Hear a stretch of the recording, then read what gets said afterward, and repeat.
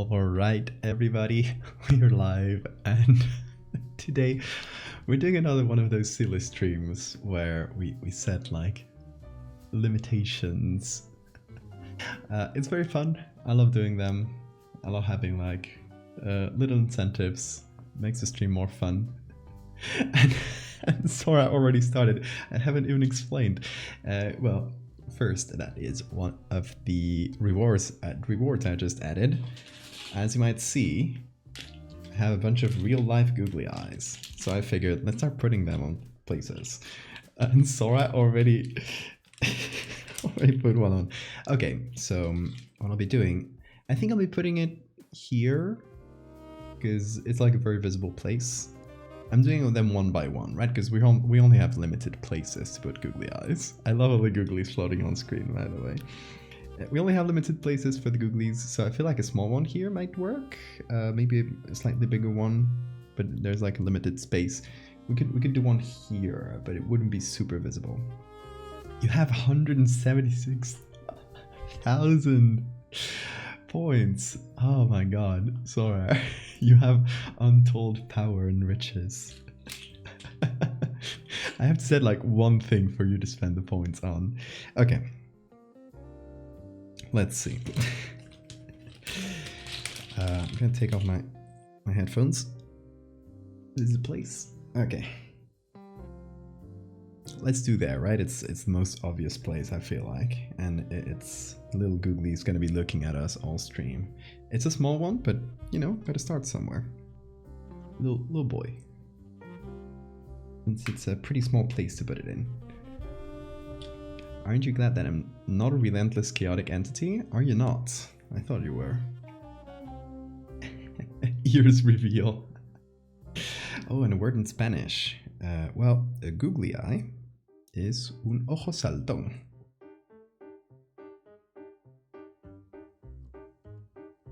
Or at least that would be my best guess as to the real name. I don't know if they have a specific name. But if there was one, it would be ojo saltón. Okay, so I just have this not great glue. I'm trying to spread it on fairly thick so that it, well, here. And then we'll hope that it dries well. Because these don't have like a sticker behind them. I just gotta do regular old glue. Face reveal when? Someday maybe. 500 subs.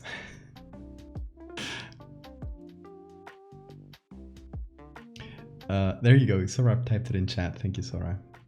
Hey Silver Witch. When will you take off your face mask and show us your true form? Never. I don't think you guys would understand my true form. I think it would break your minds. See, I don't know if this stuck super well. It has a bunch of glue on it, so here's hoping it does. If it falls during the stream, I'll try to put it back on or put it somewhere else. Let's see.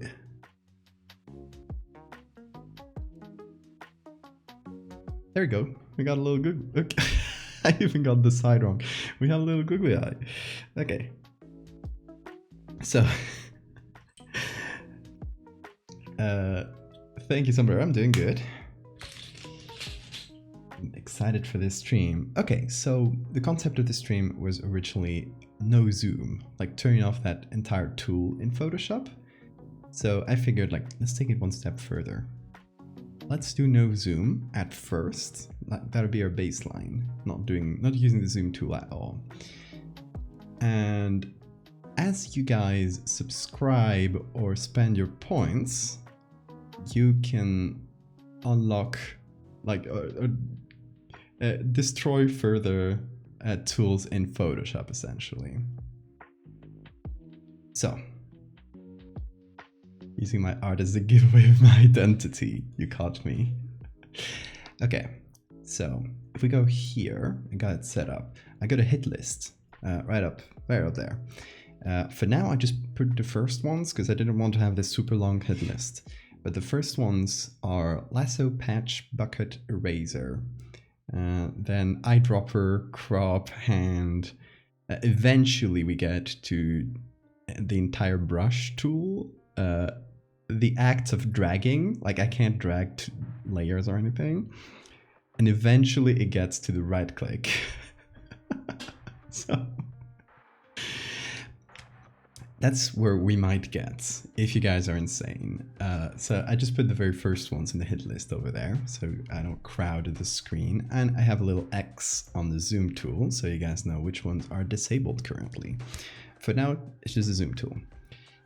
So there, I'm gonna set like the rules as we go. Like for example, for the zoom tool, if I accidentally like zoom in or any tool changes the canvas, I just have to double click on the hand and we get to the main zoom.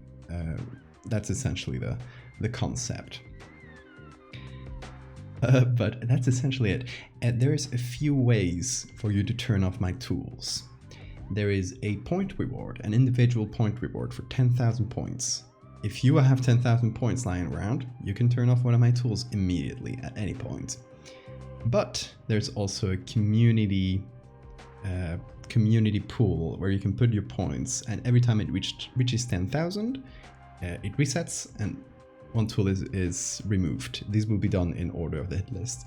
And if we reach 5 subs, gifted or prime or otherwise subs in general, every 5 subs will also turn off a tool.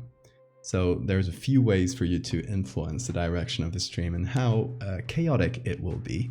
I hope you will be nice, but no, don't be nice. It's more fun that way. And I'm also gonna put this one I can't really put on Twitch as like a reward, but if you subscribe on Patreon, because I'm trying to reach 100 subs on Patreon or 100 supporters. I'm at 90 currently, so Patreon is the best place to support me, and you get some postcards if you do. If you get, like, any person that subscribes to the postcard tier will also turn off one of my tools as a little extra. So do check out the Patreon. It's a great little place. Sora has so much power they could remove every single tool in 5 seconds. They could, but I set a limit to the individual point redemption.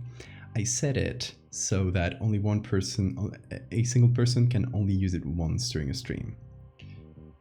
And yes, this is also a little celebration because we just reached 100K on Twitter, which is incredible. I did not expect I was gonna get there, like in a very, very long time at all, and it just kind of happened. It was very quick too. I woke up, I went to bed. I was fairly close. I woke up and I was like 5,000 followers, above 100K, which was incredible. Like, thank you guys so much. Of course, it was slightly overwhelming, but also very exciting. Yeah, I was never expecting to get there, so thanks to you guys in a huge part. I foresaw this. Yes, I planned this stream in advance with my premonition powers. We must work together to remove every single tool. There's going to be further on in the hit list. There's, for example, one of the tiers will remove 3 tools at once, but there are tools that I don't use a lot. So we can eventually get to the point where every single tool is removed, but some of them will be like packaged so that, you know, because some of them, like for example the burn and the blur tool, like when do I ever use that? So those will be turned off all at once. But yeah, I got all the hit list put in this little paper, so I'll be adding to the one on screen as we go. Congratulations on arbitrarily high number of followers. To be honest, to me it's really I'm gonna jump into this while we haven't started with the photoshopping, but to me it's really cool because I did gamble a little bit in doing art full time, hoping that it would keep doing well. and that, you know, people would keep commissioning me, people would keep supporting me on Patreon, that it would keep growing at least for a while, and got me to a place where I can gain a stable income from art. So it was a bit of a gamble, just saying like, okay, I'm gonna do art full time, while at the moment I was taking that decision, I wasn't getting, like, I was getting below minimum wage, essentially. Now it's better though. This past few months has been better, and it's all been thanks to that growth. So it's arbitrarily high number of followers in a sense, but it also has some like ramifications behind it. So I'm more happy about that and what that represents, for me to be able to be independent as an artist, and not only independent in the sense that, oh, I can get a lot of commissions, but I also have like a whole bunch of people that want to see my art and what I do personally, like my personal stuff. And through Patreon and through, you know, what you guys donate on Twitch, I can afford, quote unquote, doing that. I can justify spending a lot of time, or a big percentage of my time, in personal stuff that I just put out into the world for free, thanks to just you guys, a smaller group of people that are cool enough to support me, in even if it's in small ways. But I do really appreciate it. Sorry if I get sappy. I might get a bit sappy this stream, but you know, it's appropriate to the occasion. The gamble did pay off. Yeah, it is paying off, at least for now. You never know. You never know what the future may hold. But for now, I'm very happy. And I'm happy that I'm able to do this for a living. I'm happy to be able to, you know, work in something that I love. And I even the commissions and stuff that, you know, you're doing for money, quote unquote, but I still really enjoy doing them. It's a process that I love. And having like a community and everything, it's amazing. Being able to work on my own, like, brain's time zone, instead of having to adapt to a morning routine that, due to chronic illness, I can't really adapt to. It's amazing. So thank you guys. I'm gonna try not to get too sappy, but thank you.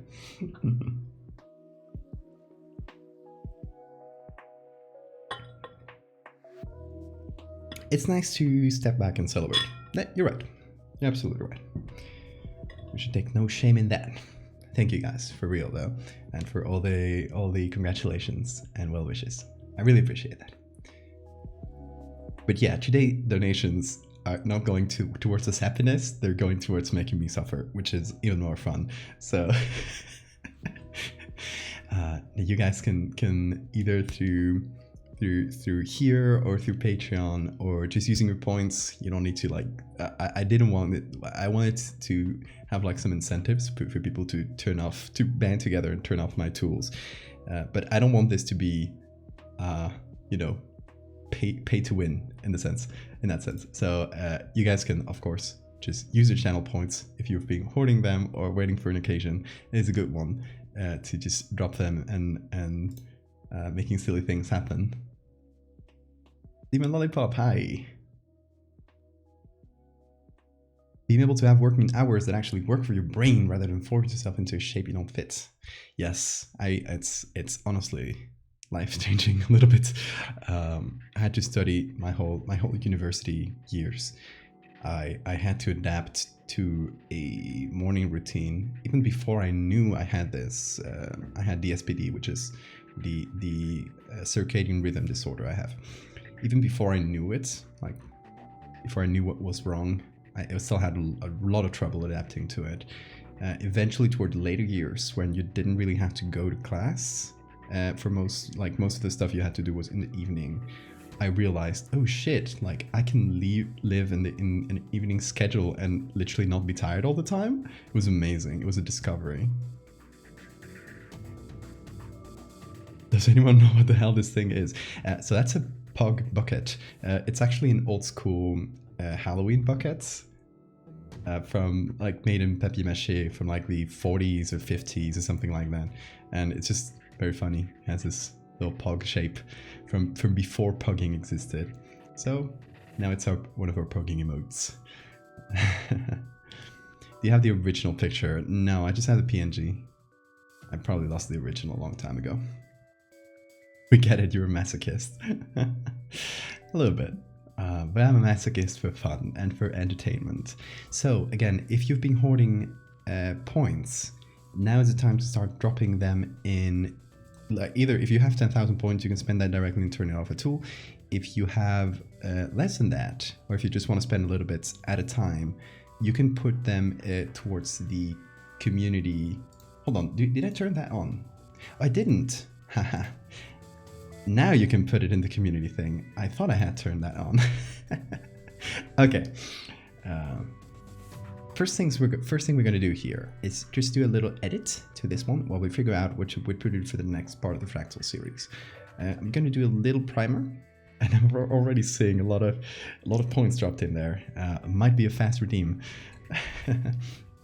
Okay, so if you don't know the Fractal series, you can torture Vaza community now. Beautiful. Oh my god. Okay, are you guys at 90%? I haven't even started. Okay, I think we're gonna start with a few.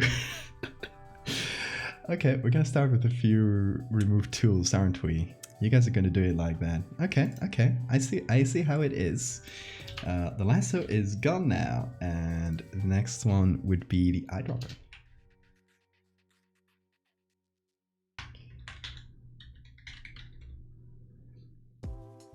So next one in the hit list is patch. First thing I'm gonna do is use this little cross. I'm gonna copy paste it and put it over the lasso. Whoa, that's big. Okay, where's the lasso? Did I get that right? A little bit.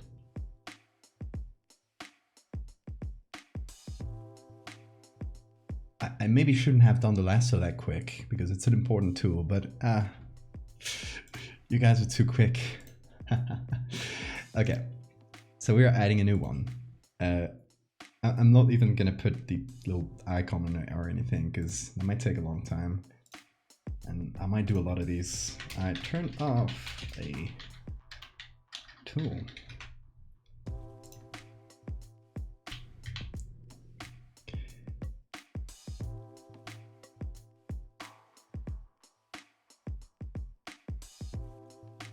You guys are too fast. Okay, so I'll turn the next one on once I finish explaining the concept of what we're doing. In case you missed the last stream we did most of this, and then I realized there were a couple things that we needed to add to finish with it.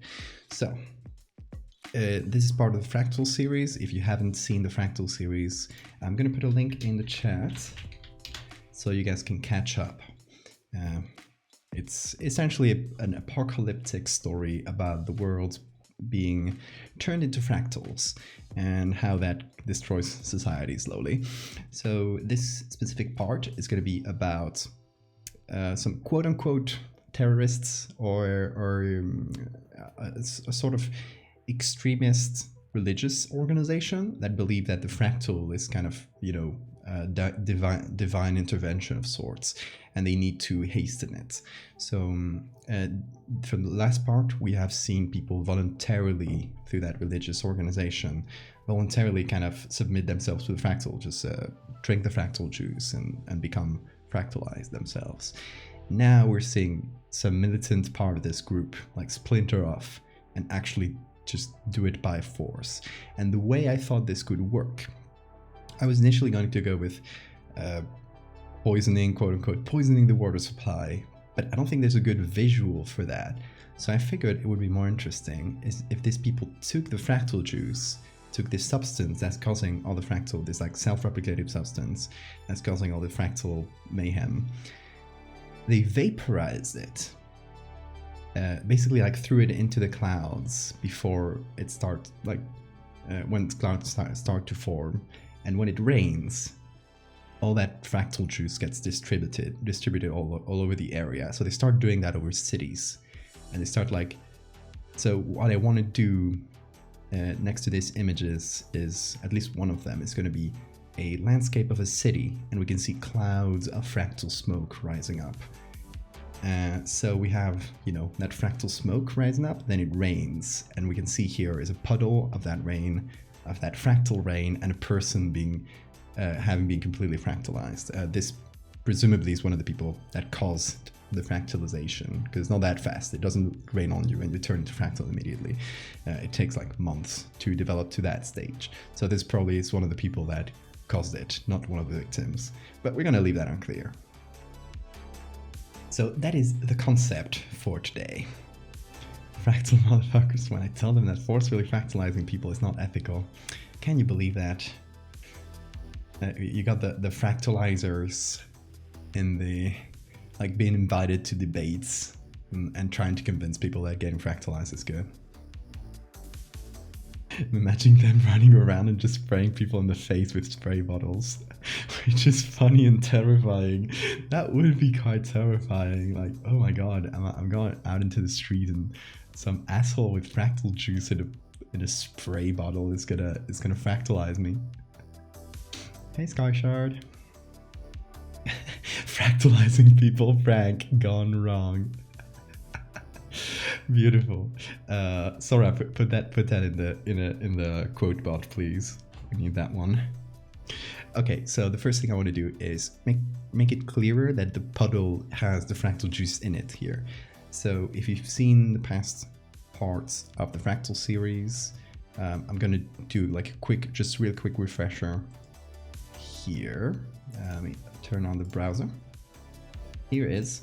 Okay, so really quick refresher on what the fractal series is. This substance that's causing everything is, it's kind of like an oily thing, and it has this shimmering property. So every time we see it, every time we see something affected by the fractal, it has iridescent colors and a kind of oily texture sometimes. Like you can see that in the flower here, where it has that soap bubble aesthetic to it. The spider web, you can see it in the bacteria, you can see it in the eye. So everything that's affected gets that oiliness on top of it. It's way clearer in the last part too, when we see the fractal juice up close for the first time, like a concentrated version of it. It's just this oily thick thing with fractals, shimmering fractals floating inside it. And we can see the fractal eye here is just like very like runny and oily.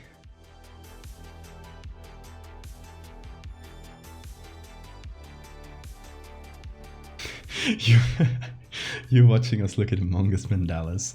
That was a time. That was a stream. Okay, so what we want to do is take this puddle and turn it into a fractal. So now I finally do start the next challenge of turning off a tool. Did it start? Yeah.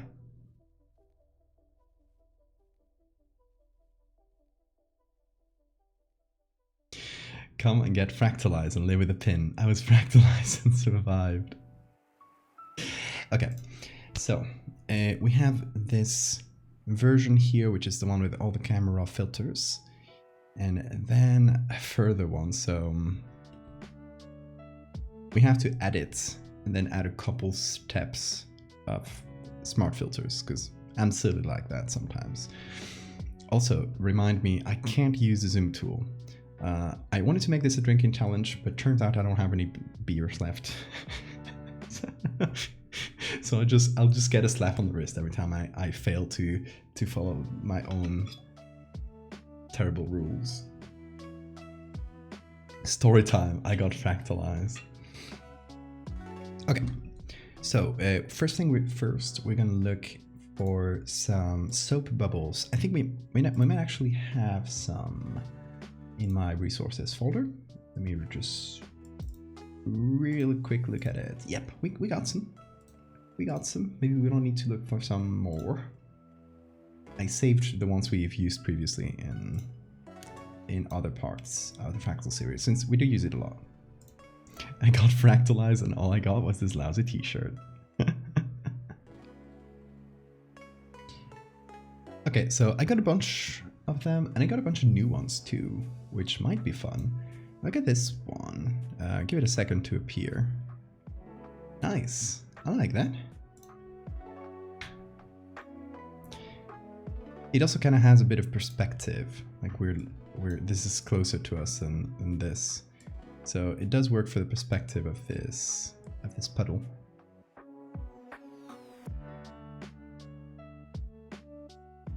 Also, what I can do, while I can zoom in, I can use the hand tool, because if I didn't, Photoshop would be impossible to use. Like, I would just get trapped and wouldn't be able to move. So hand tool is allowed. That is within the rules I set up for myself.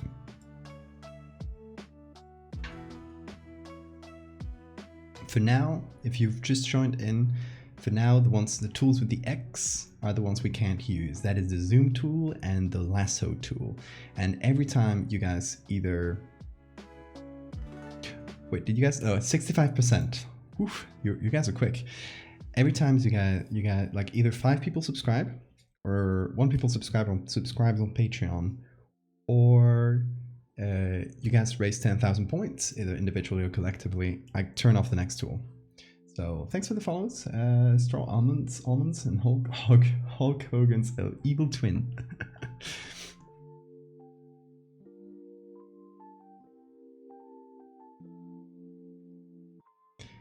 Misspelled fractalized is fractalized.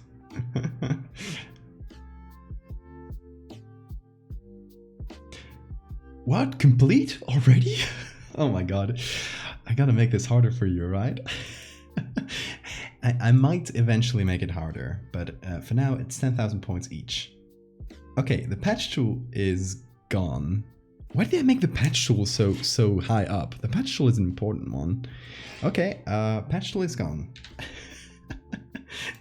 Next one, and I'm gonna add another one to the hit list below. Next one will be the bucket.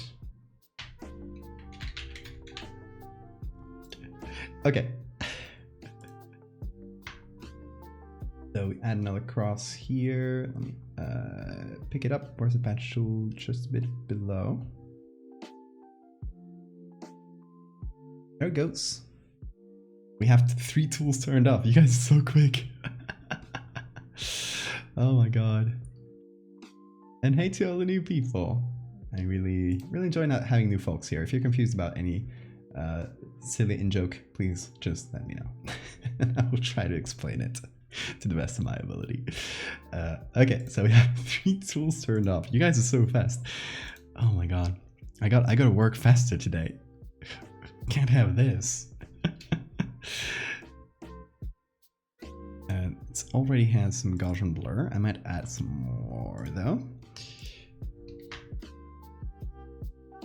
And oh, I gotta turn off the next, turn on the next community challenge. Oh no, I accidentally refunded a bunch of points apparently. Oops. It happens.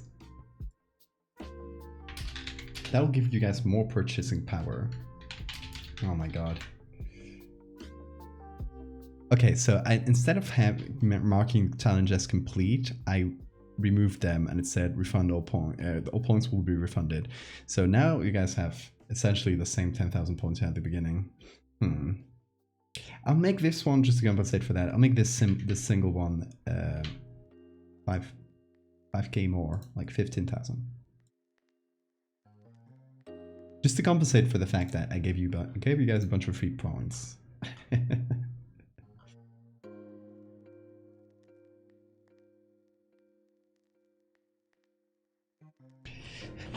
Not able to catch you live very often, but I really greatly enjoyed this stuff. Thank you so much, Gentleman Thief. Really appreciate it.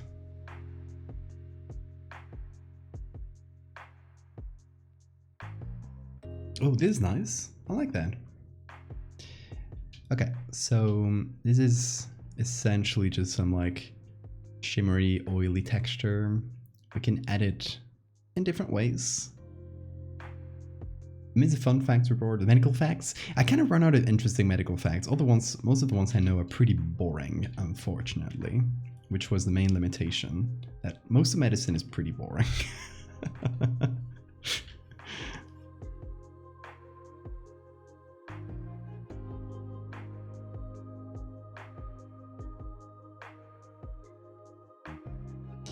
Yeah, I should add some like ridiculously expensive point rewards that make me do something very silly, but I never have ideas for those, so let me know. Well, I just added the real life googly eyes one.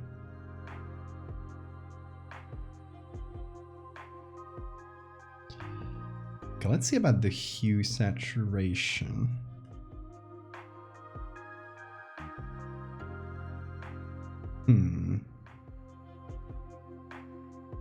Let's see, what kind of colors can we give it? Originally has this greenish blue. I think we can turn that into blue to match the rest of the picture, which will then get turned a little bit more orange, no, not orange, purple, sorry. And on top of that, we can also add, oh, did I just zoom? See, it's a muscle memory. Can't do that. Let me go back to my resources here. Let me add some colors from this one.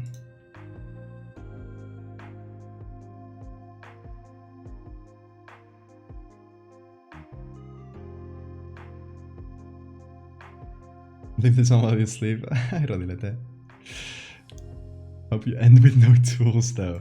You're evil, but let's see if your prediction ends up coming true. And sleep well. And Volta, thank you for the follow.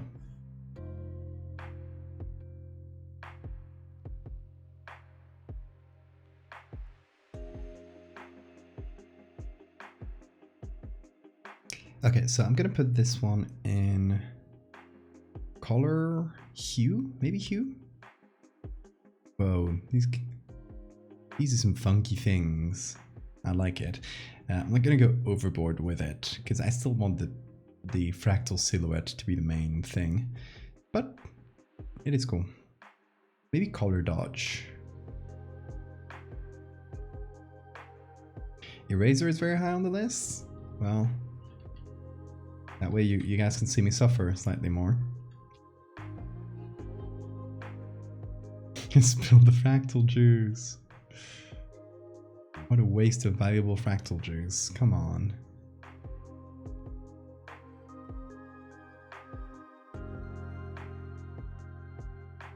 Do I have bucket twice on that list? I do. You are right. Which one did I? Hold on. After eyedropper, crop.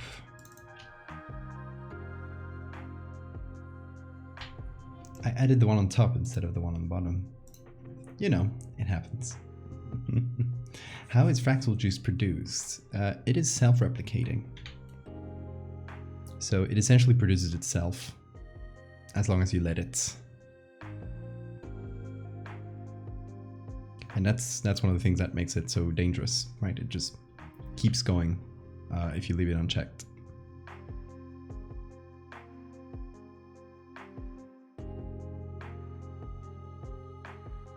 So we got some swirly textures. Ooh, I clicked on the Z tool. For a second I was about to zoom. Zoom, out of the ones we've turned off, zoom is still like the most dangerous, I would say. This girl would be so good at cartwheels. Ever since I started watching you, Mock has been living in the back of my mind. All my friends know about him. There's a lot of mock doodles in my sketchbook. Oh, that's so good. Please send me the mock doodles. Put them on the Discord. Put the mock doodles on the Discord if you want. If you're comfortable sharing them. Go to the art dungeon, which is the art channel, and you can drop them in there if you want. We love mock here. Who's stopping you from drinking all the fractal juice? Physics, mostly. The size of your stomach.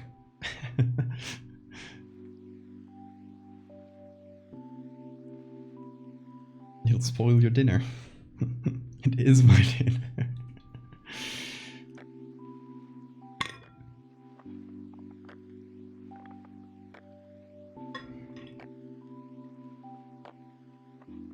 Also, since I Patreon, if you guys choose to subscribe to the Patreon, every subscription to the postcard tier, I will of course send you a postcard, and which is based on the last part of the Angelomorpha, if you're interested. But I also turn off a tool. But if you do subscribe, sometimes the email doesn't come through immediately. It takes a few minutes. So do let me know in chat. Just say like, hey, I just subbed on Patreon, and we'll immediately turn off a tool without waiting.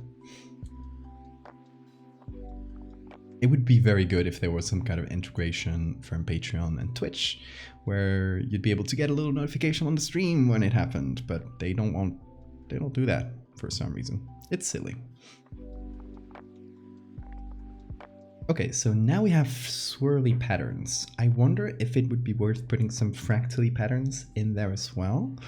Maybe, if we're smart about it, we can reuse some stuff. You know, reduce, reuse, recycle, etc. We're gonna recycle some textures from the initial fractal juice. No, well, the one we made for the last stream, or for the last part of the series. So it's all here. This part here is called Juice All, and I think that is, let's see, all these little textures in here. There they are. Just gonna drop them in the puddle. Plop.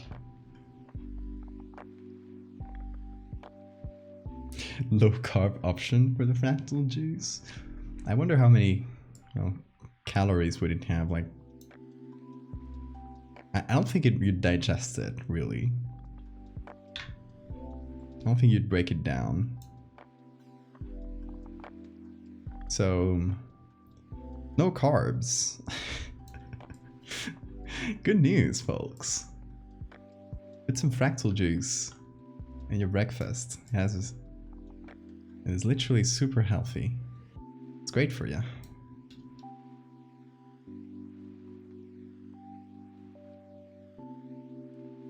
Diet fractal juice.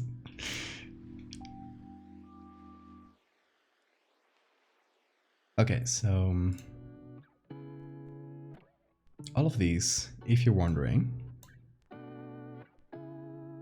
are just like little oily fractals that I did to put in that bottle. And I was wondering, like, okay, how can I add them to the puddle here? So I might go one by one.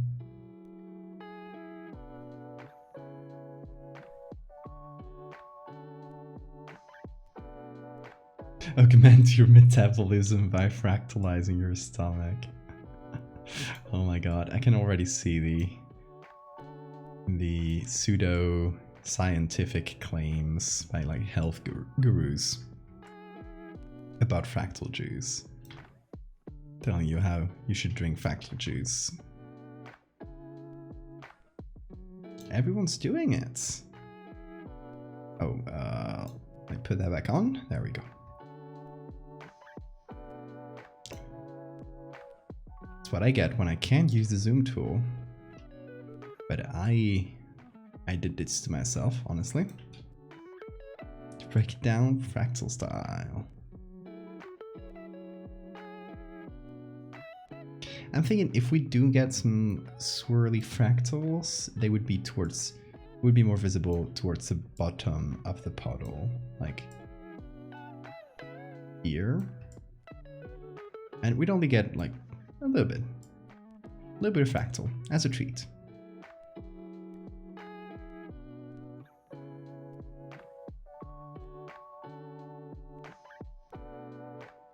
Let's see what that looks like.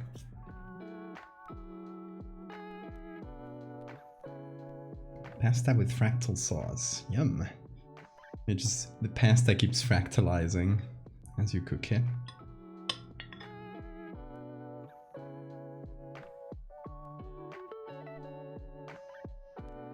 Lose 20 pounds in a month with fractal lights. I wonder how can they justify those claims if you literally grow new arms. It would probably be quite a lot of weight, honestly.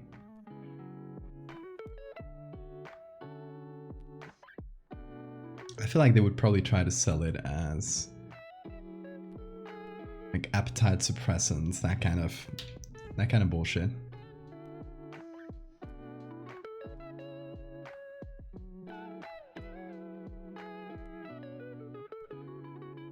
I was about to zoom into that, but I didn't.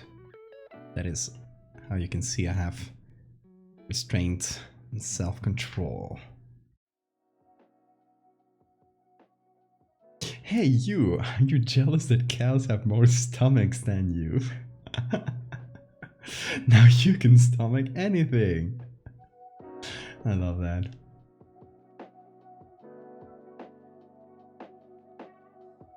When they gave you cocaine in the 1950s, yeah.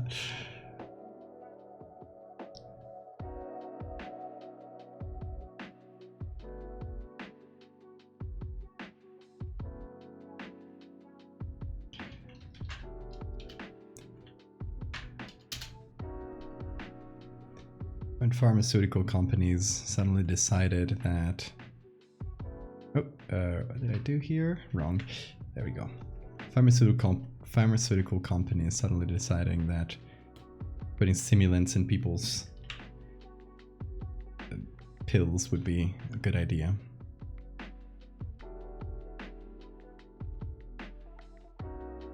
Fix bone ass maybe? More arms, less bones? I don't know. It would probably reduce fat at least, because you're using a lot of that stored energy to create new matter, I guess. So here's a difference here. It's now like soapy and swirly, which is what we wanted essentially.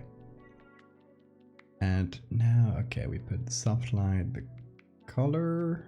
Does that still work with the swirls? I think it does. And the last camera filter. And nice. Okay, that's the difference here. Got it to be way swirlier. A bit more interesting to look at, honestly.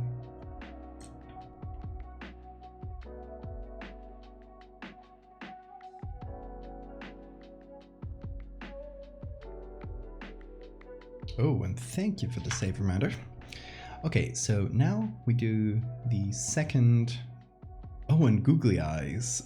We will do that in the next edit, because this one already had googly eyes from the last PSB. Oh, what's so big? Okay, let me turn off a couple layers.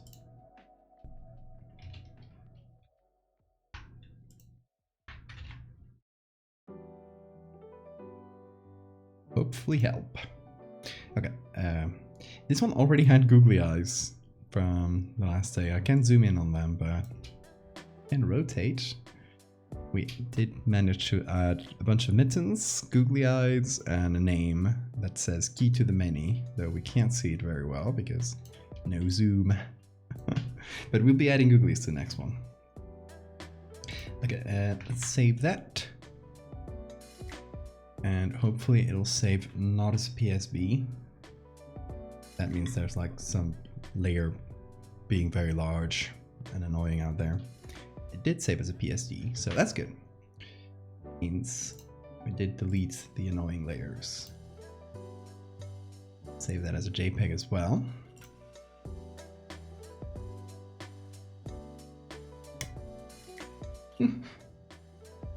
Another IRL googly? Okay, you got it. I think this one needs a friend, right?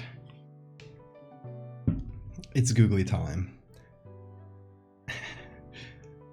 Okay. We got one here. Let me see if... I think it's holding fairly well. It's still not entirely dry though. I'll probably have to get some better glue. But I'll do a similar one on the other side. And now we can give these headphones a personality. Oh, there's apparently even smaller ones than the ones I put. But now it has to match. Okay, found one of the right size.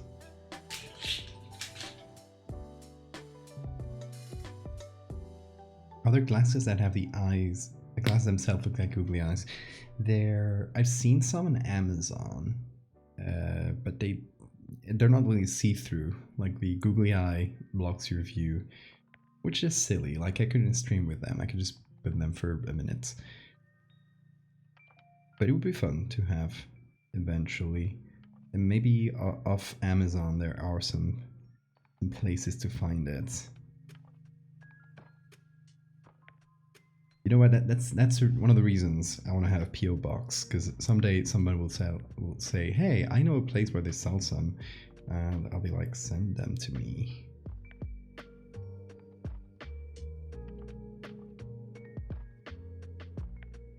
Okay. Now it has glue on it. What's going on here? Give it a sec. Hope the music is good because I'm not hearing it right now.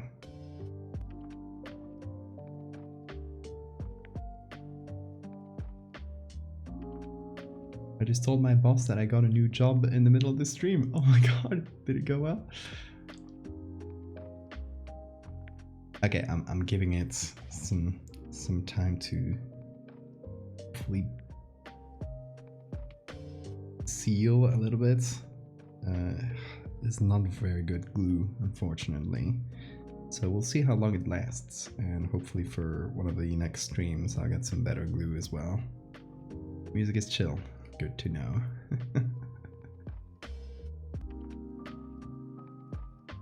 You can't hear us. We can say whatever we want. It doesn't work like that. Okay, hopefully it should hold, at least as it dries. So, put that googly headpiece back on. Try not to touch the googlies too much so they can have a chance to dry without being moved. Look at this. So cute. Now it has a little personality to it. Beautiful. Okay, hold on. I'll try to put them on without removing anything. Good. Now I have a googly headset. That's very cute.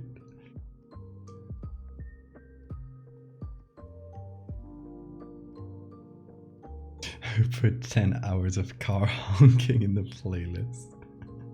Now the headphones are alive. Now they need a name. They have been birthed into this world. She was not happy, but she was happy for me. Okay, best I can hope for. I mean, it's fair enough, but we're happy for you. We gave it sentience, and now the poor thing is trapped on my head. What a terrible fate. Name it Phony. I kind of like it because while I'm looking at chat, it feels like the headphones are looking at chat too. They're reading chat. They can see you. They can hear everything. I'm gonna see if can I move this one so the eye moves down. No, it's just kind of stuck there. That's fine. My head is trapped by the headphones. That's true. I'm not. The headphones are not the ones trapped in here with me. I'm trapped in here with them. All the objects with googly eyes eventually revolt and take over the world. That's like the more fun version of the Fractal series. It's Apocalypse by Googlies. Okay, let's go to the browser and let's find something for our next image. I see you. It sees you too. Okay, let's see. Let's go to Unsplash. And let's find I think city, maybe rooftops.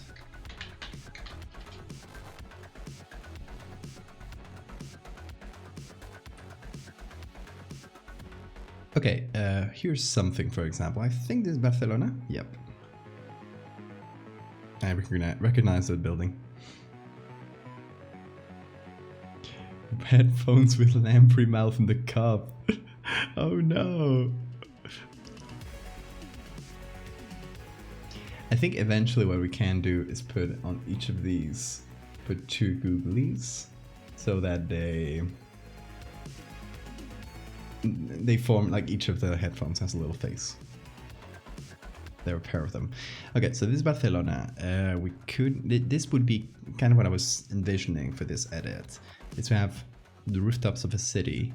The sky is looking all fractally overcast, and some clouds of fractal kind of smoke are floating up.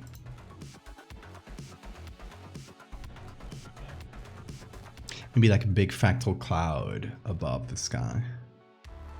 A foggy city might be cool, so we have something like this, but you know, without the person, just the cityscape. That would be the ideal.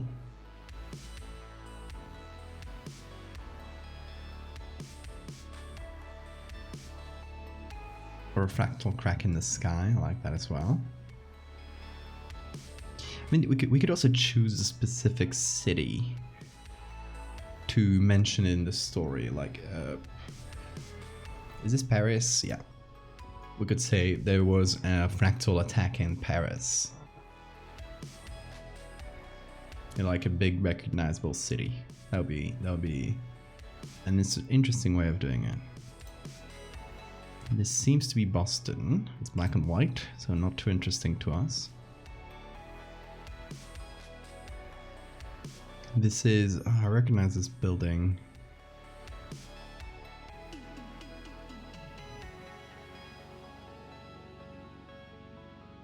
It's so hot. Yeah, the heat wave has been something, hasn't it? Right here, we're probably like the safest ones away from the heat wave, because in an island you're kind of protected. You're always next to the water, which cools or tempers all the temperatures down. So we've been pretty lucky. You want cloud and color? Maybe a little bit color, but I'm mostly looking for like a big recognizable city, like New York here. This one could be good. Maybe we need a bit more sky though. What that fractal doing? For now, it is looking for a city to attack.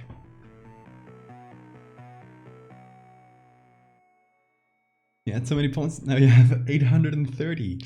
Well, what are points if not to spend?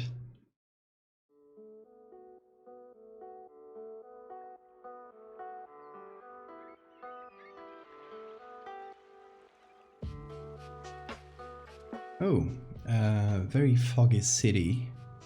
That's interesting. Maybe not the view we're looking for. We're looking for something that points towards the sky a little bit more than this. This is Indianapolis, according to the tags. Also, maybe a night photo would be worse. This is Istanbul. Yeah.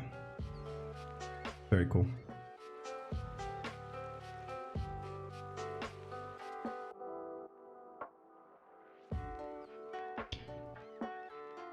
Okay, so I was looking for rooftops. Maybe we can look for...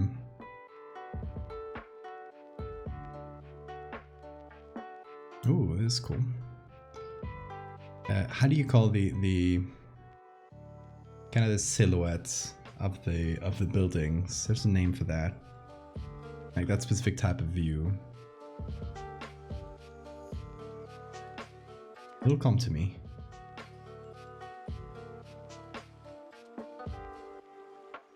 Skyline, thank you.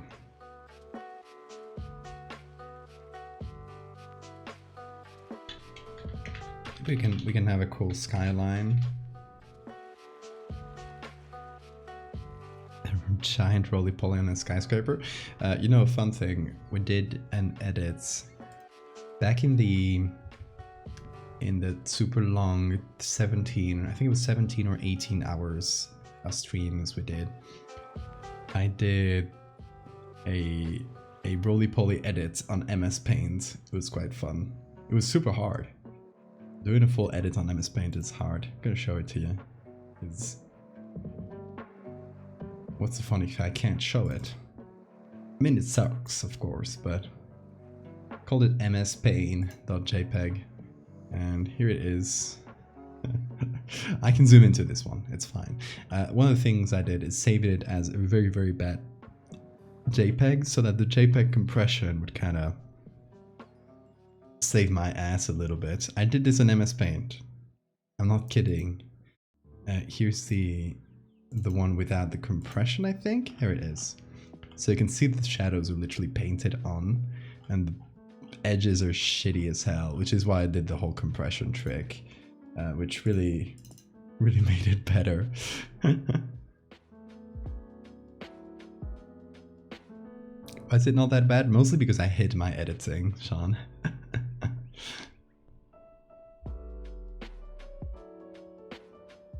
Mostly because of that. It almost looks like a miniature, yeah. With that top-down view, I think. That's what makes it look like that.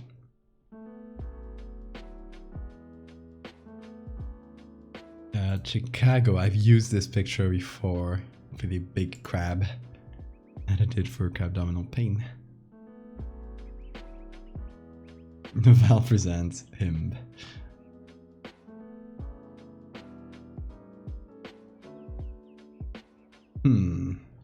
This one's not bad. We got a lot of sky, and it's kind of foggy. I don't know what city this is though. Okay, I know this building. I don't know where it is though. Is it somewhere in Asia? This is a good chat for lacking bugs. It is. I have roleplayed it too. That's so cool. It doesn't say where it is, but...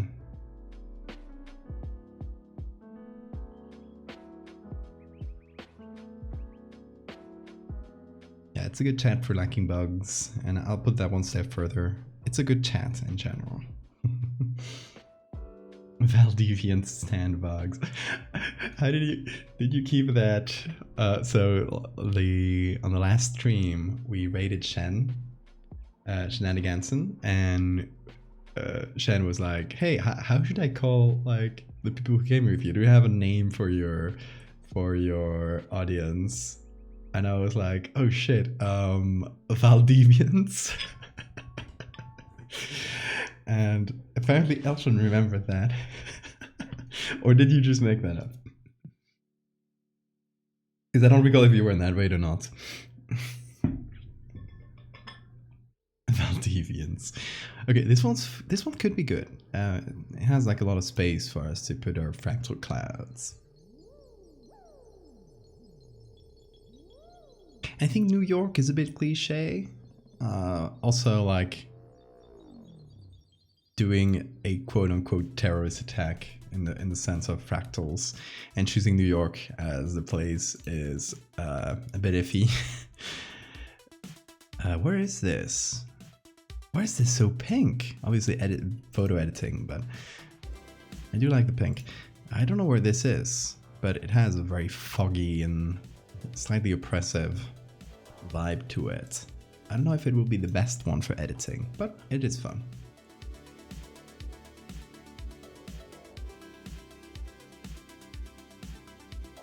I want to watch Shen streams, but he has two-factor authentication as a requirement to chat.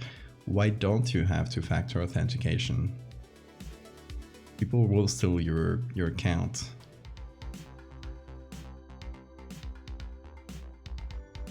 Everyone, and on all the main accounts that you use at the very least, turn on two-factor authentication. It takes a second. It's just like one little extra thing every time you log in. It's literally not that much, and it'll make you so much safer. Even if someone steals your passwords, which is very easy because there are many data leaks, they can't access your account. So put two-factor authentication, and especially protect your emails, because emails is where people can, if someone hacks into your email or gets a password to your email, they will be able to essentially enter all of your accounts that are connected to that email, because they'll be able to ask for reset links for the password. So yeah, just use two-factor authentication everywhere.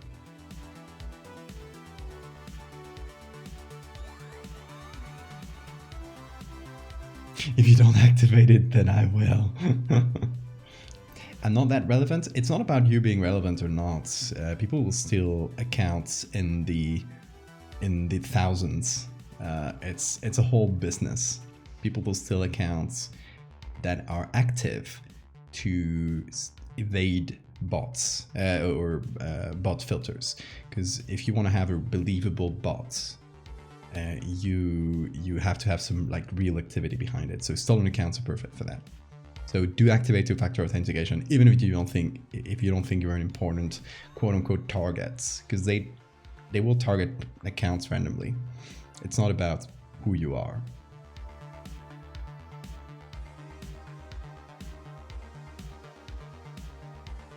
Joke, sometimes I keep forgetting my passwords. I have to reset them all the time. And use two-factor authentication. Good, good.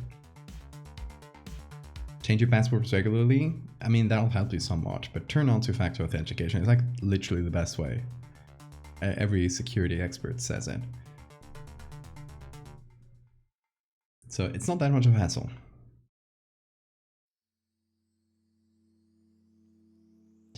Most of these are New York.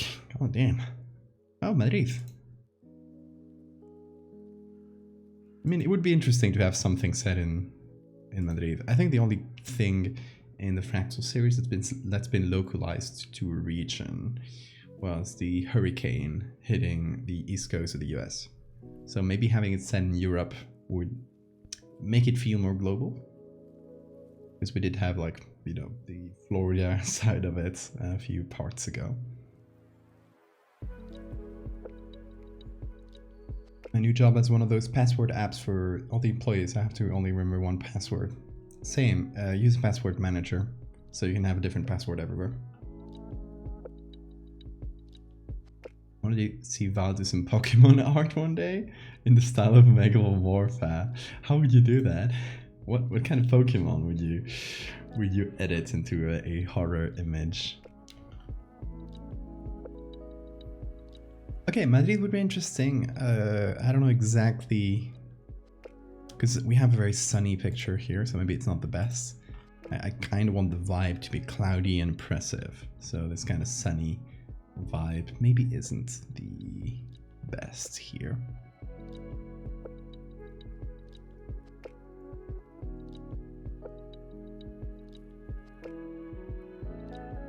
Oh, bug Pokemon specifically? Volcarona, please. Or Snom. Like, let's just look at this guy.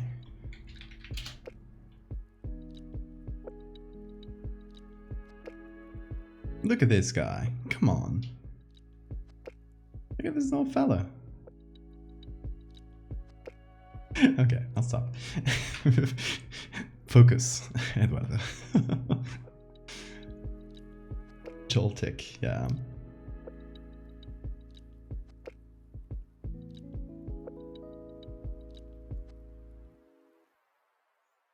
Philadelphia's not very cloudy. Sea cucumber looking ass. Oh, I recognize this picture. We used it once and then never finished that edit. Back in November. It was discarded. I think Puku Muku or whatever, how will you pronounce that, is not a bug.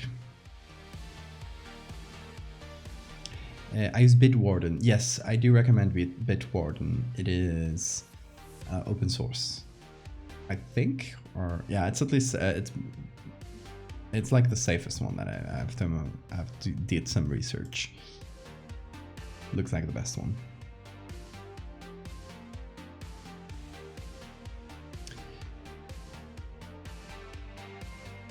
Oh, you guys are close to the turn off a tool. I think when we get started with this edit, we'll have one tool less. You guys are fast. Too fast, perhaps. Paris. Ooh, okay, very iconic. We have the Eiffel Tower. We have the very classic Paris buildings. So that is nice. And the vibe is a bit more cloudy. We would change the sky, obviously, so.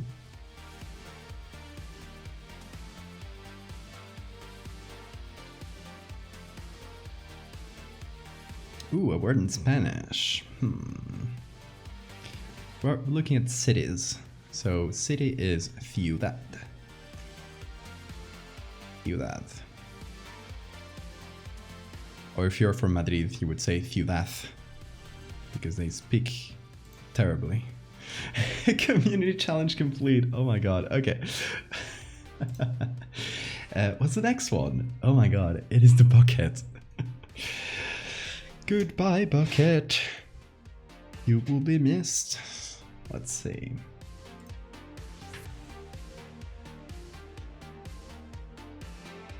Pick this layer up, please.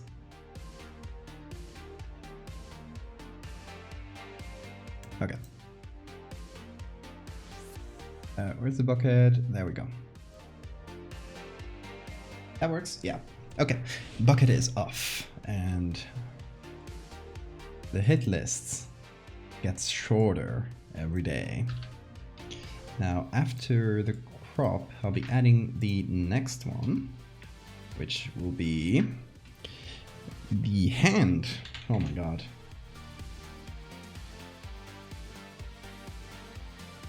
And okay, since we are turning off a lot of tools, I will be allowing myself to use detours, like essentially harder ways of doing the functions.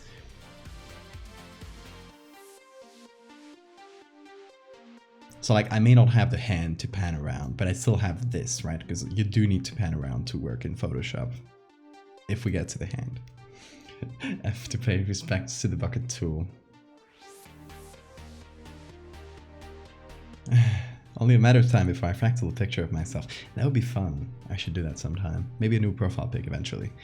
Whenever I finish Megalomorpha, or feel like it's finished, and focus a bit harder on the fractal series on finishing that, I may change my photo from an old school bug to a more modern one with a fractal and blue and purple colors. That would be fun. Good idea. Okay, let's mark that one as complete. Yeah.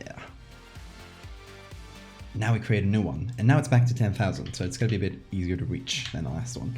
And I turn off the tool.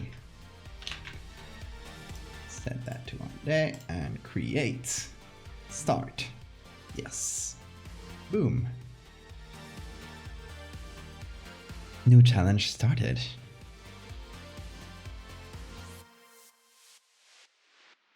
And the next one, remember, is the eraser. A pretty important tool to have. And we're back to looking for pictures, which thankfully doesn't require any special tools.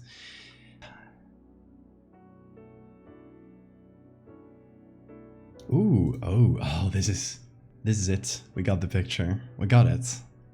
Right? Is this Toronto? This is Toronto, right? I think. That's that well-known spire. Let me know if I messed up.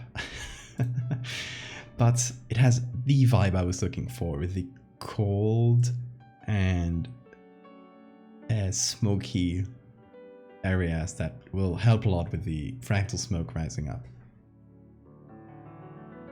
Oh, are we 66% raised? You guys are insane. How many points do you have? You monsters. That's where you are. Hey, we're coming for you. The fractal is coming. I'm kidding. Or am I?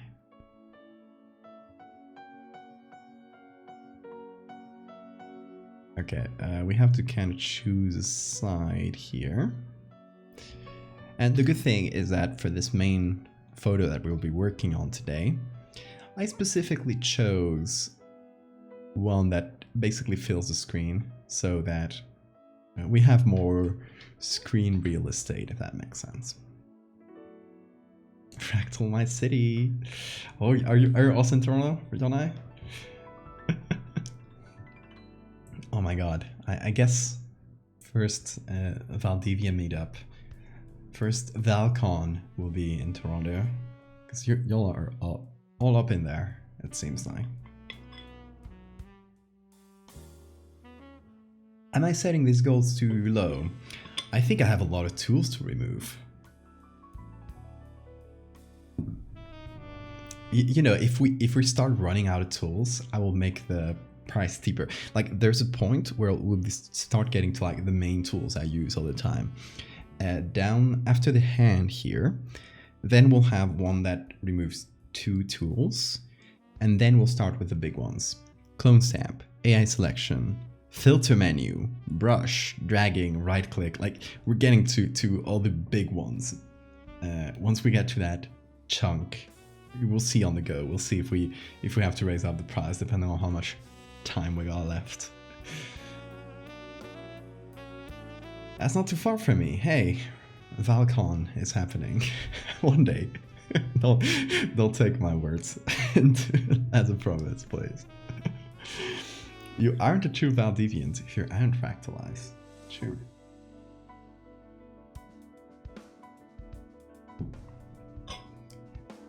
I would like to get a fractal tattoo at some point, but I feel like no reasonable tattoo artist would try to tattoo the complicated shape that is a fractal.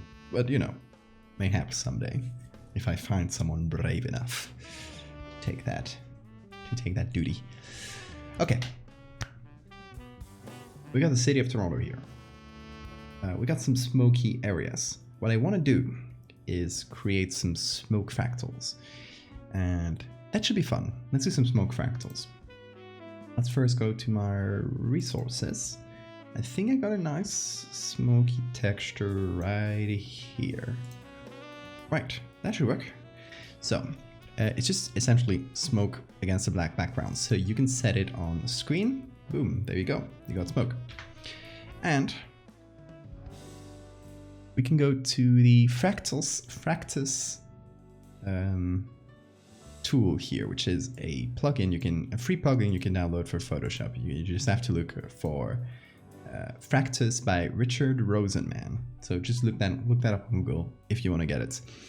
But we're gonna make that single color. We're gonna make the background black, okay, and we're gonna make that into image. Nice. So what that does is create a fractal using a layer you created on, which is the smoke. We are going to choose, I think we're going to use a Julius set for one of them. And we're going to zoom in. There we go. So we can see our fractal very well. There it is. You guys can see it well, right? Yeah.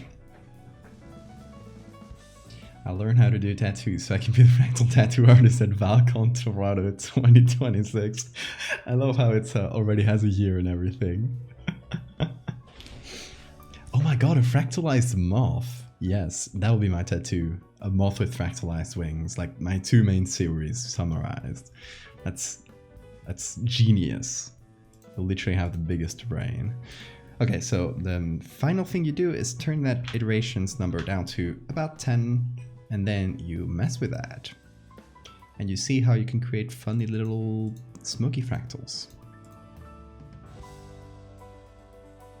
I feel like I need to change some things so the smoke fractal works a bit better. There's like too much black in here. Community challenge complete! You guys are insane. Okay, what do we turn off next? Let's see. Let me just accept this so we can get out of this. Ooh, I used the zoom tool. Sorry.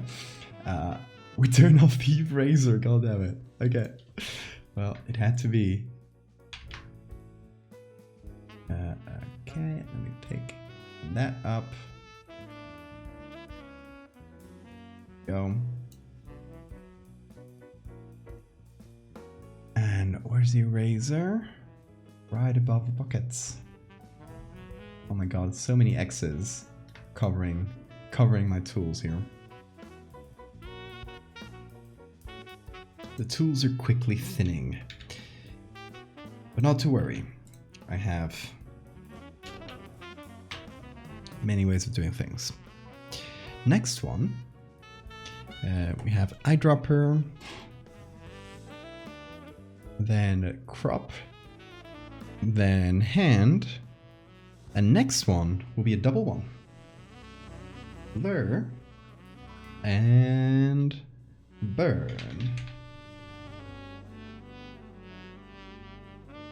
Oh, and marquee. I should add that one here as well.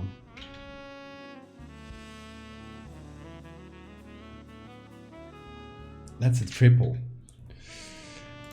Triple, baby. Marquee tool, if you don't know, is this one up here. It's the one that lets you do squares. I don't use it a ton, so I figured I'd put it in the same pack. A fractal vape. That will post. Thank you so much for the follow. Also, I think I might have missed some follows and all these notifications. Mikey Matt, thank you. And maybe some others, thank you.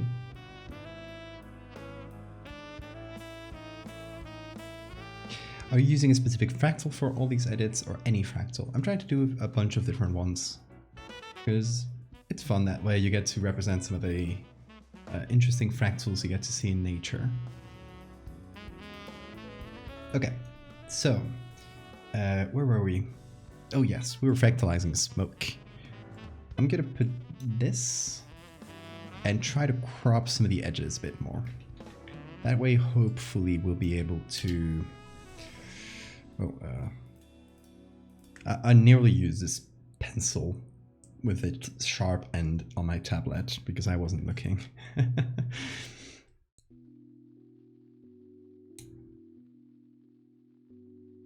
With absolute respect, your work freaks me out. Thank you. Thank you, Matt. I really appreciate that.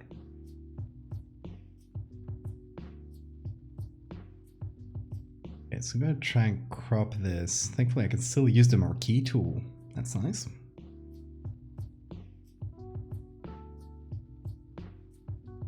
I gotta remember which tools I can't use. So I can't use the lasso, I can't use the patch tool, I can't use the eraser, and I can't use the fill, and I can't use the zoom. So we're slowly losing. It's like Photoshop is slowly breaking down.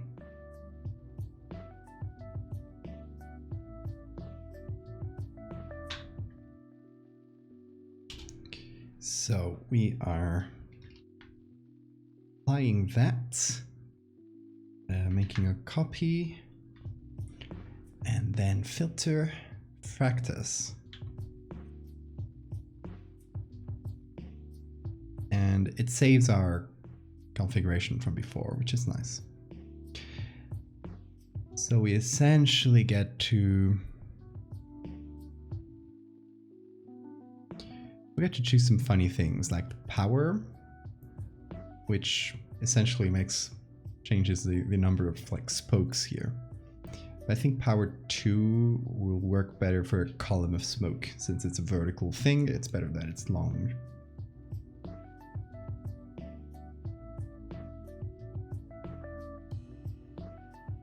The whip piece of me turning my cat into a megalomorph and sigh.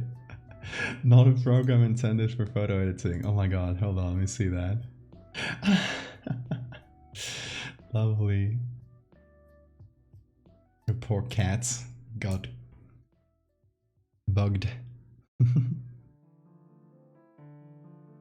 And yes, we like to do silly challenges in the stream. These are usually unlocked by you guys, and we like to do something different in each of them. So for this silly challenge where you see me suffer, every time we get either 5 subs or a Patreon sub or 10,000 points, we turn off a tool in Photoshop. By the way, I'm gonna repeat it because I think it's important. Patreon, which you have a link to in chat, is the best way to support me, and you get some cool postcards every month with them. So if you're interested, I'm gonna show you the postcards actually. Because hey, thank you so much, Matt. I really appreciate that.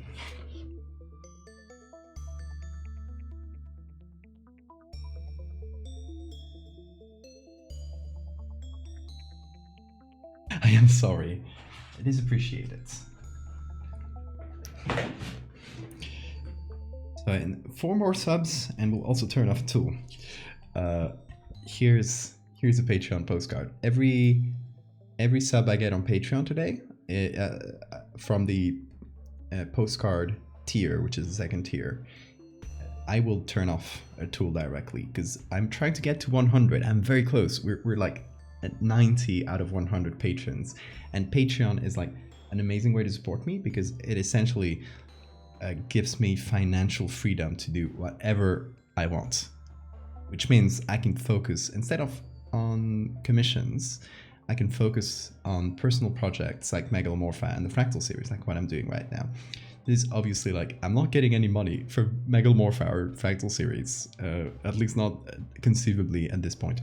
So having people that just enjoy your work and want to get a fun little postcard in exchange, that is a ton of help to allow me to do that. So thank you to all my patrons. And to all my Twitch subs. Twitch is obviously like very greedy and takes a bunch of like 50%, more than 50% of every Twitch sub. But it does still count, and it does still help.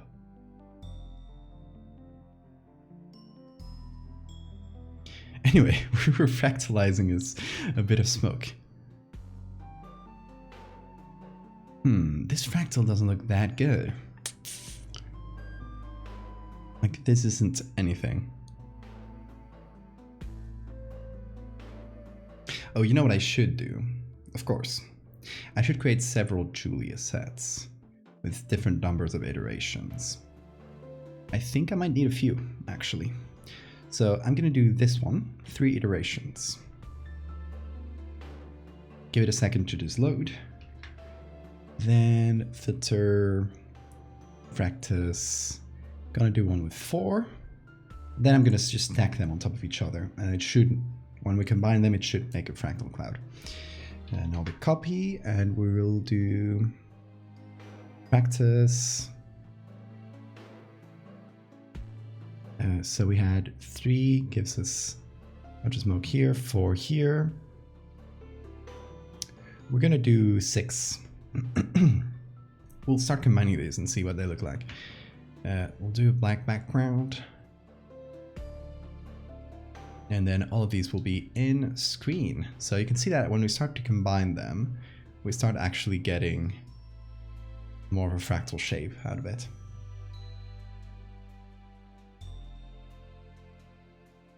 Hard time choosing between tier 1 and tier 2. Moving around a lot this year, so I feel like getting the physical cards would be a headache. It's not a problem as long as you change your address on Patreon. Every month I print out the stickers with the addresses directly off of Patreon. Like I just have a system where it gets those, puts them on a Word document, and that's what I print. So it's not really a big hassle. Gotta go to game night. Okay, enjoy game night, Maxwell. Have a good time. If we do 100,000 layers, but I can't use this fractal extension thing.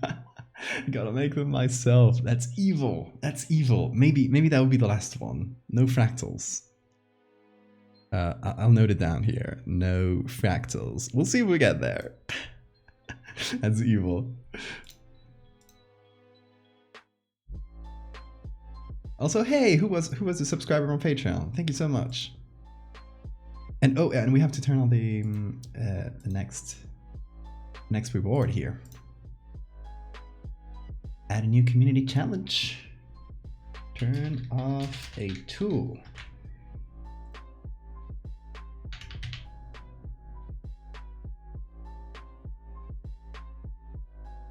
Create it, and we started. There it goes.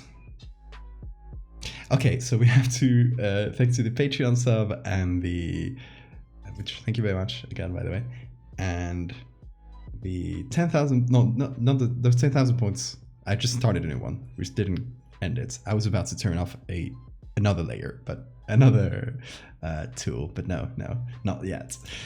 We do have to remove the eyedropper, which is scary because that will make colors much harder. I'll kind of just have to guess colors, which is something. what's the next one after the blur and clone stamp? We gotta put hard mode here. It's gonna get harder after we get to the clone stamp point, because that's like the main tools. That's where we start to get to the hard part. Okay, so just get one of these little crosses, and that goes to which one? Eyedropper. Nearly forgot.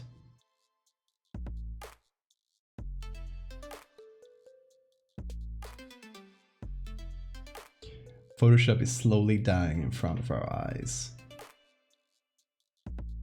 Subscribe to kill it faster. There we go.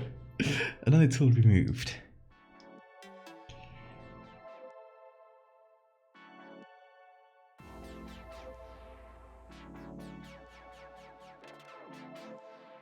How did I forget you had a Patreon? Well, now you remember.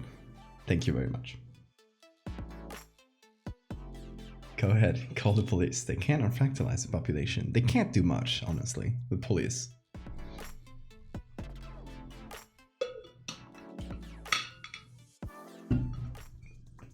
Workarounds are important. Yes, we're getting into the point where workarounds are starting to be essential here. Okay, let's keep doing this little method I was doing, fractals. So we did 6. Now we have to do, we can do 7. 7 will fill up the center a bit, so that should be good. So we'll put that on screen, and slowly this is starting to get somewhere. Turning off fractals should be last. Yeah, we'll keep that one for last. But we also have one that literally turns off my right click. So maybe we do it before that, because turning off the right click turns off so many things. It has important ramifications, I feel like. Okay, we're also gonna do a here in layer 0, for example. I'm gonna copy it, do filter fractus, and instead of doing image here, we'll do white. And then we will turn on a whole fractal. Boom. There it is. Why is it smaller? Why would you do this to me? Okay. Remember, we can't zoom. That was the main condition here. I nearly thought you said war crimes are important.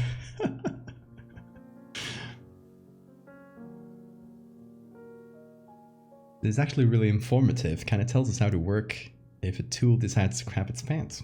Yeah, and knowing Adobe, it might happen at any point.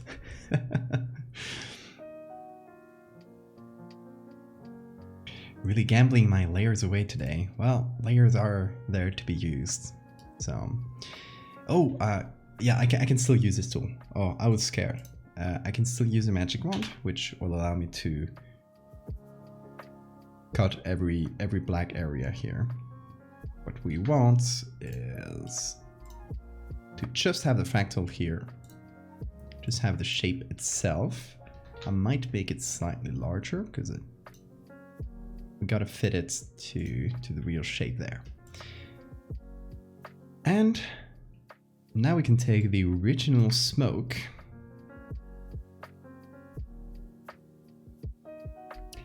and give it that, like the full fractal, as a layer mask. Then we put this on screen, we put it on top, and we move it around. So we essentially want to fill out the center or any here. We want to fill out the center or any area that was kind of left untouched.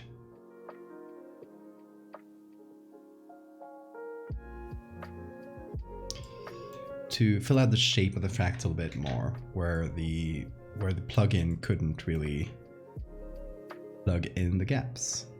That was an intended pun for once.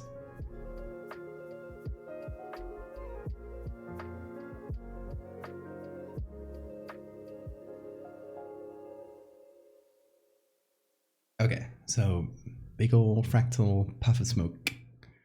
We're gonna copy this. And we're gonna put it here.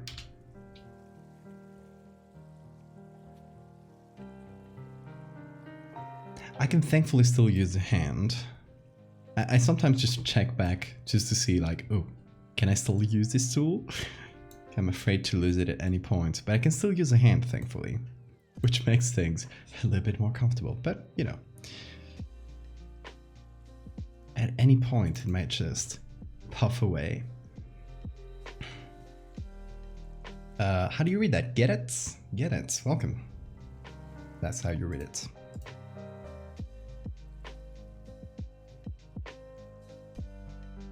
So we're gonna feather that edge, even though it's the main fractal we want to fill out. We don't want it to have like super sharp edges. That would be weird.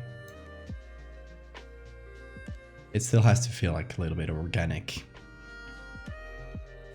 G3? That sounds good. Thank you. So we can combine all of this, put it on screen, and now we go back to the main background. We turn it around. And we can make it into one of the main plumes of smoke here, for example. Oh, I'm kind of dreading the point where the hand goes away. I'm using it a lot. I might actually change the hit list, because I didn't expect that I'd be using the hand so much. I may change the hit list and change some other tool into the hand and put the hand towards the end. Because I feel like once we lose the hand, we're kind of screwed.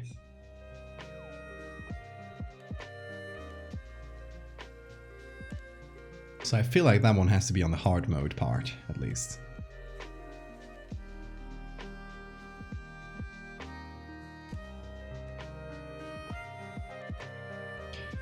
Okay, so we can have a couple plumes of fractal smoke going up like this. I still gotta edit them to look good, but so far, just kind of setting things in stone. And then maybe we can have a cloudy sky, or at least a big cloud that we can edit into a fractal shape. That's supposed to be smoke from fire. I don't know exactly how they're going to be doing this. Maybe we can try to represent that in another picture, but they're going to be vaporizing the fractal juice into the atmosphere, essentially, and then it makes it rain, like here in this puddle edit that we did the other day. That puddle is full of fractal juice, and this person is rejoicing because they want the world to be fractaled. Putting fractal juice into a humidifier, basically. Okay, so fractal juice is supposed to be this oily substance, right? Have you guys ever seen those vaporizers that vaporize like essential oils? They smell terrible. I hate them personally. I mean, no beef if you do like them. I think they smell very bad because I once was while I was studying medicine, I had a rotation in neurosurgery, and I had to spend a couple weeks working with this doctor. And her office, she always put one of those essential oil vaporizers in there, and it smelled so strong that I was literally smelling it while I was coming back home. Like it was in my nose, you know, that sort of sticky smell. And I hate it since I can't smell that sort of oily humidifier thing anymore.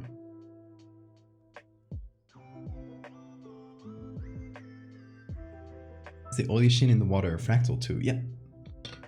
Yeah, every time we see the fractal acting, you can see that oily sheen. It's kind of its signature. Okay, we have fractal smoke.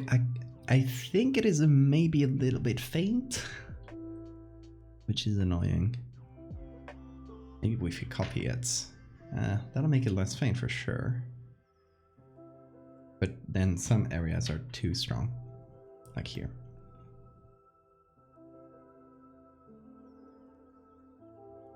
Okay, we can kind of play around with it.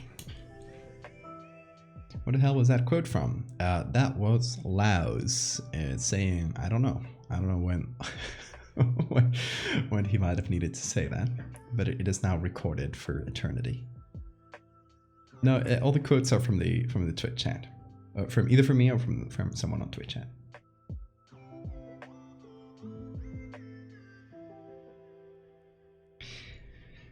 Okay, maybe another type of fractal cloud. Let's see, maybe we can use something different this time. Different type of smoke.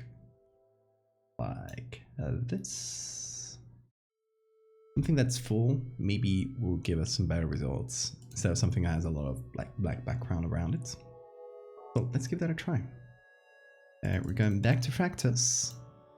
We will choose a different type of fractal. So maybe burning ship? I don't know about burning ship. Maybe if we zoom into the burning ship part of it, which is, you'll see.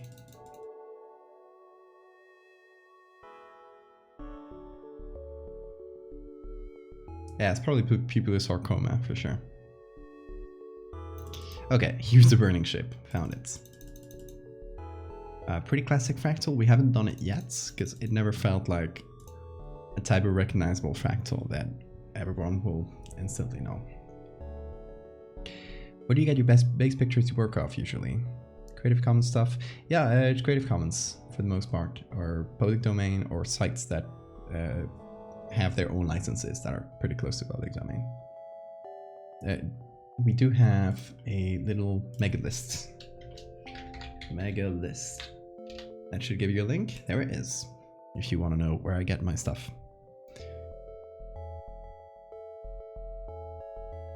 Huh, weird. So if you do...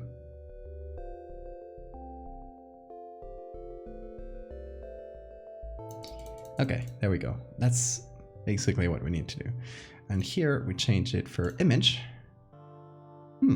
Okay, strange.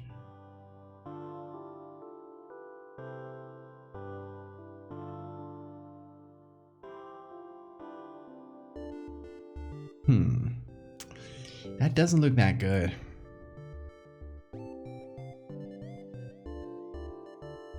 Maybe it needs more iterations, but nope.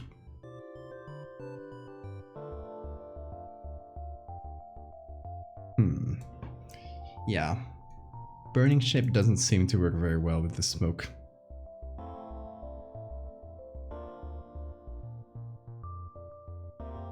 Burning ship fractal for literal fire. It doesn't really look like fire though. I feel like it looks like a cathedral to me, like a toppling cathedral, which is fun as well. Maybe it could be the cathedral of the... Oh, that was completely the wrong filter. Maybe it can be the cathedral of this religious group. But definitely not for the smoke. So let's go to... Let's do a classic Mandelbrot. Let's reset here. There we go. Zoom in, please. Thank you. And shift that 05, or let's leave that shifted. Okay. If you change the power of Mandelbrot set, it essentially grows like petals. So maybe instead of the classic Mandelbrots, we can do this one, which is elongated, so it should work.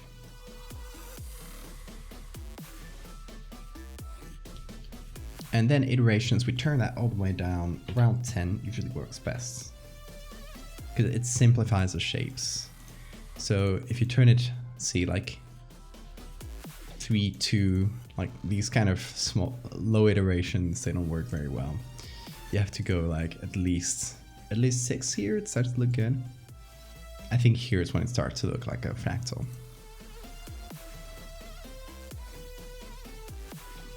Hmm. 8, 9.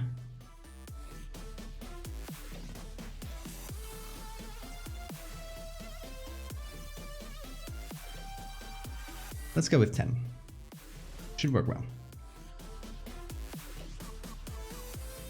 And then maybe we can do that same thing with this texture we had before, which is a little bit like there's more differences between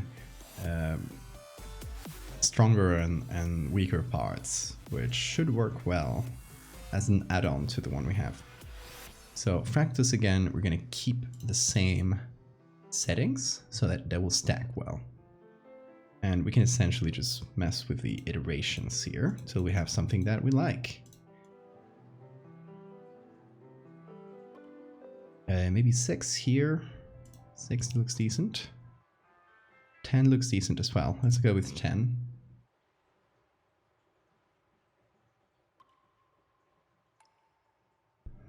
And then do a copy. Why did that break? There we go. We can flip that vertically and horizontally. And then all of these can go on screen. Okay, apparently something broke. Now I need to line them up again. This one just goes down a bit. And this one goes down and to the left. There it goes.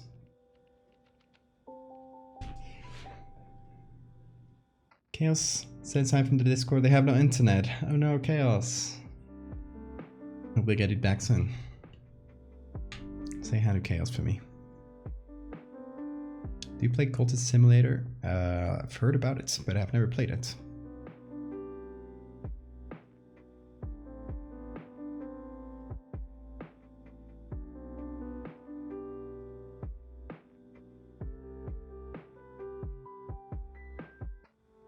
I was this close to zooming, but I didn't. So you see I can keep my word.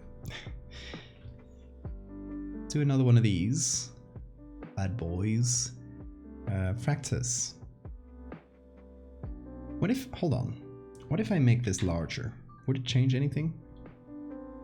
Just as a little experiment, because I don't exactly know how Fractus picks up the... It does. I should have done this from the start. That makes things much easier. Okay, so let's actually do a quick little experiment here.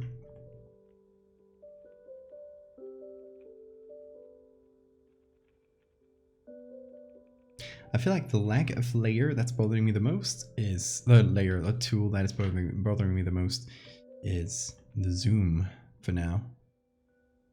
I feel like it has had the greatest effects so far, because we haven't had to clone sample a lot of stuff out.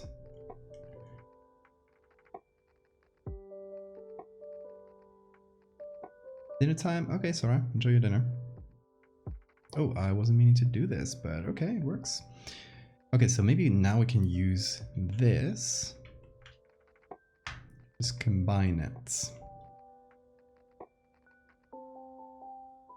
And now we filter, Fractus, and we put that into our fractal generator. And that gives us some more interesting things. Nice. You know what, that's quite okay. It's not bad at all.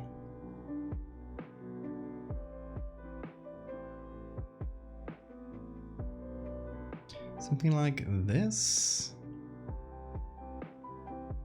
Is it okay?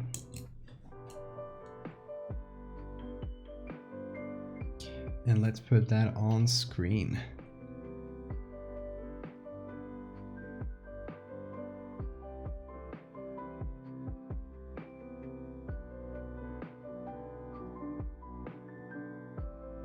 Let's see, I wonder what this looks like once we have it all in one place. It looks a bit too perfect, which fractals, yeah, I get it, but a bit too perfect to be taken, like in this picture, this fractal was cut in exactly from the front. It feels a bit too symmetrical. So I feel like what we should do is group up everything here. Let's pack it up into one layer. And we put it on screen and... What? Hold on. Why did it break that way? There we go. Weird. Now we do put that into screen. And now that it's a smart object with everything we need, let's put it here just to test. Now we can probably do a puppet warp for just a warp. Let's see what works best. And bend things so that it loses that symmetry, that slightly too perfect symmetry. It's still a fractal, but it's a growing and contracting fractal. Oh, and I think we could also recycle some stuff. That's easier than using tools, isn't it? Let me quickly get... where is it? Go to the fractals. So when I did the hurricane fractal, which was here, I'm gonna open it, I had some really nice fractal clouds going on, so I might reuse that. With small donation of 99.99 layers, you can make Val's life more difficult. Exactly, you can. We're 25%. We're 25% of the next tool removal. So we're good. We're good so far. Got some time. Okay, here's the sky. No. Let me just get these. Yeah, there we go. We'll put that in Untitled 1. I guess I gotta save. I forgot to save. That's gonna be called city.psd, because I'm very original with my naming conventions.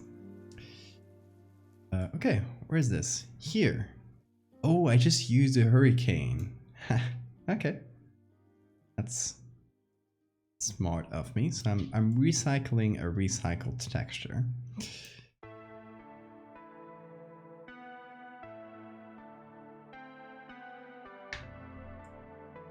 I'm recycling.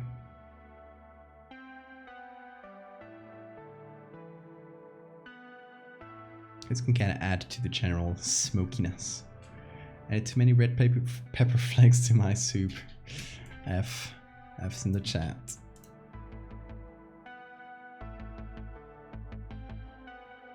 It happens to the best of us. I do love spicy though.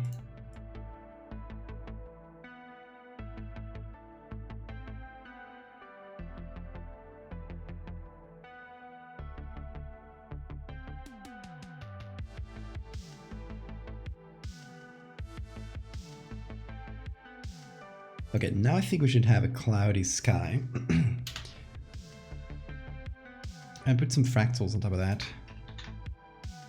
Like fractal cloudy sky.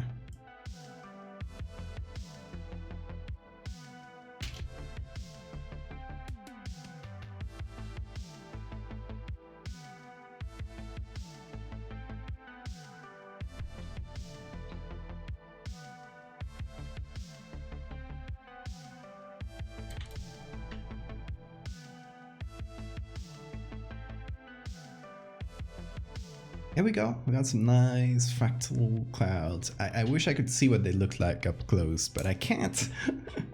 Because I can't zoom. Yay. Okay, let's see. Do we have a cloudy sky? Okay, we need some kind of cloudy sky. Let's see. Let's go to the browser.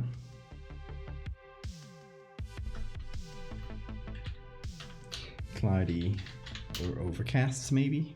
Now let's get some dramatic clouds, because dramatic clouds are already kind of fractals. So we have this is nice. Nice and dramatic and kind of fractally.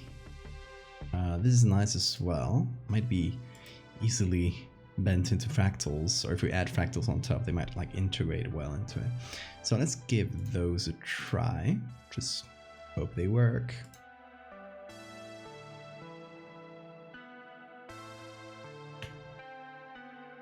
And guys, always remember to hydrate.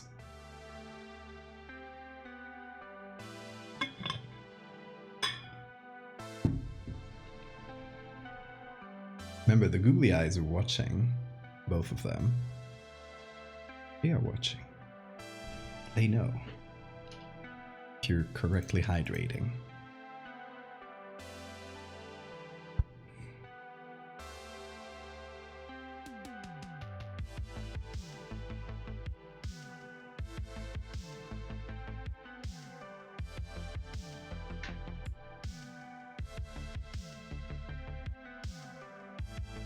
Oh my god. This is large.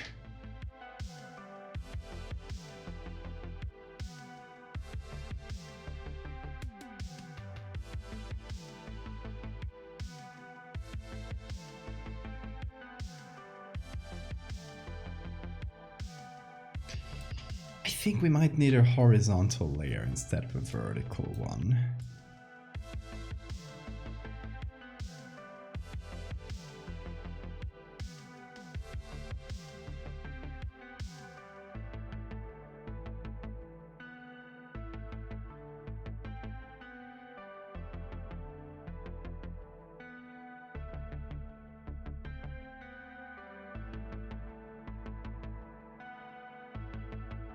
Some red pepper flakes are hotter than others. I tend to use cayenne peppers. They're very good for adding spicy.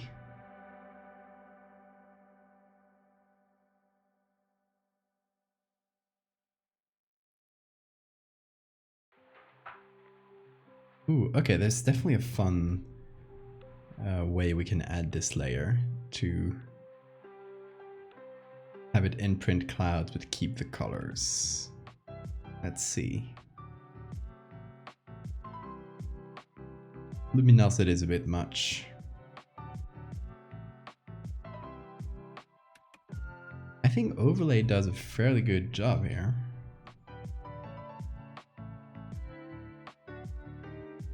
So it just adds a bunch of crazy clouds. They look good. That's not bad.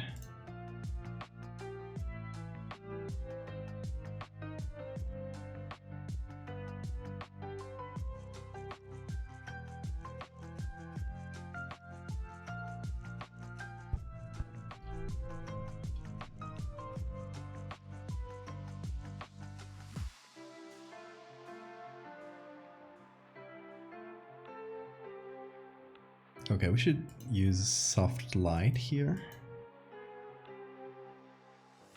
to add those fractals into the clouds in a more subtle manner, hopefully.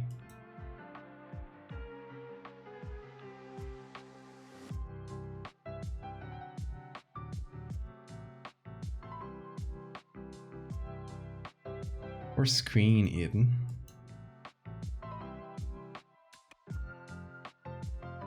Nah, soft light does a better job.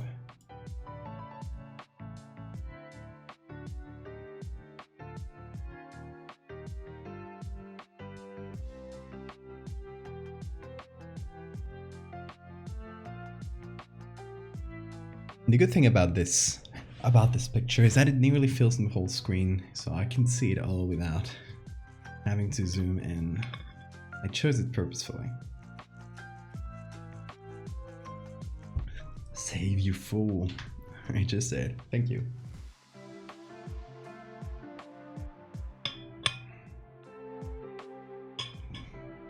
How far away are we from turning off tool? Okay, we're 3,000 points in.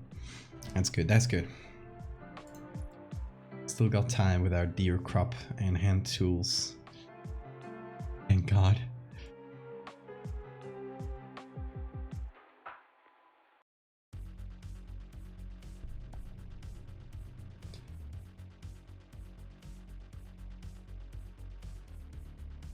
Okay, now that we have that kind of cloud of smoke, this one we used here, why not putting it in the background as well?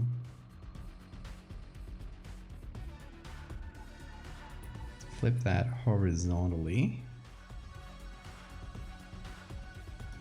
So I guess we're going with Julia set for the main fractal of this part.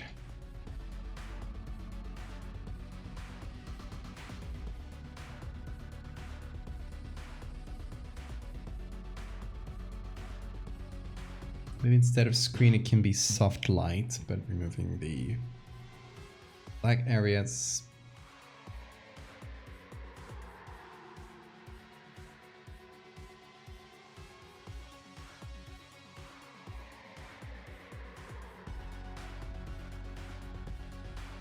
And when I turned on the soft lights, I kind of liked what I saw in terms of adding contrast. Maybe we do add a bit of contrast to this image.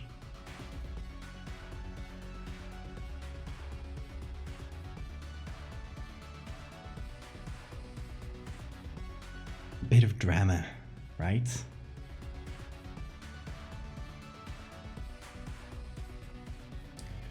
Need a bit more drama here.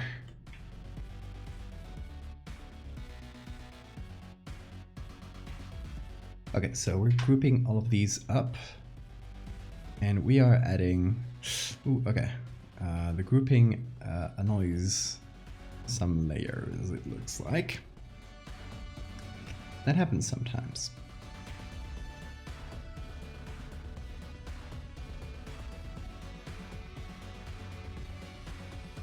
Sometimes you'll get like weird edges around layers.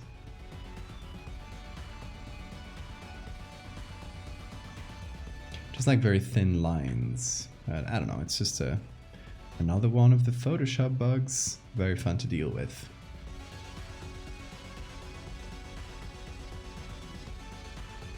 Don't you hate it when you're chilling and you suddenly see these goddamn fractals? At least they're fractals smoke into the air.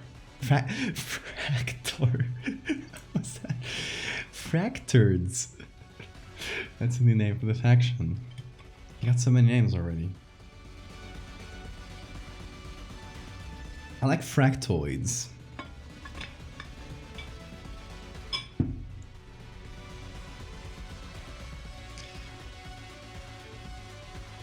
I think we should call them fractoids.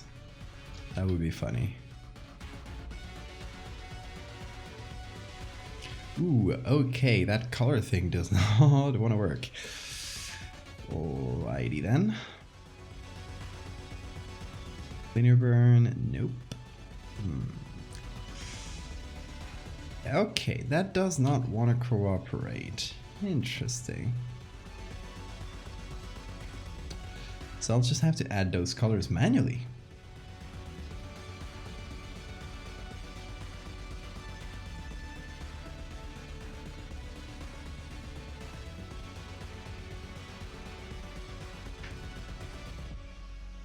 You know what? Since the no Control Z challenge broke my brain so much, whenever we do one of these challenges, I always like stop myself for half a second before using Control Z. I go like, can I? Yeah, I can.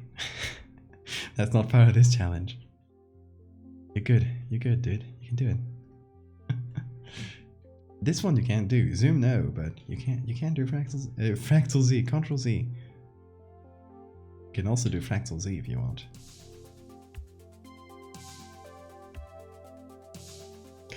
This image makes me want to like pink.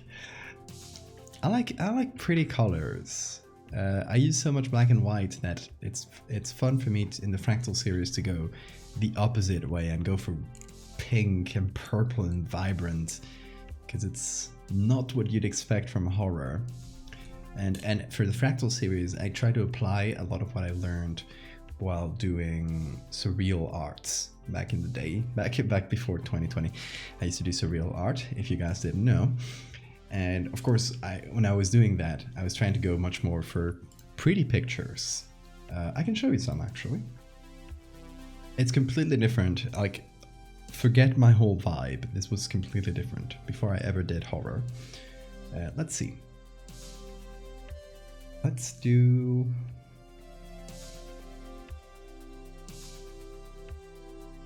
this one, for example. That was, I think, one of my most popular ones back before horror. Yeah, I did a lot of things like this. More surreal, vibrant, pretty. Sometimes, like, there is a story or there is a message behind it. It's a bit on the nose, but you know, it's there.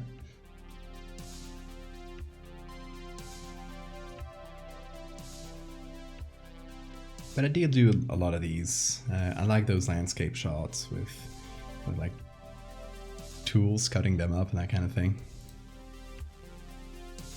In any case, that was back before horror, so I'm kind of reusing what I learned from those days, using that back into horror.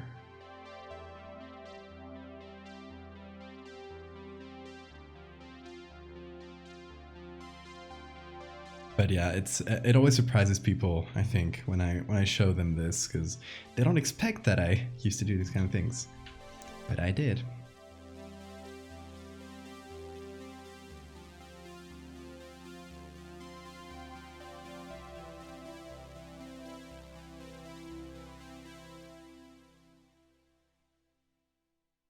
And we'll probably change the color of this in the end. But the image itself already had those pinks and those purples. Like, I didn't pull them out of nowhere. They came from the original image. As you can see here, you just, when you turn on the contrast, turn on the colors, turn up the colors, you start getting those purples show up. The oranges are already there, but the purples kind of like come through later. Let's see. Does this feel instantly fractal to you guys? Do you see this? Of course, you are biased, so I'm taking this into account. But if you see this image, do you immediately go like, oh yeah, that's fractal clouds or fractal plumes of smoke? Because that's like the main takeaway I want people to get. Like, oh, the fractal is being put into the air, then it is raining on people, and that's how they're getting fractalized. And let me close that too. You think fractals? Good, good, good. Takes a beat. Yeah, that's my main worry here, that it does take a little while to see the fractals, because there's like a lot of complexity going on in the shapes. You're already primed to look for fractals, thankfully, because it is the fractal series, and we're seeing everything being fractalized. So I think you see a picture, and you're immediately looking for the fractals.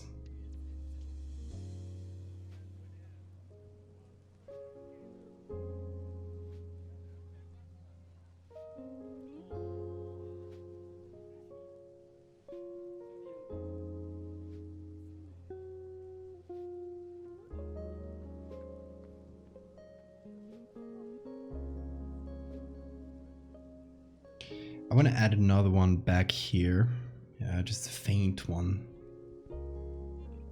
I might repeat this one here. No, this one.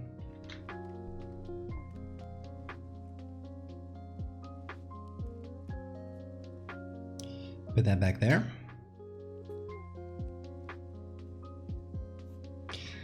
Well, I'm quite thankful I haven't had to use most of the deleted tools so far. Well, I haven't had to use a lot of them, so the one with the most impact is still being the zoom tool for sure. Thankfully, the eraser, you can usually get away from using it by very simply just using layer masks and using the brush instead of the eraser, because you can use both. So that's a fairly easy one to get around.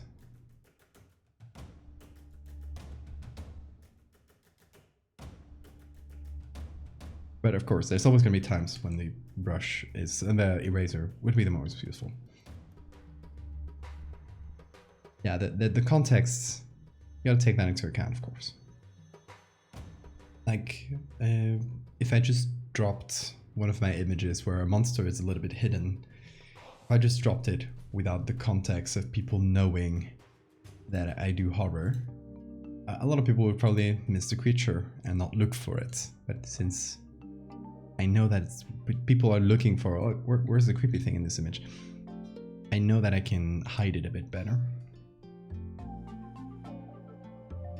So you always got to take that context into account if you want to get a specific reaction out of people or want people to see a specific thing in your edits.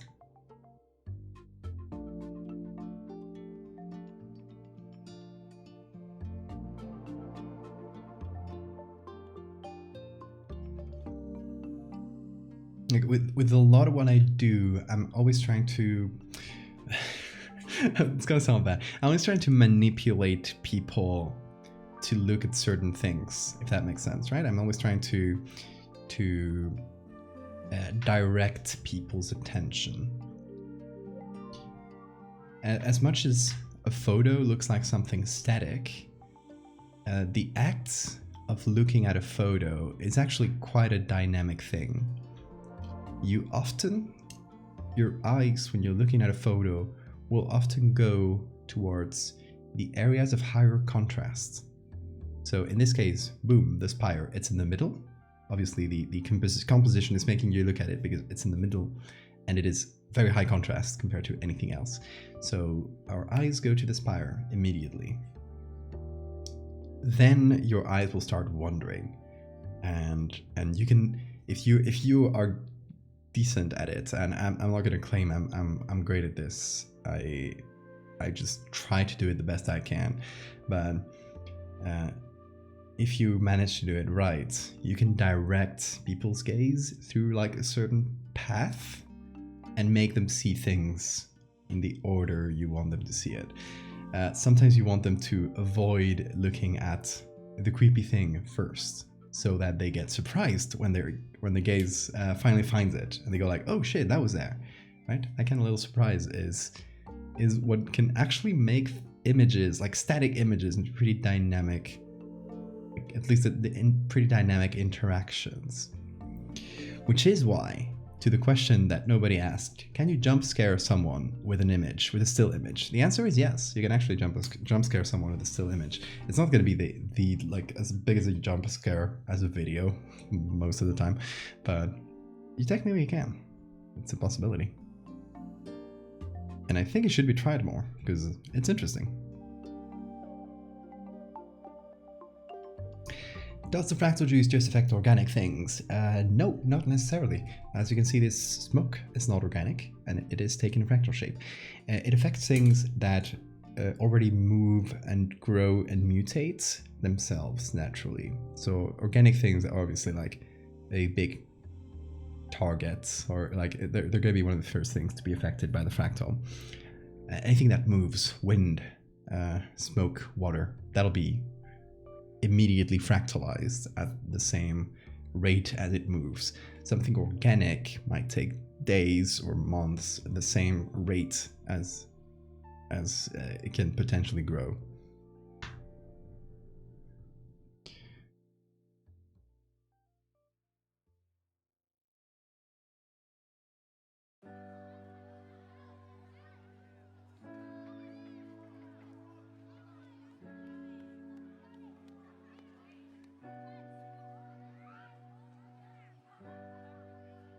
Will we be seeing inorganic things such as buildings being fractalized in the series? Definitely not at this point. Geological, like buildings or like things like rocks and cement or that kind of thing, it changes at a geological timescale.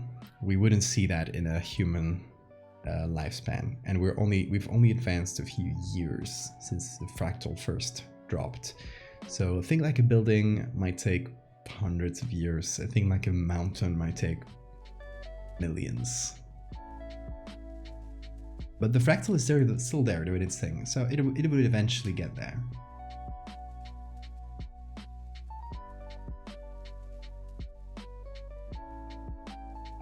It is smoke, yeah, because it's an oily substance, so I feel like it would smoke more like, I don't know, most of you guys are American, you don't cook with a lot of olive oil, don't you?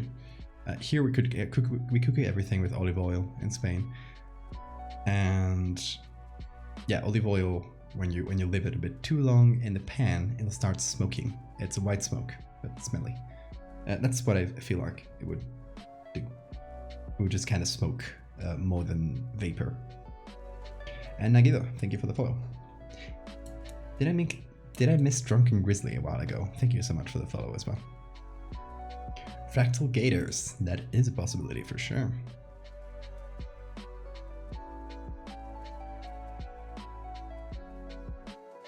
This part of the fractal series here is happening, so the fractal communion, which is the name of the religion, being formed as a major religion, only starts in 2009. The fractals started spreading in 2006. It's been years.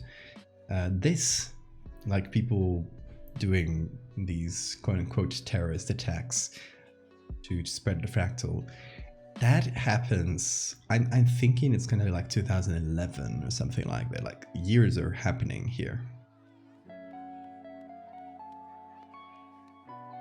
Fair amount of olive oil, but not enough to see the smoke regularly.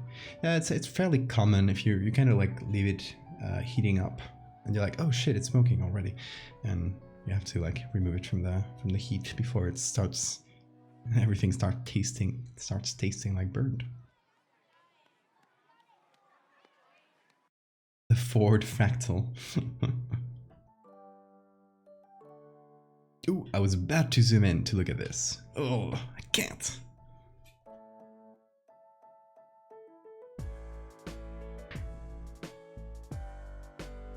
You guys nearly got me. But I stopped myself. I'm smarter than that. I'm not. New Chevy Bronson fractal gas. Infinite wheels. There's wheels within wheels within wheels.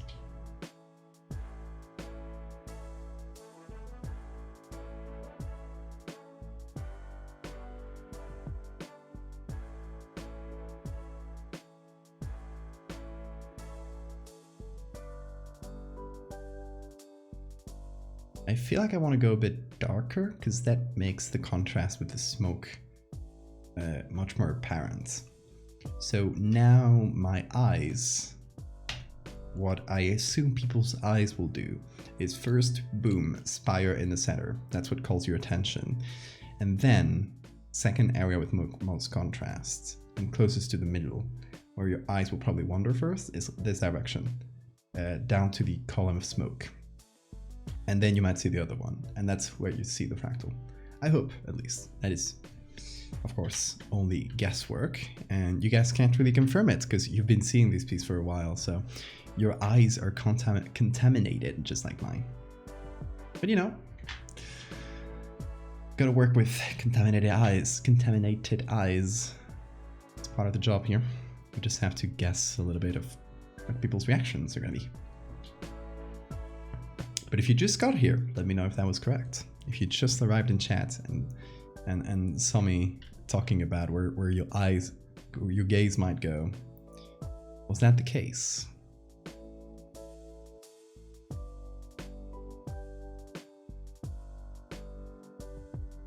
My streams are a cognitive hazard. Yes, they are. That is canon. My streams will break your mind. There's nothing you can do about that.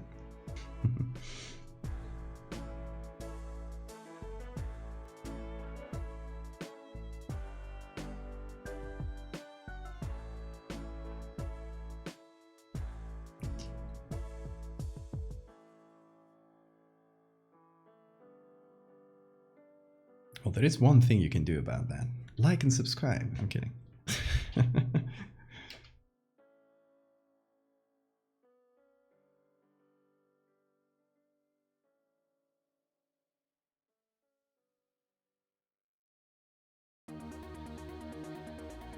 Oh, there we go. There we go. That was like way too bright, so making those clouds darker actually works out quite well.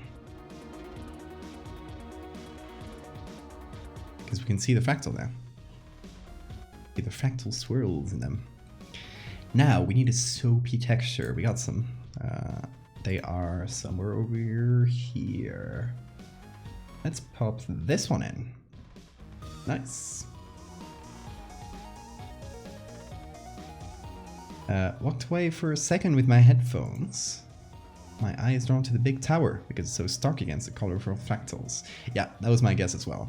That the spire would be the first point of attention, and since the fractals are swirling around the spire, it should hopefully like catch your attention to the fractals after that. Hammy!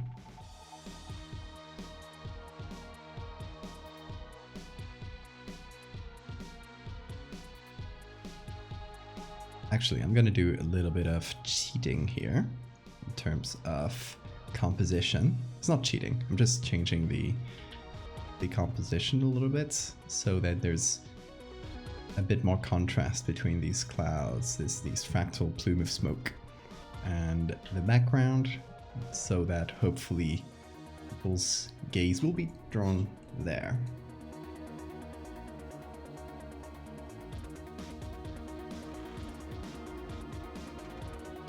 It's hot. How hot is it where you guys live? What's your temperature? In Celsius preferably, because I don't know Fahrenheit. The only thing I know about Fahrenheit is that minus 40 degrees is the same in Celsius and Fahrenheit, and that 100 I think is the average body temperature. So I know that 100 Fahrenheit is 36 degrees Celsius. I might be wrong about that though.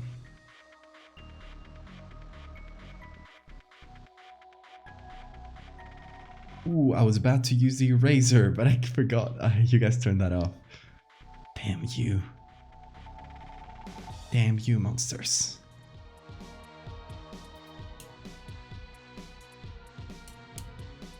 $32 plus for next week. Yeah, it's pretty hot. Over here we had maximum temperatures. The day where it was hotter here was like was about that, 32. 30 something, yeah. But these days it's been fairly okay. We're escaping the heat wave, thankfully. Or at least the brunt of it.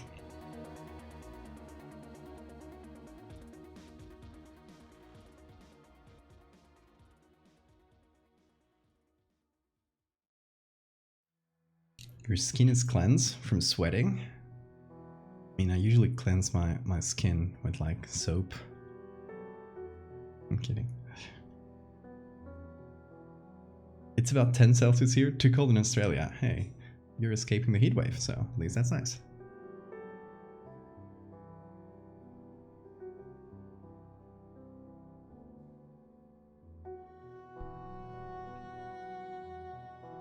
But over in mainland Spain, it's been wild. I don't know if you guys have seen videos of the fires, but they are scary.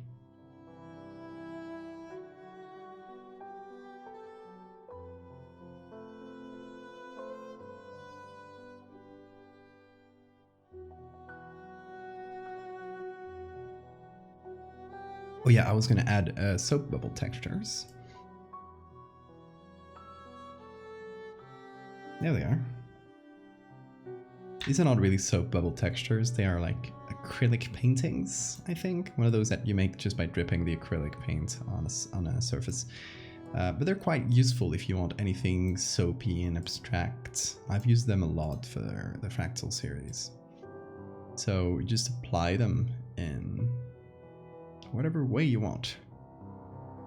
I tend to go for overlay or soft lights, then I might remove some color, but I do like the color that this one's adding, so I might keep that. And then I blur that quite a bit, because I don't want it to be that like big or that much of a protagonist. And then I invert that layer mask, and then I just paint with it. wherever I want it to show up, I just paint it. Simple as that.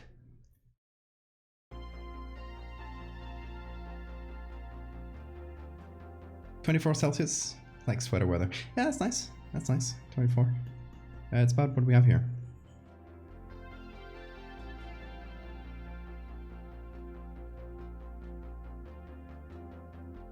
It's like what we have here is basically like shorts, but bring a little jacket for the evening because it might get windy and you might get a little bit chilly, but that's it.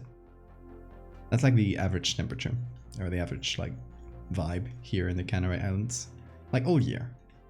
That's the cool thing of the island temperatures, is that all year it's basically like spring. Ooh, I really like these swirls. They look pretty.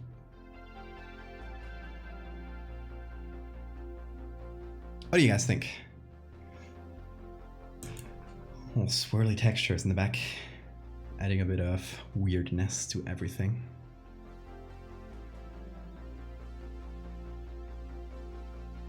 And ooh, I forgot about this. No sense in adding it though.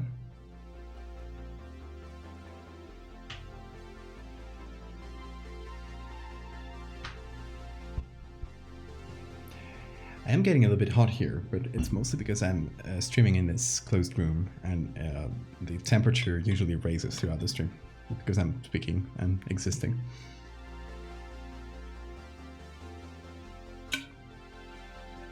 But that's why I got this big bottle that I always fill with cold water before the stream, and it since it's protected, it lasts, the cold water lasts throughout the stream. So really nice way of regulating temperature.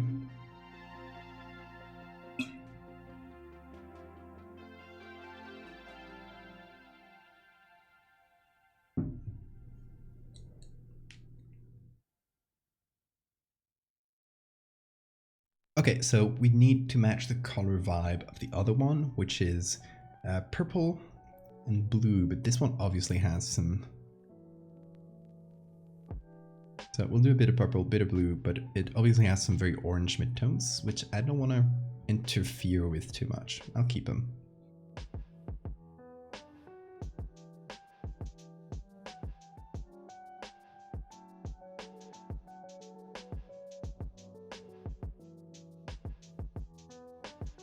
That's nice though. I like this.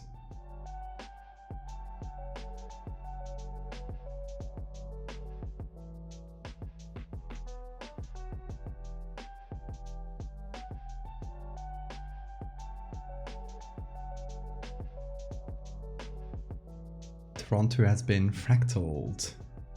Hare Krishna? Hare Rama. I don't know what that means, but hi.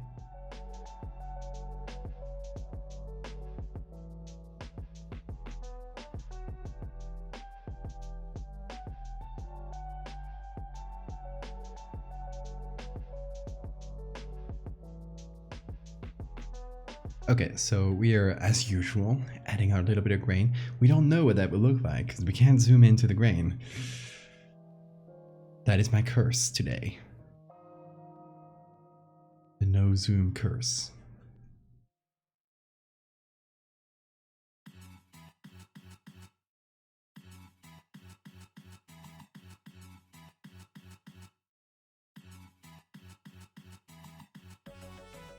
But I do like these colors.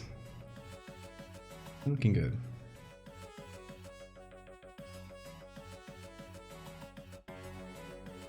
I hope that has no long-term consequences. Not at all.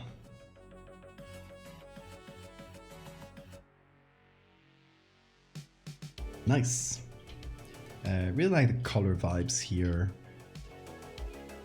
I feel like next to this one, it's a bit too orange, like there's a little orange, but it's pretty, so I'm not against it. What I might do is add orange to this, because they need to go together, right? We're doing each of the parts of the fractal series, or it's 3 images posted together, just like one next to each other, so, all next to each other. So I try to go for a consistent vibe, at the very least, if not like throughout the whole fractal series, which I also do. At the very least, throughout like each individual part, I will try and keep it consistent between each picture. So maybe let's add some orange midtones. Why not? It adds to the swirl of color, which is interesting. So I do like that. The highlights being blue. Maybe I'll turn this a bit more towards purple. So we now have from this very blue image that we had at the beginning. Now we have an image that has a swirl of color in and of itself. We still keep some of the greens, we keep some of the blues, but boom, we got some splashes of orange throughout the image with that oiliness. A little bit here. So that's nice. I like that, actually. I might saturate the oranges a bit more. Not that there's too many of them, but just saturate those reds and oranges to complement that. So this should now go with this a bit better. That actually goes quite well. See, matching color vibes, quite important. Obviously, if I just did that individual piece, if this was the only one, I would probably have kept that bluer, colder vibe. But now that it's next to the city, you need to find a cohesive, like, complete vibe. Oily, yes. We love the oily textures. So let me save all of this, by the way. Just as you reminded me to save. Perfect timing.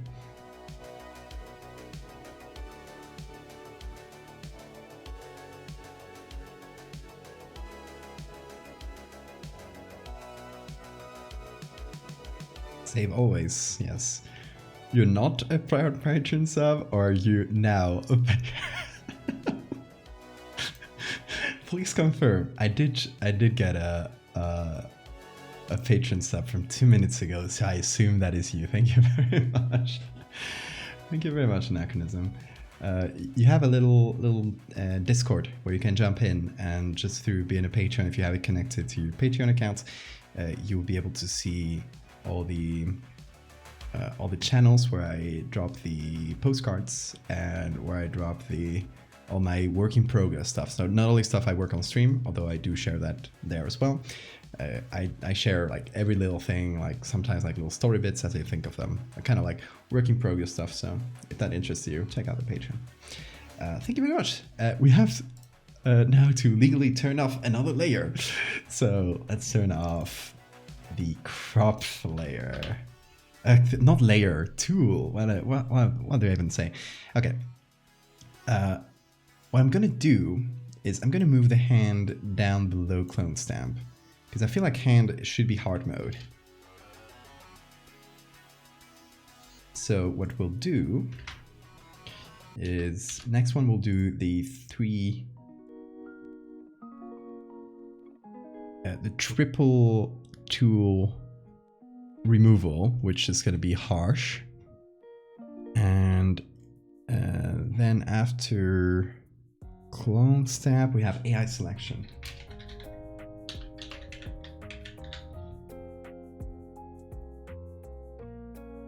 So we have one more for the hit list. Yeah.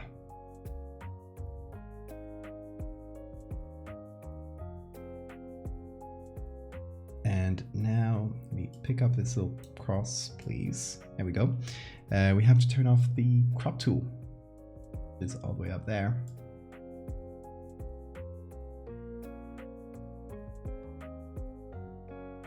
Okay, did I get that right? Yeah. So many turned off tools. Oh my god. Thank you, Anachronism. And we're so close to 100 patron subs. Once we get to 100, at some points, because I can't just set it off immediately. We're 93 patrons, by the way, out of 100. Once we get to 100, I'm planning on doing some extra physical rewards. So for everybody that gets a postcard, or I don't know exactly how I'll do it. I have to check like the logistics of it. But I'd like to do either collectible cards, where you get a random one each month, or stickers maybe, something like that. Like some where I print a bunch of them at first and you get a random one each month. Try to complete the collection. Thank you, Rose. Tool hit list is unfortunately slowed down because people have run out of points. people putting a ton of points at first, but now people don't have as many. It is fine. You can still advance a tool hit list through two different ways. You can either put a bunch of points, either yourself, if you have 10,000 points lying around, you can just turn off a tool immediately, or contribute to the little pool of points in the community reward, or you can subscribe here or on Patreon. 5 subscriptions here will turn off a tool. 1 subscription on Patreon will also turn off a tool. So check out the Patreon as well, since we were talking about it. If you want to get postcards every month or just see my work in progress stuff. El Mosca sticker. That might be a hard one though, because it's very spindly. But maybe like a little cuter drawing of it, like a chibi Mosca. That would be fun. That would require me to draw, but I can do it for you guys. Okay, we need to sign this somewhere. Where would be the good place to sign this? Among the buildings, maybe?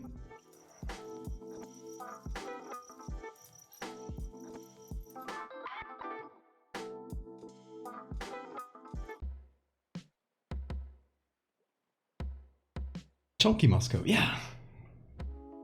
Hey, Alfredo. Lovely fella. Is this a new reward I see? Yeah, Rose. How many points did you have set up? Yep. Googly Eye IRL. You can see we have 2 here already. I think the next one goes on the water bottle. I don't know where exactly though. The thing with the water bottle is that the back of the googly eyes is flat and this is rounded. So I'm afraid I don't know how much it'll last on there. What I could do is put it on here, like put a big one here. That should not like interfere with anything, so we could give this, we could make this little bottle into a Cyclops. That would be fun.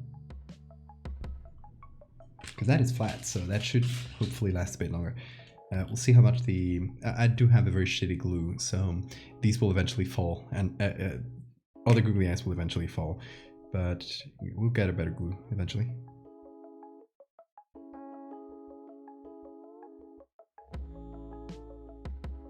Black building in the bottom right. Yeah, that might be a bit too dark. I'm thinking maybe here I'm seeing a crane, construction crane, or here we see some like little antennae. So that might be the best option. And yeah, I just have a bar of glue. Kinda sucks, but you know, gotta make do. Eventually we'll have better glue. Trying to get like a big splotch of glue on, so hopefully we'll stick a bit better. Okay, putting this on here, doing it on the table so I don't mess it up. Okay, I just gotta hold it for a couple secs. I think, yeah. There it is. Cute little Cyclops bottle. Oh, it's so cute. Hey, what's your name? I just... What? I just killed it.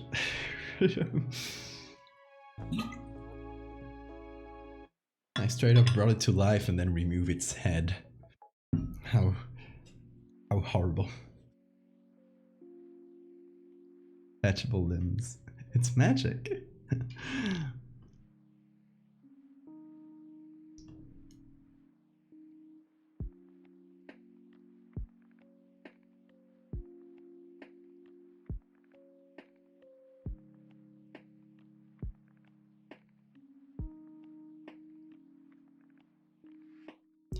Okay, so we're gonna go. Oh man! Oh no! I cannot zoom. How will I sign this? Oh, that might be a pretty big dilemma. If I want to sign it all the way back here, I have to do it. Just like enhance picture, please. The googly eyes control your water supply. Oh no! What did I just do? I have created a monster.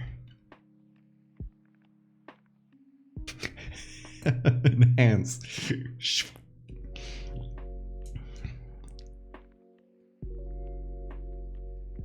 So I'm gonna put that on darken. Did I?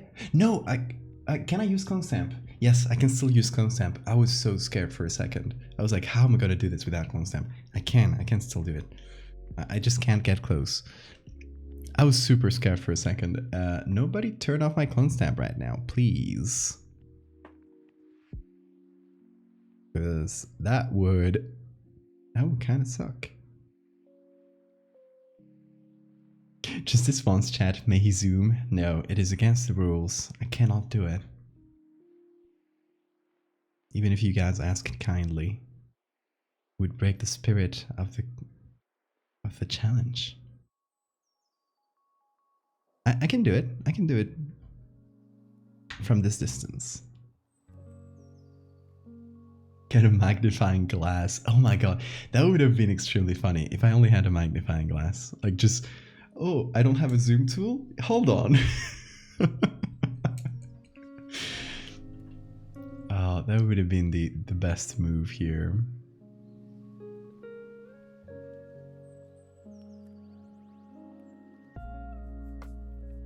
Okay, I'm trying to see how I can make this into my signature somehow.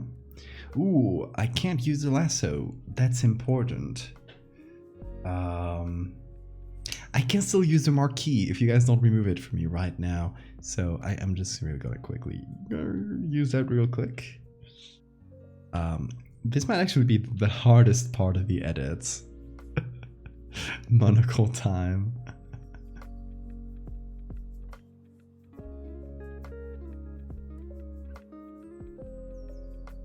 Oh, go back. Control Shift J. There we go. So I can make it look like this crane is turning or pointing down, or it doesn't matter too much. It's just a messed up crane, a fractal crane, we could say. And of course, I can't use the eraser, so this makes it so much harder. Okay, I can do this though. This can't be done. Would be headache inducing while I can hit a screen. That is true. Ooh, no, I can't use the eraser tool. I did it for like a half a second, then I remembered and I undid it. So don't at me. Don't at me about that one.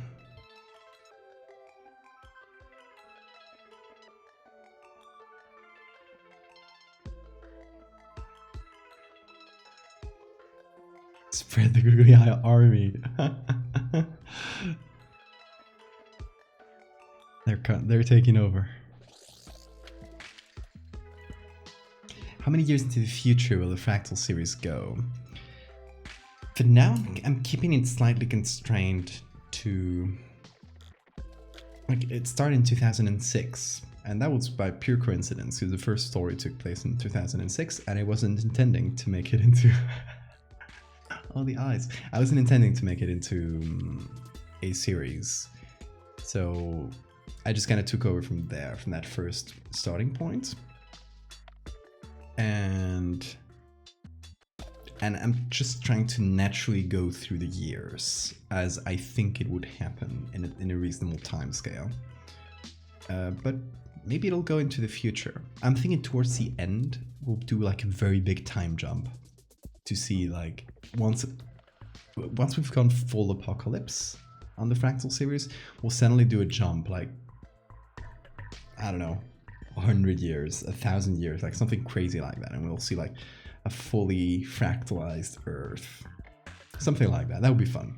But that might be... I still haven't exactly thought out the ending.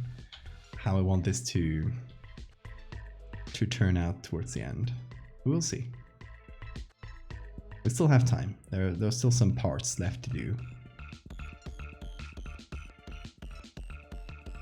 Before we get to that decision. Okay, that does kind of read like my signature. Like, I could I have done better? Yeah, but I don't have a zoom tool, so.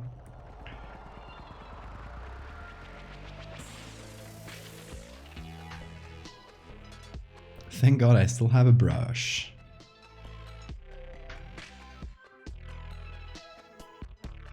Just switch from 160p to 1080p. Yeah, I can imagine. Were you having a slow internet day? Because yeah, 160p sounds a bit painful.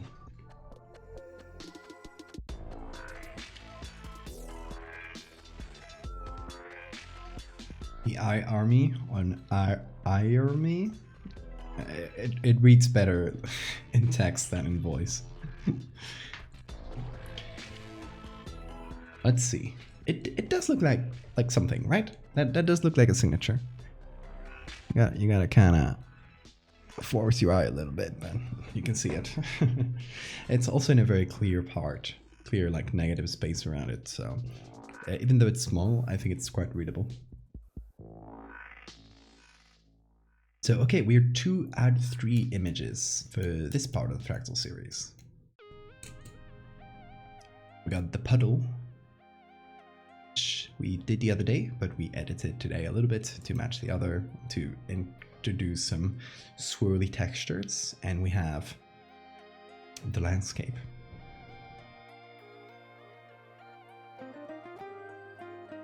Trees block my internet frequently, so I have to keep it low to keep the stream running consistently. Makes sense. That is fair. Okay, I'll take this little second to just do a quick break, fill up my googly water. That turns me googly. And go to the toilet real quick. So later we'll figure out what to do for the 3rd image. Again, every part of the Fractal series is 3 images, since, I don't know, I settled into that rhythm for some reason. So we already have the main one, which is the vertical one, and one of the 2 horizontal ones that we need. So we need another horizontal picture, and we need to kind of figure it out as we go. So we'll be talking lore as I come back. So it'll be just like 3 minutes. Let's calculate 3 minutes and hope I make it. So okay, I'll put a little VRV here. I'll put 3 minutes because I'm committing to this. Okay, I will be right back, you guys. Don't go anywhere.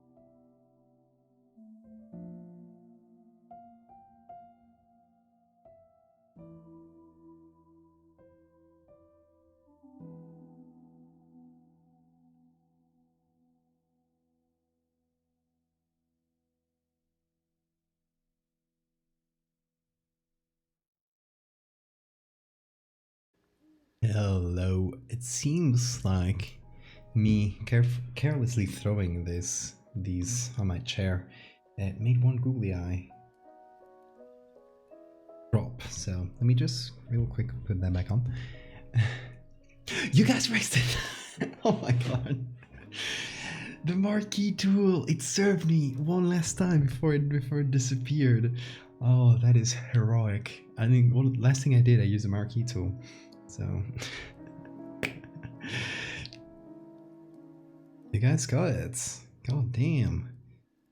It feels like the last part of the goal is the hardest one to reach, because since every single goal only allows each person to put in points once, it's kind of like people who have hoarded a lot of points can put the maximum, but can put like 2,000 every time a new challenge drops in.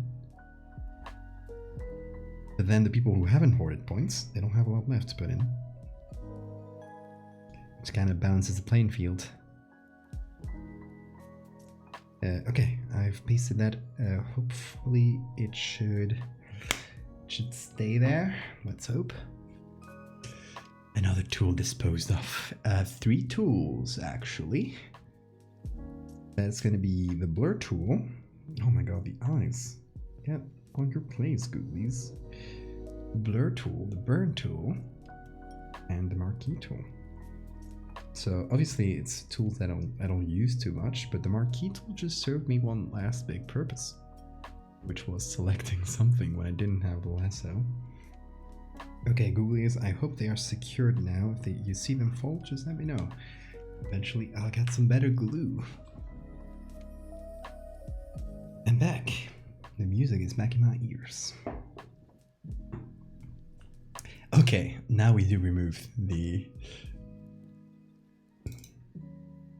this three things. God damn. Okay, so I'm gonna copy the crosses.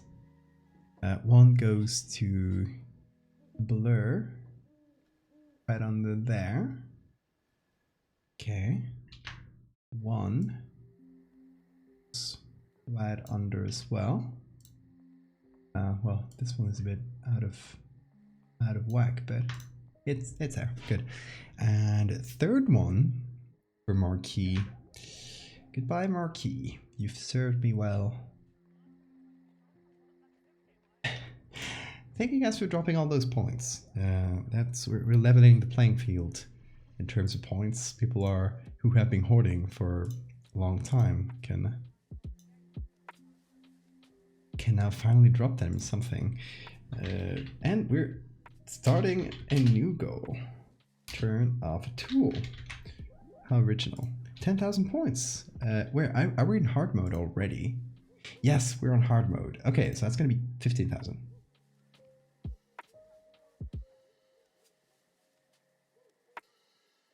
I'm gonna make it easy for you to remove all the best tools.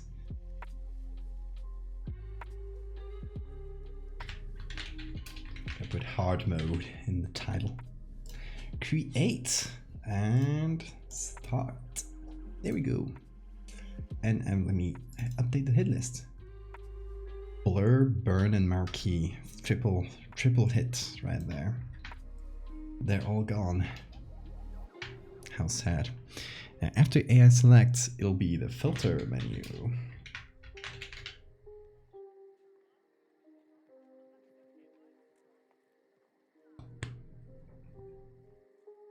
So we're already 20% or 30% raise. God damn. Pretty fast, y'all. And I'm gonna miss the clone stamp, I think. How many tools did I lose? All those X's right there. All those are the tools I can't use. Reduced to atoms.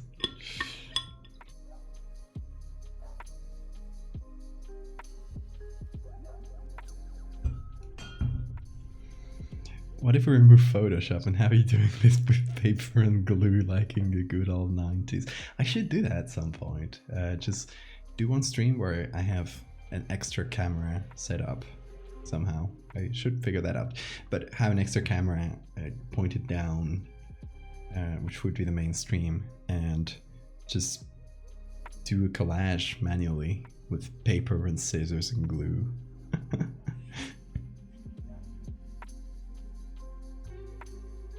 Mothman is concerned? Oh, he shouldn't be. Let me save this as a JPEG, as it has already been saved as a PSD. Save that. Save everything, actually. Everything's been updated. The puddle as well. A galore question! Jesus. Thank you so much for the gifted subs. That is the whole, yeah, that is 5. So that is another tool turned off. Goodbye, clone stamp. I will miss you so. Oh god. Not the clone stamp. Now this is hard mode, for real. Now this is the real hard mode right there.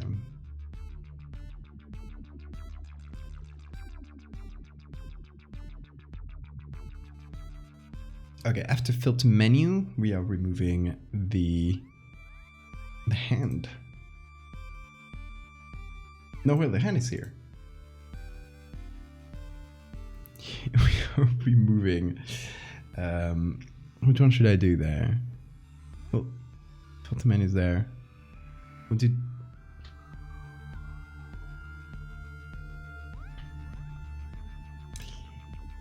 After the filter menu will be the entire action of dragging.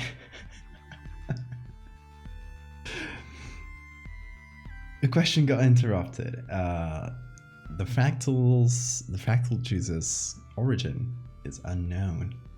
Not even I know.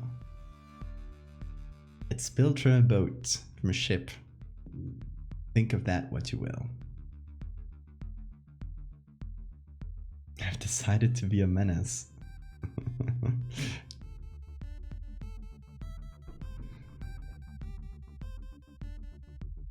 Yeah, thank you guys very much. As always, I appreciate all the points spent, all the gifted subs. Yeah, dragging. The entire action of dragging a layer, that will be removed. Not dragging the thing, like that's the move tool, and that's one of the last ones. That's one of the last ones in the hit list. So I would still be able to take a thing and drag it around, but I can't take a layer and drag it around. If that makes sense, hope that clears it up. You're all menaces here, you are. I regret that I have but 2,000 points to keep to this challenge. Oh, that is still a lot of points, y'all. The challenge only allows you to put a limit so that not only one person that has hoarded points can unlock it. I'm less of a menace and more of a gentle cat knocking things off the table. Well, still a menace. Still a menace of sorts. Okay, so we have turned off currently, let me see. 2, 3, 4, 5, 6, 7, 8, 9, 10, 11.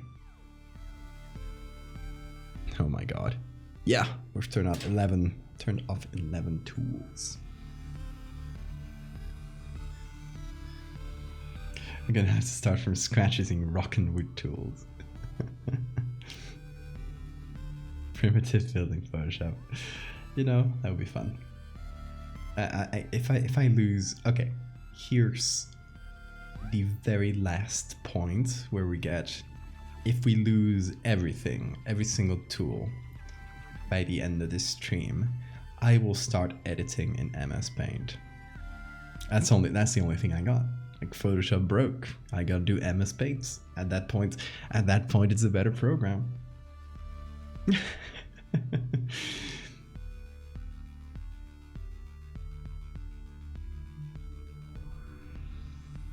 Okay, so we need a third image for this part of the Fractal series. To remind you of the lore, let's actually go into the Fractal series a little bit, just into the general progression of it. In case you've missed any of my diatribes talking about it. Let's see. Let me close some tabs here. Okay, so fractal series. It starts when this fractal oily liquid drops into the ocean, and it starts self-replicating and growing and growing and growing and growing.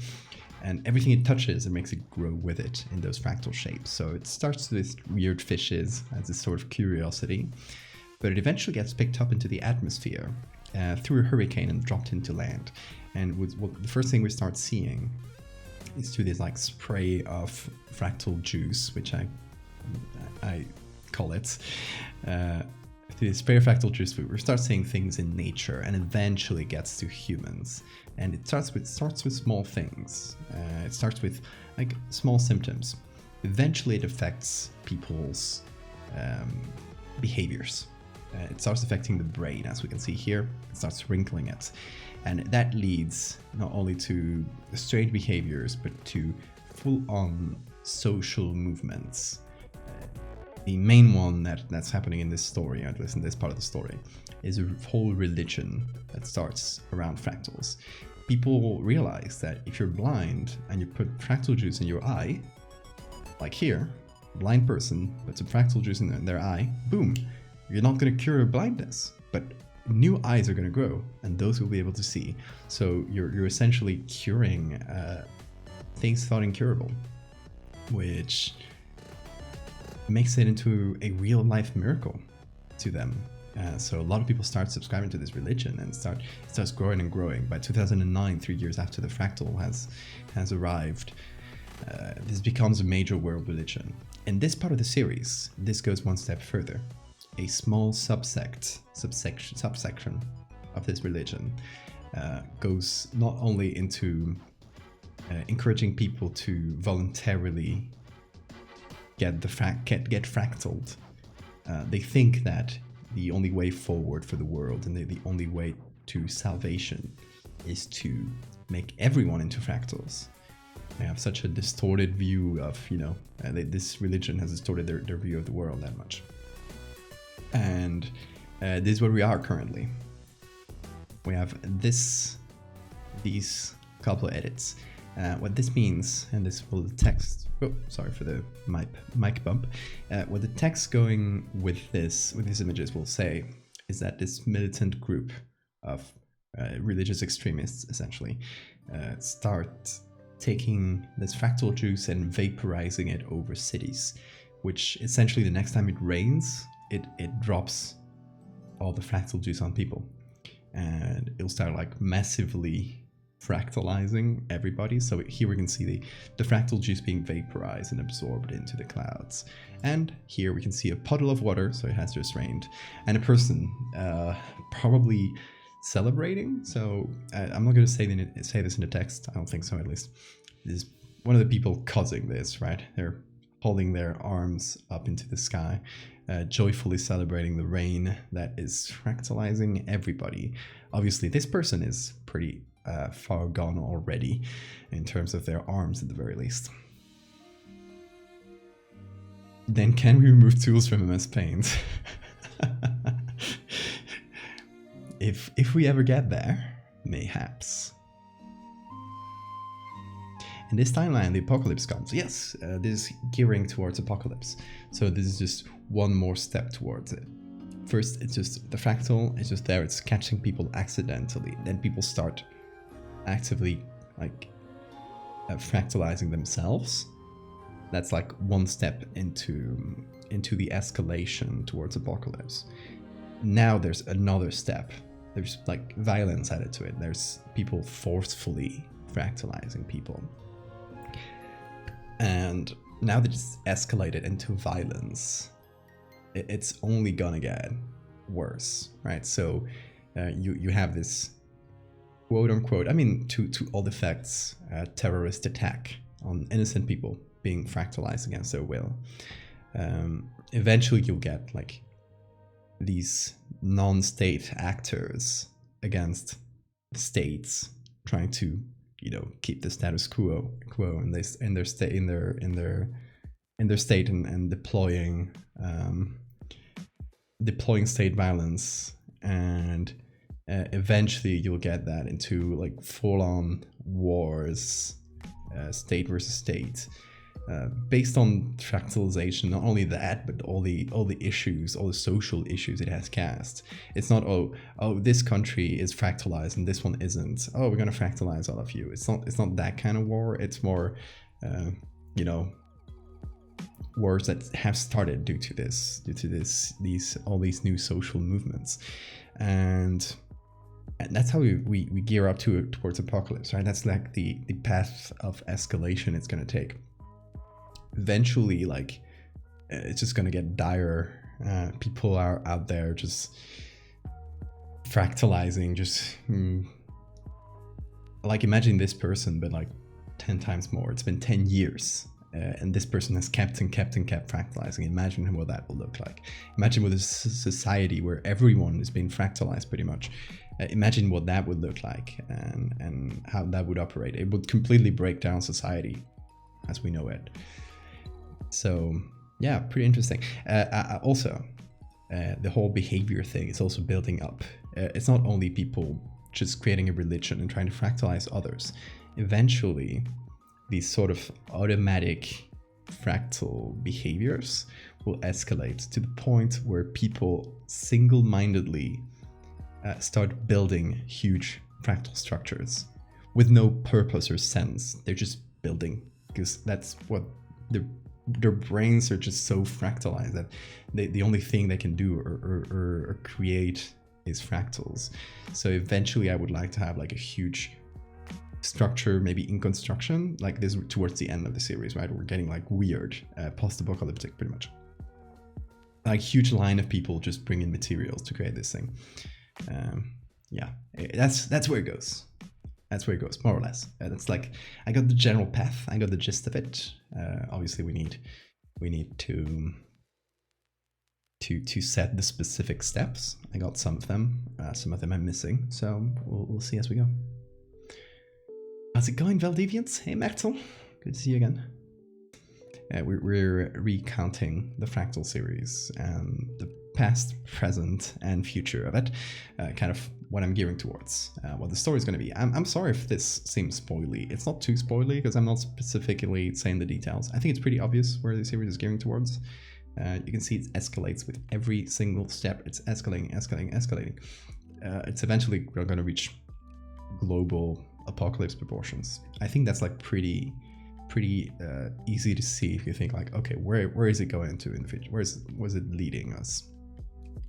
I like to think there's another timeline where the apocalypse doesn't come and society adapts to the changes. I'm trying to think about what society would look like. I feel like you can't really. Once you start fractalizing, you can't stop.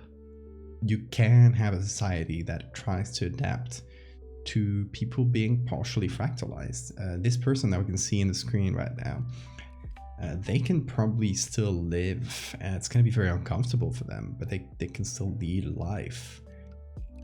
Imagine 10 years of this. This has been a couple of years of fractalization. Imagine 10 or 15 years of it, of just growing and growing and growing and growing. This person might be all hands at that point. We don't even know. At some point you just drop dead. Like your body would stop functioning. At the moment your circulatory system start getting too fractalized, boom, you'd eventually drop dead. There's no getting away from it. There's no cure. There's nothing. The fractal apocalypse is once it started in this universe and with this fractal thing we've created, it's sort of inevitable. I don't think you can have a parallel timeline where things do adapt. Maybe they found a way of slowing it down or stopping it. That would be the only way where I could see that happening. But it's not going to happen in this series. They're never going to find a way to stop it. Because people are not going to want to. And that's another thing about the fractals, is that they fractalize your brain, and that feels awesome to them. They want to be fractalized. Once they feel that, they want to keep going. They feel like, oh my god, this was like, just as a reminder, look at the fractal brain. Browser here. Look at the fractal brain. What this would feel like. Imagine your brain becoming infinitely more wrinkly. what that would feel like to the person going through it would probably be like opening their mind like a kaleidoscope to the universe. It would be like a huge mind blow. So the people going through fractalization, they're loving it. They don't want to go back. It's maybe even if you found a way to stop it, these people maybe wouldn't want to stop, most of them. I think it's the end of society. I think there's no way of getting away from it. Once you can finally like completely destroy the fractal juice. You just don't fractalize. Like a Tonkarius looking motherfucker. Yeah, that's the end stage fractal people. And that's, I'm kind of playing around with the concept of fractal humans, because I think that's something that people really want to see since the beginning. The moment they first saw the first part of the series, I remember one of the comments was Trevor Henderson saying, "Oh, I can't wait to see what fractal people look like in this world," which was one of the I don't know if it was in this part, but it was one of the like things that made me keep going. It was like, oh shit, yeah, how would the fractal people look? And this kind of imagining that kind of thing. So we've only been teasing it. We've never seen a full fractal people ever in the series, if you think about it. We've seen people infected with fractals. We've seen little details, always close-ups, or very far away. We can see the back of people's heads. We don't even know if they're fractalized for the most part. We can see a detail. So we never really see them. Now we can finally see this. Our clearest view yet of a fractal person is just a silhouette. So we are playing around with what people want to see, which I want to see as well, as like what do the fully fractalized people look like. Playing around with it.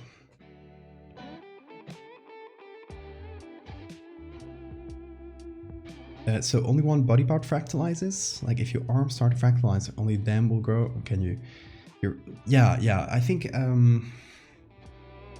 for each person, the fractalization will look different, and it probably depends on where it started. And it's probably gonna be way more prominent in the part where it started. Like if it started in your arms, it's probably going to be way more prominent there all the way through the fractalization process. But other parts will definitely get fractalized as well. Like I imagine this person would also probably have a fucked up face. And whatever the inside of their body looks like, it's probably all messed up at this point. So yeah, I think fractalization, it's more about like how long has it been affecting a certain place. And that's the place where the fractalization is going to be more prominent. So the person that put the fractal juice in their eye, it would probably start like we saw in that image with the other little eyes growing. Eventually it would just be the whole face full of eyes, and eventually eyes would start growing all over the body. Like that would take over the fractal eyes in that person. But another person, this one is it might be arms. Another person, it might be entire heads. I don't know. It could be so many things, and that's a fun part. Trying to imagine how many different fractal humans you could get. What a childhood fractal person would look like. I assume it would probably be quite incompatible with life for most fetuses to be fractaled. Like it would just stop their growing process, and they would not be able to survive. I think fractalization, which is again another factor for apocalypse. You're not getting new people. Other ones that are there are dying. Is it actually infinite, or does it only go down to the atomic scale? I feel like it would go down to the atomic scale. No, I don't know. Maybe it is infinite. The thing about the fractal juice is that it doesn't exist in the same number of dimensions it does. It exists in 2.5 dimensions. It's not 2-dimensional, it's not 3-dimensional, it's in the middle. Which is a mathematical thing with fractals.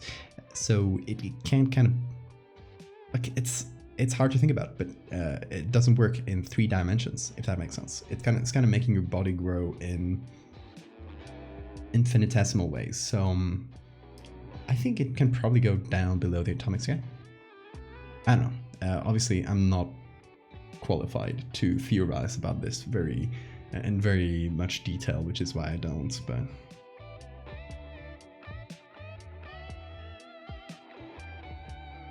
if only I were better at drawing hands, I would totally paint a fractal person. You don't have to draw hands though. Make a fractal person that had lost the limbs. Something else is fractaled. Like imagine that fractal eye person 10 years later. The eyes have kept growing. Eventually, maybe you'd have the arm would just be a stump with eyes growing out of it, and maybe like a few fingers popping out, and the fingers have more eyes. Like it's the structure of the hand would be completely irrecognizable. So that's a fun thing. You can draw fan art of the Fractal series and fractalize anything you want. Please don't do NSFW though. I mean you can, but I won't retweet that. That one I can't retweet because my people wouldn't expect me to retweet something NSFW. Maybe it's in 3.5 dimensions since it's a 3D universe. Not really. 3D fractals are actually between 2 and 3 dimensions. Because they don't fully... Okay. Let me explain. I'm going to break my... No, I'm not going to break rules. I'm just going to use my brush in a new thing. Yeah. I'm not going to break rules today. Okay. We have a triangle. I'm not going to draw the triangle well. Well, I could just do this. Yeah. Well, I'm going to break one rule, and it's this tool, because I just want to draw a quick triangle. Me being lazy.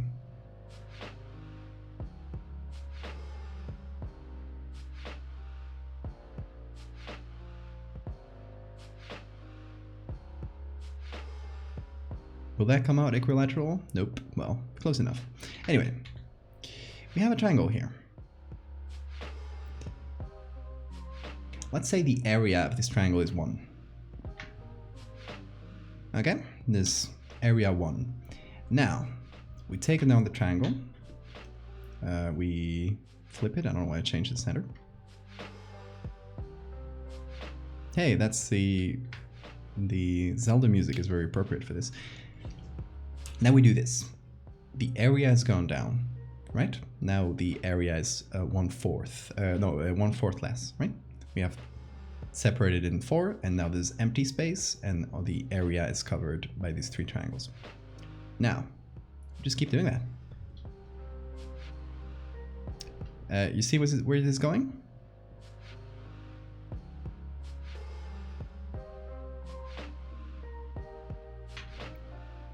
This 2D object has an area of 0. If you keep going infinitely, the area of this object is 0. And its contour is infinite. Like the lines, like if you straighten up that line, it's infinite. If you try to get any volume out of it, you can't. There's no volume. There's no area, sorry. For 3D fractals, now imagine you just do the same thing in 3D. Instead of triangles, it's pyramids. That's a Sierpinski triangle, by the way, if you're wondering. Instead of triangles, you do pyramids. I'm not going to draw this because I'm not good at drawing, but you do the same thing. You keep cutting into those triangles, into those pyramids, and removing area, volume. What is the volume of that final pyramid? 0. What is area? Infinite. So is it a 2D or is it a 3D object? Volume 0. 3D object should have volume, right? It seems more 2D than 3D. It's actually somewhere in between. And you can calculate for each fractal they have a decimal points between dimensions. So 3D fractals have less than 3 dimensions, not more than 3 dimensions. If you won't have more than 3 dimensions, it would be a 4-dimensional fractal, which is mind-blowing to even start to think about.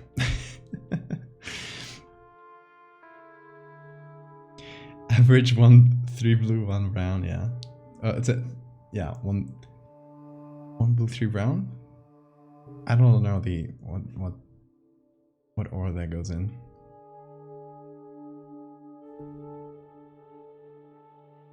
That sounds so cool. Slow down, Val. I gotta finish the antlion lady first. Fair enough. Don't pressure yourself. The fractal series is going to be going for a long time, I feel like, so you got time, Anachronism. Fractions, my old nemesis.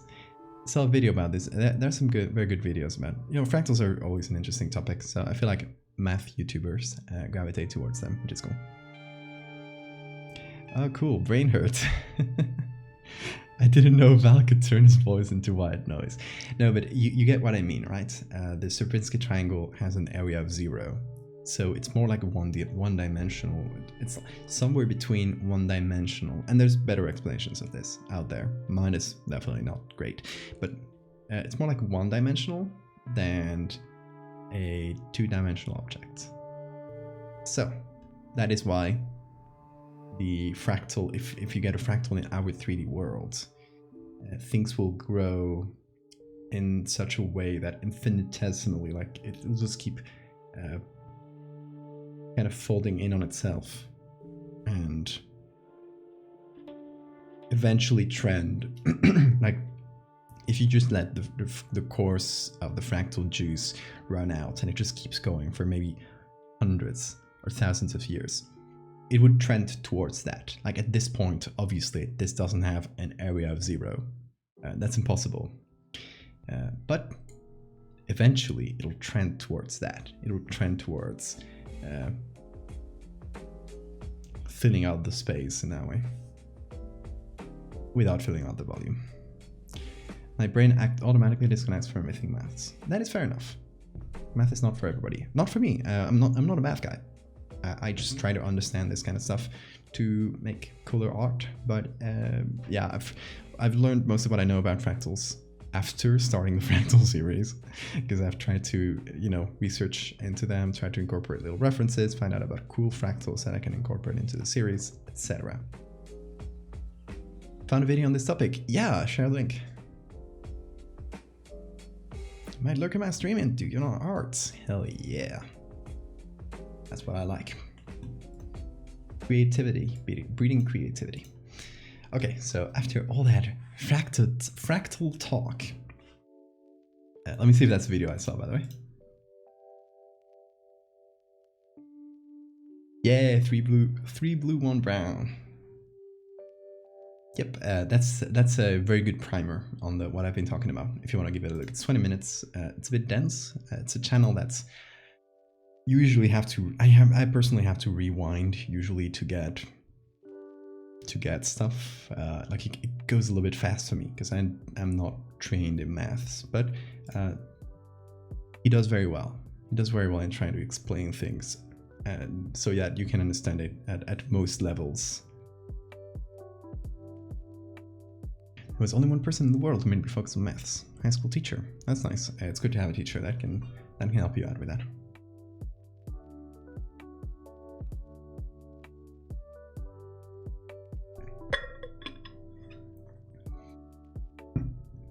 Okay, so we need a third image, and that's what we got to figure out before the end of this stream. Not necessarily, like we can just chat as long as we want, but we should figure out a third image for this. We have, again, just to sum up, a group of religious extremists. Their religion is fractals, and they believe that they have to turn everyone into a fractal to save the world, or to, bring upon a new order, whatever. They're crazy religious extremists trying to bring about their own vision of their perfect world, where everyone is turned into fractals. They don't realize it's only been a few years. They don't realize that eventually they'll just turn into blobs of flesh that can barely function.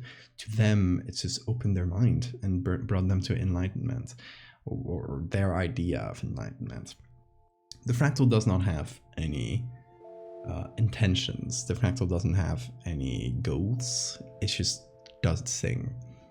It happens to wrinkle people's brains and make them think that they're super smart, and probably take those ideas, those preconceived ideas that they already have, and amplify them a ton.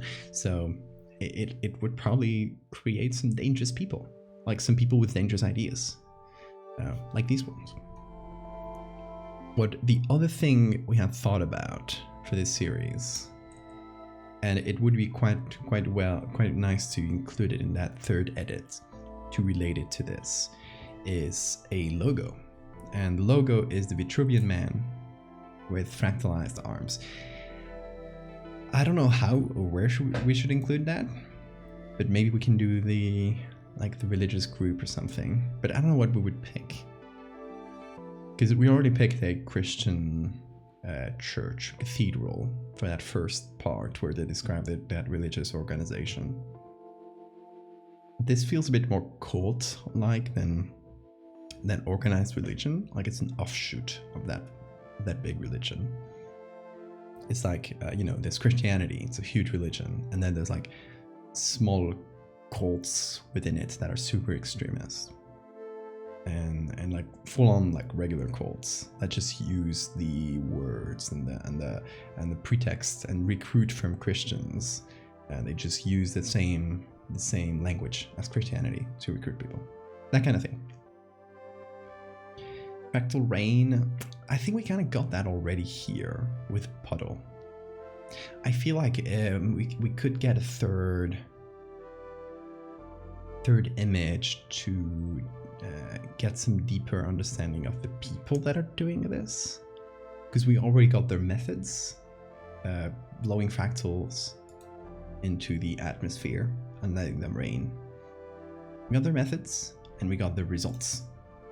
Rain, fractal rain in the ground, kind of permeating everything. Everything's wet, like anything you touch, you'll get fractalized. And a person standing there celebrating the coming of that new fractal age. So we got 2 out of 3. I feel like we're missing a bit of setup of the organization. I don't know how to set it up though.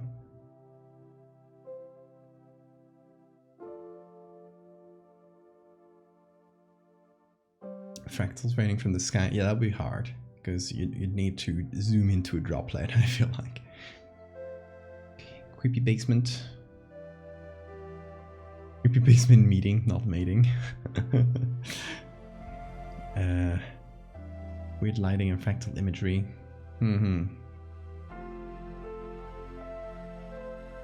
Advanced T-posting on us. Yeah, they are. Pouring fractal juice into water. Oh, kind of like a communion. Kind of like a communion wine or something like that. It's nice to use some pre-existent religious imagery because we don't have a lot of kind of real estate to tell this story. We just have mostly images and then just that tiniest little bit of text that gives it context. It's very important, of course. The text is vital. This wouldn't work without text, just image, like purely image based. But that's like very, very short, a very small real estate to tell a full story. So using shorthand that people already know, I've kind of done it here. You got the pose of someone crucified and it's flipped upside down, obvious religious imagery being used here, but they're fractalized. So that gives us the idea of religious extremists. It conjures some satanic imagery, which makes you think of cults, and it just looks cool, which is also nice. So we're using that imagery as shorthand so people can quickly understand, okay, what do we have? It is a cult, it is religious, they believe in the fractal and they want to spread it. And they are kind of terrorists as well. So that's the info we need to send with this, and in the fewest words possible. So yeah, I think a sort of meeting would be in order for the third image. People have devolved into fleshy blobs. I don't think we're at that stage yet of fleshy blobs. That's years later into the timeline. So still a few parts until fleshy blobs. Convention for fractalized people. Convention center with people in people dressed as like fractalized characters. That would be funny. A meet and greet.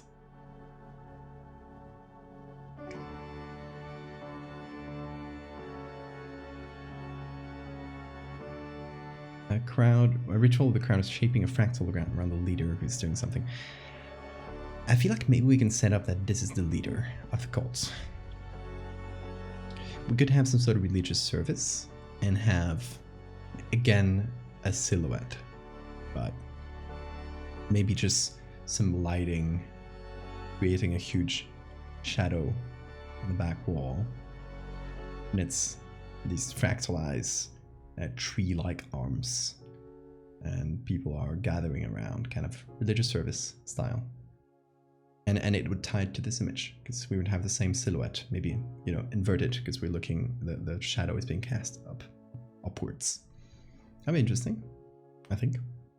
I think the music came in really dramatically there. I didn't expect that to be that dramatic, but you get the idea. Let's see. I'm gonna look for a few things. Sermon, service, and meeting. The title could be The Hands of Infinity. That's fun. You have a subreddit. If not, do you plan on making one? Not really. I don't tend to use Reddit a lot. Reddit tends to be very bad at crediting artists. There's only a few subreddits that do, and those have been increasingly restrictive with artists posting OCs, to the point where they started banning my work because supposedly I posted too much of it, or I used all the words they gave you in the title to put some lore into the title, and they didn't like that. They just wanted you to put a title. Those kinds of things kind of burned out Reddit. I mean, I don't like check it in general, so I just kind of use it to post my images and a few subreddits every so often. They do well there. I have my own subreddits. Would it really fix things? I don't know. Would people like my stuff over there? I don't know. Of course, it's important to not have all your eggs in one basket in social media, so that may be a reason for making it, just to have another possible platform. Anything fails, you got another place, but takes some time to build this kind of thing. Anyway, sermon.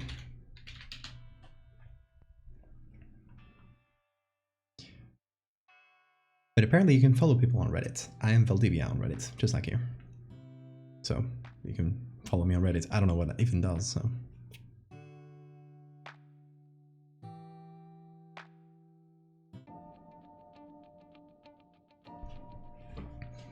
Oh, like a general sub, not like a place where only I can post and it's only my art.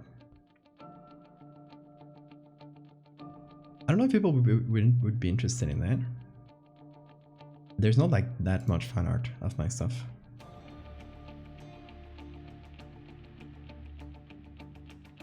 I feel like if people do want that kind of thing, they will make it themselves. Like Trevor Henderson has a subreddit and he doesn't check it because they're just kind of made by people.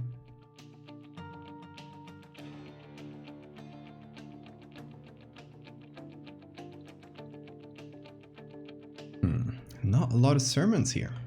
Well, we got someone giving sermon to cows, which I don't think that fits the fractal series, unfortunately.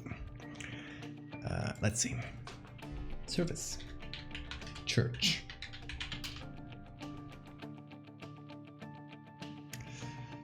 It just says Jesus there. Should be a rock concert. Cows are funny. I don't have a lot of interaction with cows, actually. Although I do live, not anymore, but I used to live in Asturias, where there were a lot of cows.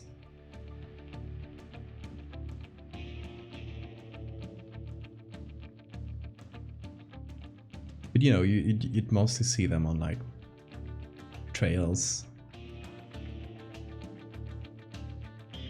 Never really worked with them. That makes sense. Okay, not a lot of good stuff here. Meeting. That'll give us a lot of business stuff, I feel like. Yeah. Cult. Let's look for cult. Oh, second image for cult is some Christian rock band. That says a lot about society.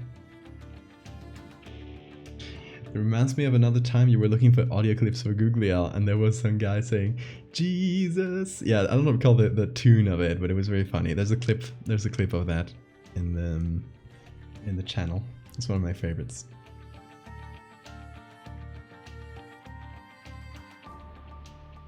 Replace Jesus with fractal, and that's your third image, hot and ready. And that is true.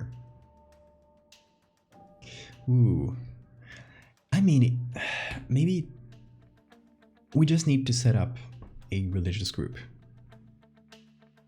If we have this and remove the eye and the circle, kind of keep some of the elements, and put the Vitruvian man with the fractal arms in there. Maybe it's too small though. And it's vertical, which removes some points from it. But still an interesting idea.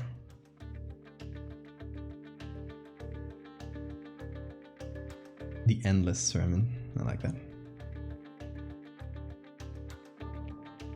So cult does not give me a lot here. We're getting into really unrelated images. Okay. Let's look in. I feel like I don't look into Adobe stock that much. Cult.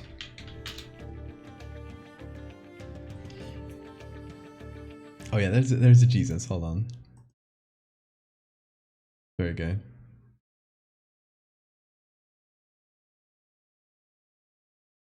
Jesus. Jesus. Jesus. Jesus. Just me laughing at myself. I love it. Jesus. That's so good. Anyway, let's keep looking for images, shall we? Oh. Y'all called me.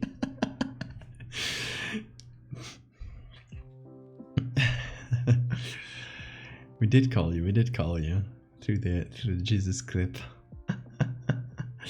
What is this? Okay, so we were making the video for Googly Owl. If you don't recall Googly Owl, I can show it to you. Do I have it on my website? Maybe I don't have Googly Owl on my website. I should fix that if I don't have it. Let's see. Whoa, is that... Why is my website not loading? The hell? I paid for bandwidth here. Come on. There it is. It should be down here. If it is there.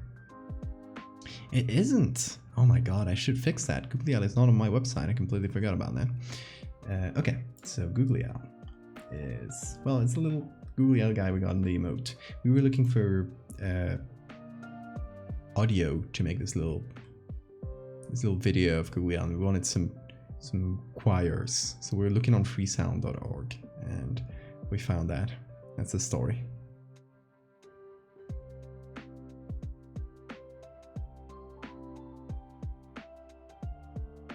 Can we get that audio and use it whenever Jesus gives a ridiculous amount of subs?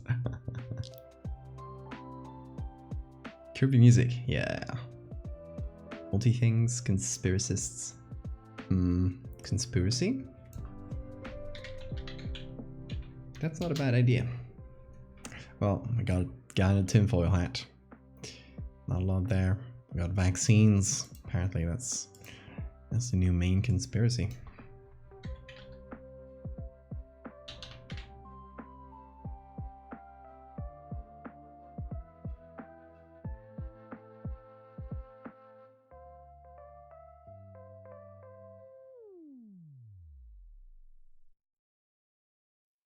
Yeah, not too many cult reunions, mostly like just anti-vaxxers on the street. Not called Googly Owl? What kind of blasphemous thought is that? Exactly.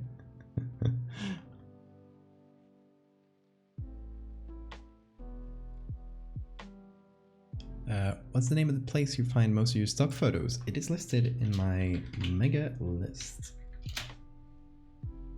You always say master list, sorry. Yeah, it's there. You can find it in the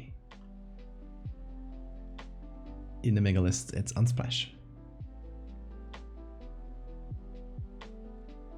Scientology?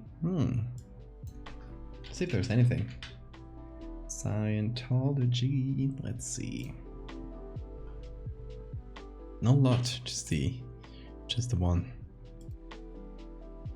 Oh, and this one is inside of the Scientology building, where they give you free personality tests, and they're just a way to get you into the cult. Use Unsplash for work, do you? What are you looking for exactly? Hard to say exactly. I want like a meeting of this group, of this religious extremist group. So I want it to feel like a little bit culty, a little bit, no, kind of creepy meeting essentially. Let's look for creepy meeting. Well, no, we need people in it. People meeting in a sus way. Ever heard of the Bohemian Club? It rings a bell. Yeah, we already looked for, well, I don't know if we look for mass specifically. We can look for that. Look for sermon service.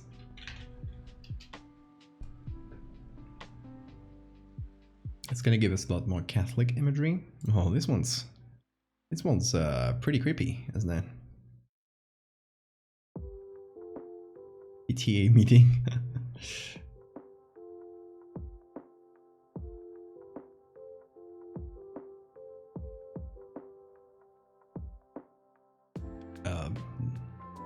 Those Catholics, they know how to do creepy imagery. So I was talking to some friends yesterday, and we were discussing Catholicism in horror, and how it kind of bothers us. Because a lot of this comes from The Exorcist, but every time you see Catholic themed horror, which is a very common trope, do you guys notice how the Catholic Church is always the good guys? How fun it is if you could invert that trope, and I've done that, you know, a bunch of times, most notably the lycanthropes. But invert that trope and have the Catholics be the assholes, like they've been historically. And use the imagery, the fucked up imagery that is all over Catholicism to help out in the imagery of that horror. Like, you know, just the image of going to a church and there's a bunch of statues of saints dying in gruesome ways. Like, that's something very Catholic that you don't see in horror. And that's such, like, it feels like obvious imagery to have images of saints flayed or full of arrows or with their heads cut off, like very just grisly stuff that's presented in this glorious and godly manner. It's so cool. Why isn't that used more? I'm tired of Catholics being the good guys in horror, y'all. It's like the exception to the rule. Like the exception is to have that sort of dynamic. They always the good guys. Sonic tunes to biblical angst.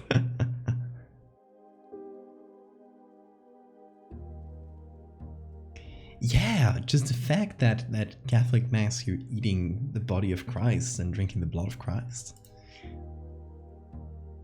That whole metaphor, it's there's so much to be exploited there, but they keep making Catholics the good guys.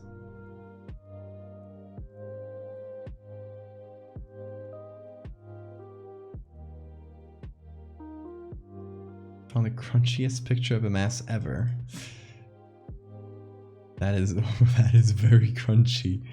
I was, oh my god, this is it a kid? Is it a statue there? You can only see like a single eye. It's very creepy. No, crunchiness adds creepiness.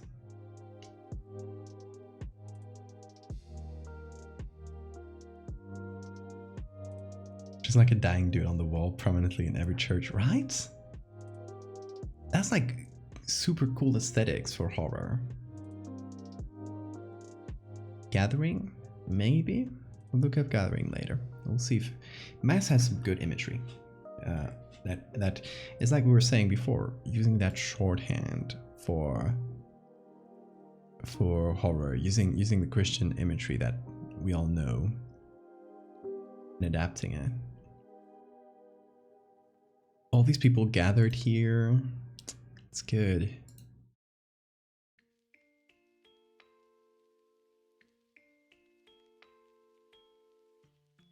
I would ideally like a place with a background where I can remove the very literal Catholic imagery. Hey, does this ring a bell? Just use it for the last part.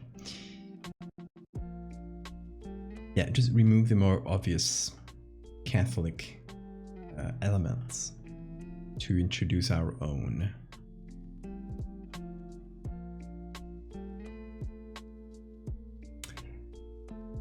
See, the problem with Wikimedia is it tends to be like crunchy photos from old digital cameras, or just random photos that people took.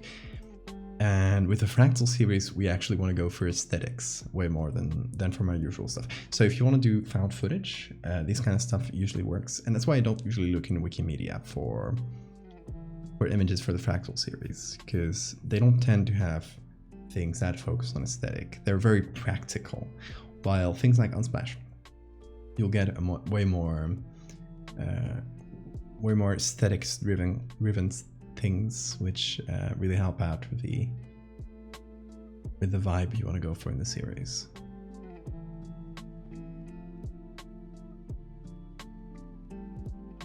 Oh, this is creepy. Could work. Still not like super convinced. At the very least, it's good to get like a list of cool images and like mull it over a couple days and then work on it on a future stream if we don't find anything immediately. Because I don't want to go for super long, well, just searching for images. I don't think that's too interesting. I'd rather chat.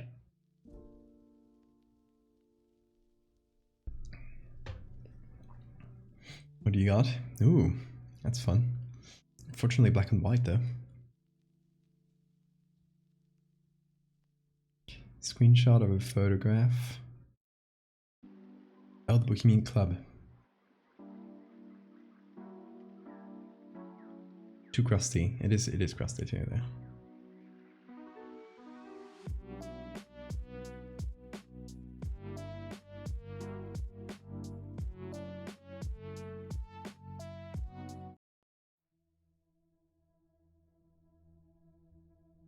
Oh, let's put this absolute banger of a song. One of my favorites for sure. Okay. Keep looking.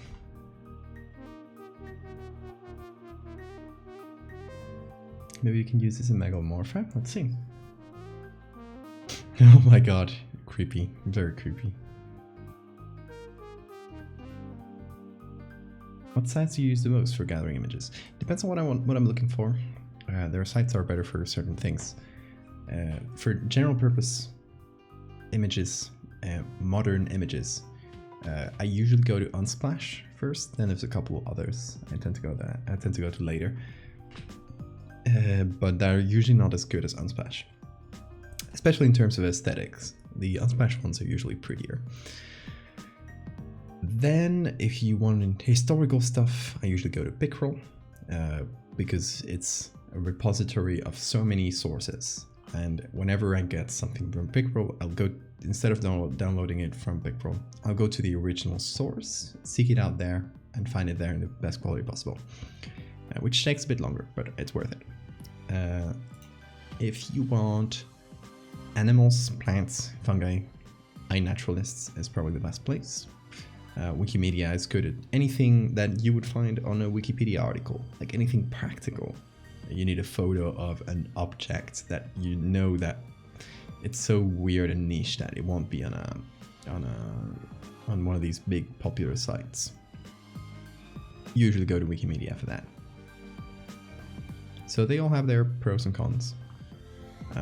For the fractal series here, I always tend to go to things like Unsplash because they have the prettier pictures, and oh, we have conference photos here. Some of them might work.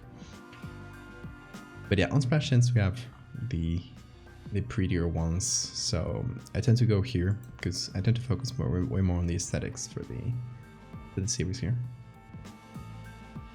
Oh my god, that is creepy as hell. People just going, whoa, and there's an image of Jesus gruesomely dying on the cross.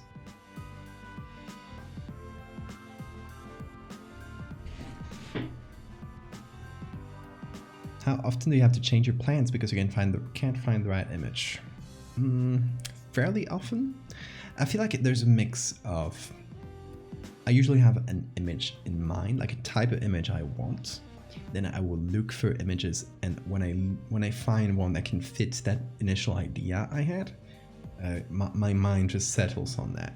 So usually finding the right image is way more of... I don't have like a specific thing and it fails or it doesn't fail.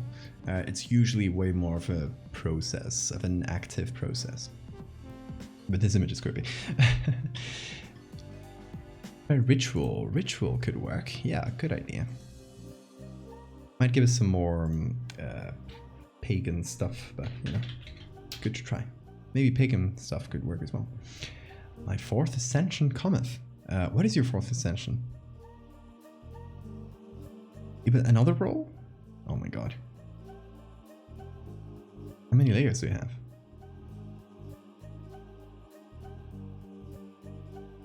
AA meetings. I feel like AA meetings have a way more casual vibe. They don't usually have that creepy vibe. Looking up Misa help, it would just get translated to Mass, because if you look for things in different languages, it just gives you the same thing as English. Misa is Mass in Spanish. This is a creepy image. I like it. Unrelated to the Fractal series. I don't think I could make it work with Fractal series, but a cool image that I will save to my little image collection and probably never use again, but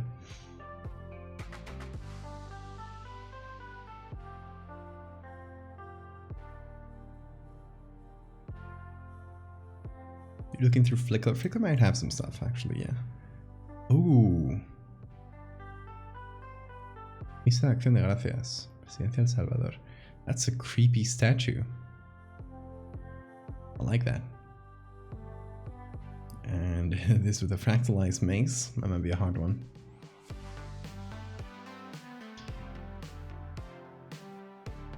I wonder if there's better... Okay, hold on. It's trying to give me ads. It doesn't work because I got an ad blocker. I just want to see this image. Okay, we can see some more of that statue there. It's very creepy. Feels weird that they would deliberately go for this super creepy image for the Catholic Church, but honestly, they have weird vibes, so can with the ad thing. These vibes. Mario 64 music. Yeah, indeed. These vibes.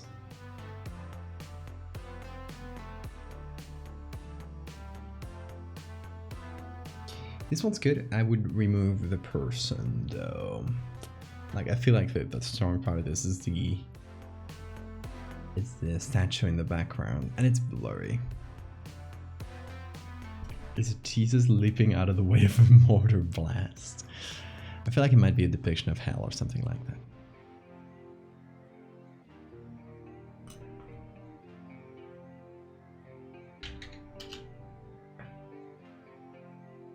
Can't tell you it's joking because Catholics are weird.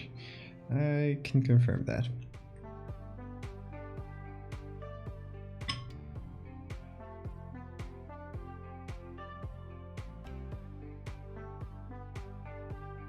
Let's see. Any cool ritual stock photos that I can find here, Mr. Adobe? Adobe has been greatly increasing the number of free images on the site, which is good. I mean, I know why they're doing it. They're trying to sell you on the paid stuff by attracting you with the free stuff, but I'm smarter than that. I can do whatever I want. Yeah, ritual only gives me like people burning sage, which is not too interesting.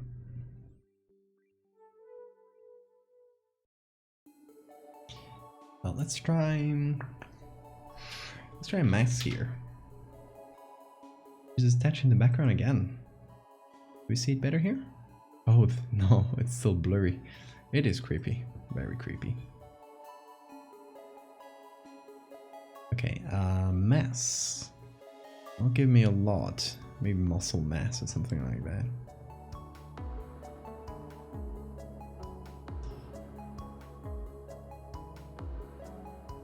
Let's look for cult. Did we look for that? Oh, we did. Sermon.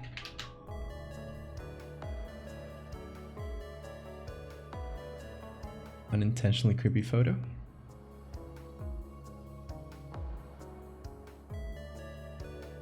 It's not loading.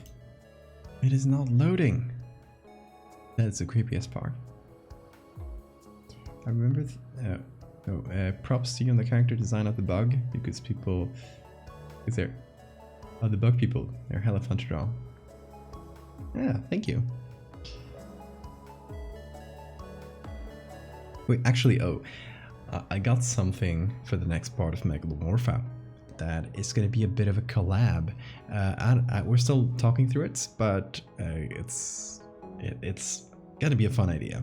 I'll probably explain a bit more as we talk through it and settle on the idea a bit more than just a few words.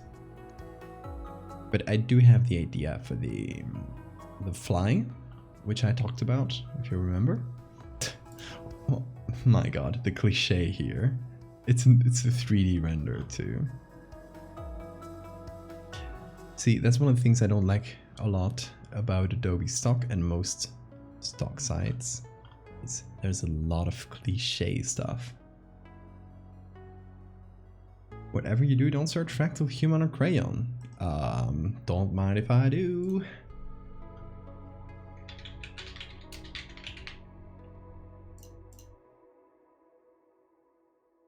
More bugs, yeah.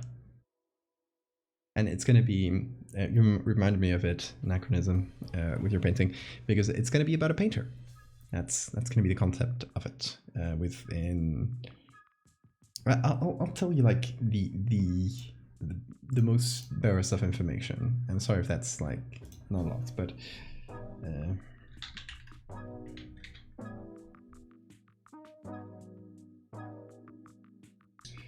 let's see.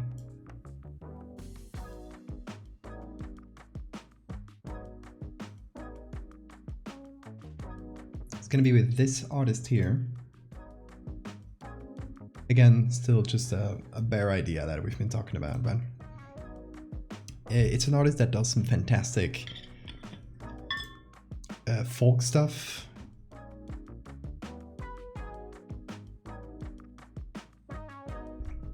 Love this. Let me clear my throat.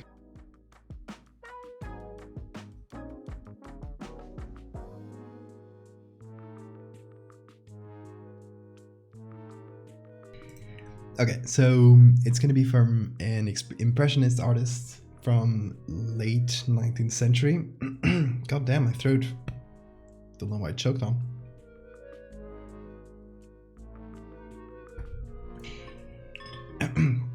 And the idea is to see through this artist's perspective, like just through a painting and some photos of the artist, get the process of how they were brainwashed by a megalomorph. Well, that's the very general gist of it. But yeah, it should be fun. Just go follow this artist. His name is Matsko, and he is amazing. It's like a very special style. Just look at this. Look at the colors. They're mind blowing to me. Just look at the use of color. And the strong faces are amazing too. Like it's one of those artists where you can see one of their pieces and you'll like instantly recognize them just because of the face shape and everything. It's very special. I love it. The statue is La Resurrezione by Pazzini. Let's look that up. But yeah, it's a good friend, great artist, and I'm excited to work with him. This is very creepy. I love it. The resurrection. This is this explosion of Jesus.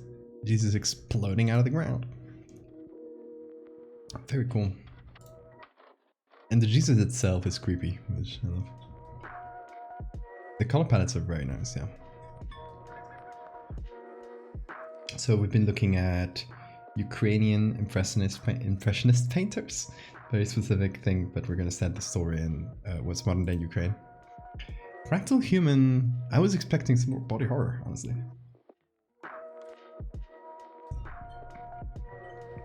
You know what one of my favorite ones was, I was doing, okay, so if you go to the Discord, I'm just gonna hop into the Discord screen here, hopefully it should, it never catches it, okay, hold on. There we go, okay. So if you go to the Discord, you go to the channel called Mechanical Cathedral. By the way, join the Discord if you're on there. Hop over, a great community of people. Okay, so there's the Mechanical Cathedral channel where you can, it's general AI themed, but there is a prompt bot where you can ask a bot for prompts. As you can see, Robinson here did some. The prompts created by the bots are, it's based on GPT-3, the most currently public, the most advanced language AI that exists out there. And I gave it a bunch of unexplained phenomena and stuff we had created and stuff from eRemember and stuff, like just names of stuff that sound creepy, and made it generate a bunch. And whenever you do the prompt thing, it picks one from a curated list of hundreds of them. So I got some of those AI generated prompts and put them into this AI. And my favorite one was the body whirl incident. And let's see if it generates something as cool as the last time.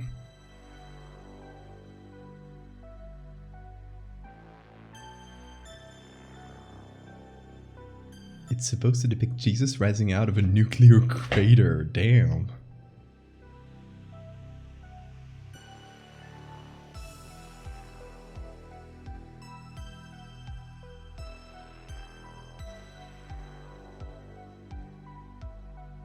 So let's see what this pulls up.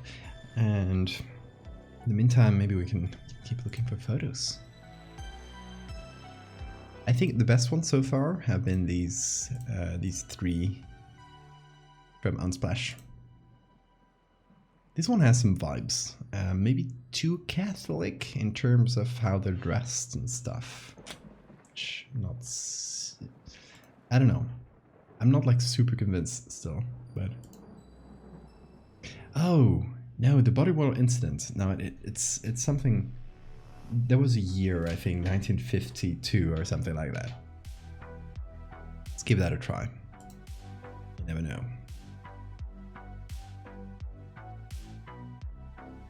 Fractalized person looks trippy. Let's look fractalized person. Don't know why there's such a big space. Maybe ads that got blocked. Have you ever typed Megalomorpha into DALL-E Mini or Crayon? Because it gives you big bugs. It knows what Megalomorpha is, but at least it guessed correctly.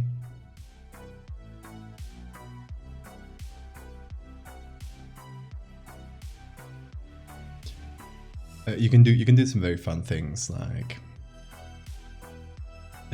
Megalomorpha Amiibo.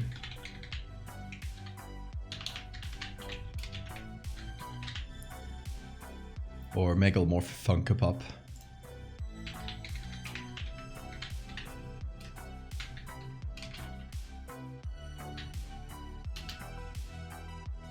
Okay, Body War Incident 1952. No, it didn't work. That sucks. Hold on, let me see, because I did Body War Incident.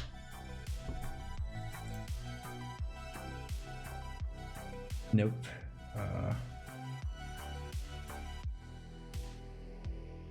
And I don't know what I looked for.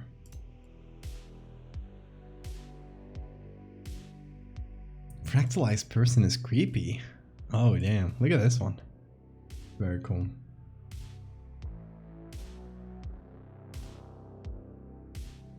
Megalomorpha, as you can see, brings up bugs. So that's very cool. And you can do Megalomorpha Amiibo. And look at that. Isn't that amazing? Look at the big bug amiibos. Megalomorpha Funko Pop. It tries to go very humanoid, but it still keeps the bug features. New merch. It's a Megalomorpha plushie.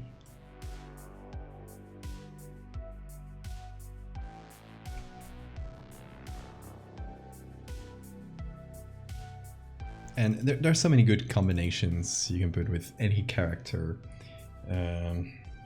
Lost in a Walmart looking for his mom. Let's see what it does with that. What does Megalomorpha mean? Megalomorpha Beanie Baby. Yeah, let's do that.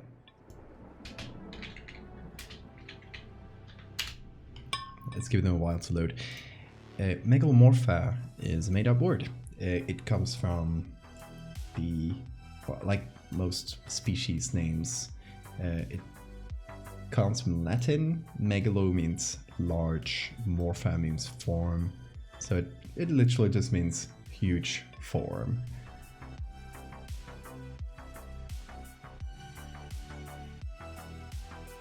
And the form part is because they also like change forms like that. Megalomorpha plushie, that's cute actually.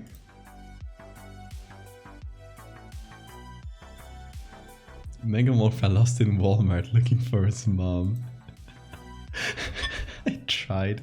It definitely tried. Oh, this one's creepy. Just a creepy bug. They didn't go big with it, but still. Megalomorpha Beanie Baby. I love this. Just the results here are amazing.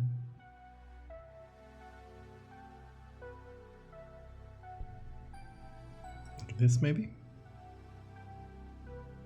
What is that? People getting baptized or just jumping into water?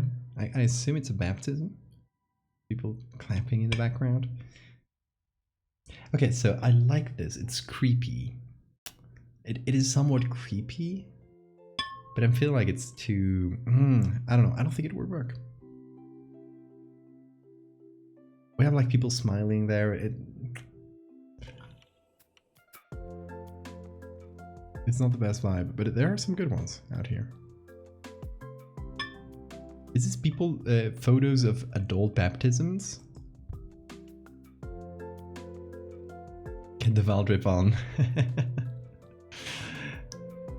Thank you for the plug. I appreciate it.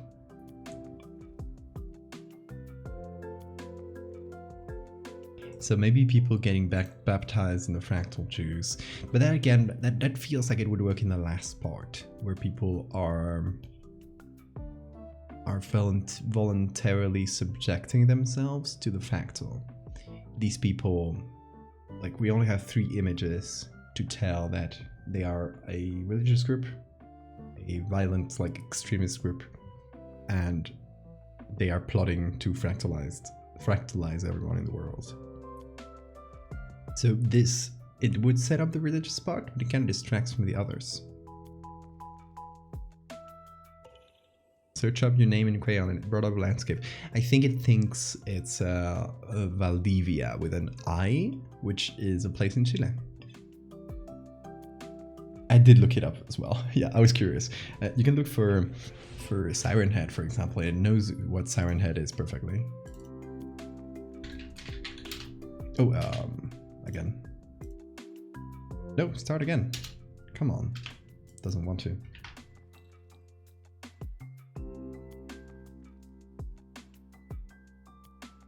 Let's do Siren Head here. Let's do variations here.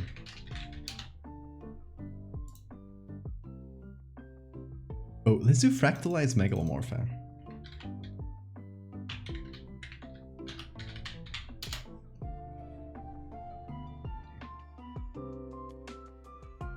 I love having like a ton of instances of crayon just at the same time and opening them. Just like making a bunch of stuff at once. It's always fun. We also got Mid-Journey, which we haven't really used a lot this month. So we got a lot of kind of credits still that we can use. Siren Head plushie. That is very accurate. Damn.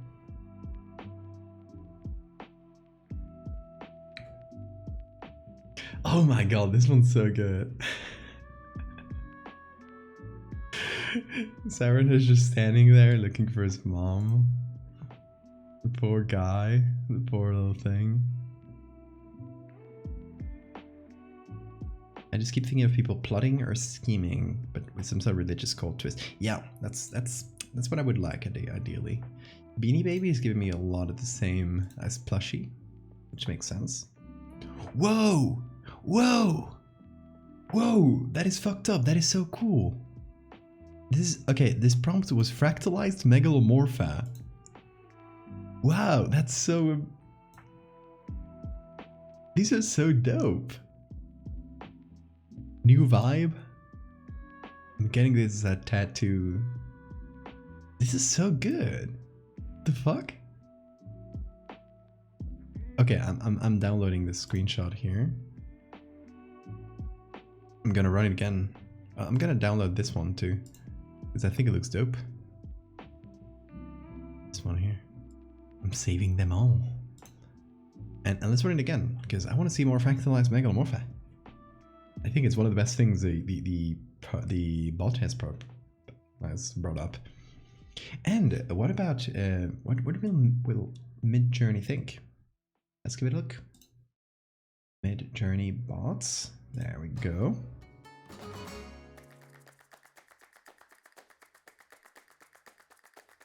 There's Mid-Journey. What does Mid-Journey think of megalomorpha?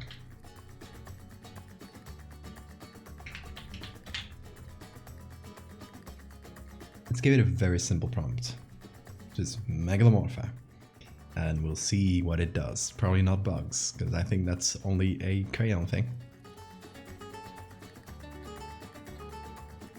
Gotta catch them all. Yeah.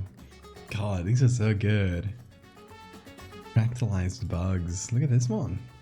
You can see that the entire bug shape. It just has tons and tons of spikes. Gerudo Valley is the best one, and this version is the best version of Gerudo Valley because it's flamenco. It's such a good mix. These are good. I love this. Where is Mid-Journey popping up? Oh. Ooh. What? It's generating some weird things.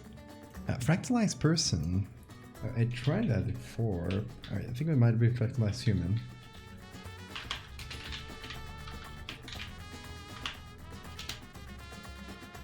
What? What is this, my dude? What is this first thing? What in the actual fuck, Mid-Journey?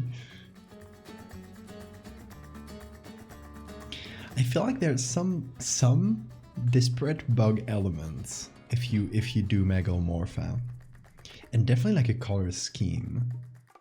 But I don't think it does know what megalomorpha is at the end of the day. I think you can look at any element and probably find some bug things. but I think it's just random happenstance.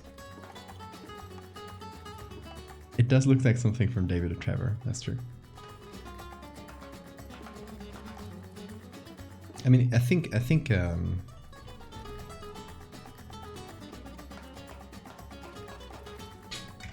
let's do creature drawn by Trevor Henderson.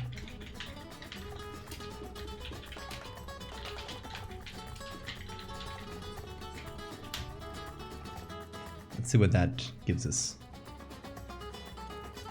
A fractalized person is creepy. Oh, this one. Ooh, that one's creepy. Just a person turning into mold.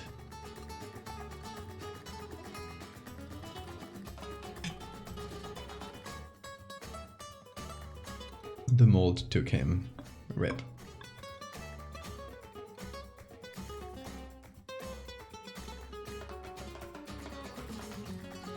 It's funny how fractalized person looks different to fractal person. Like, it definitely goes from different vibes. Fractalized, it's way creepier.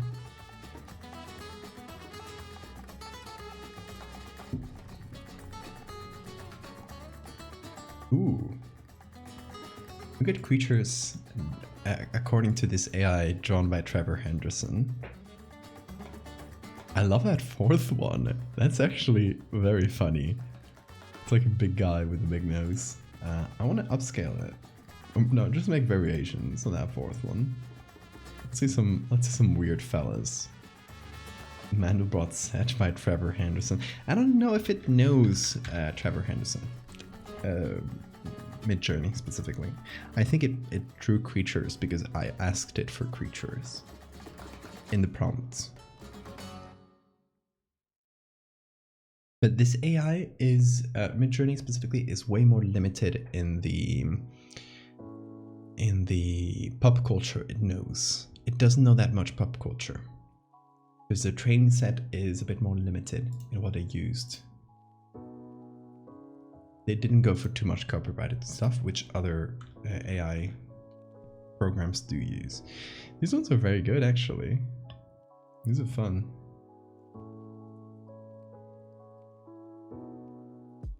Top left in the previous one looks like that, yeah. Mandelbrot set Beanie Baby. Oh, that's gonna be good here.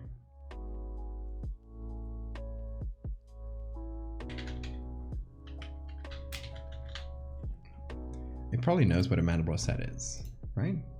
I mean, it knows fractals, so.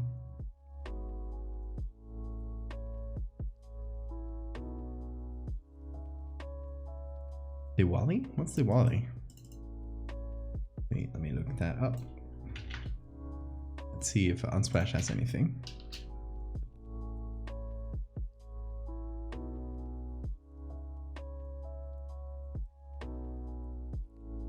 There are some, but it doesn't feel too creepy to me.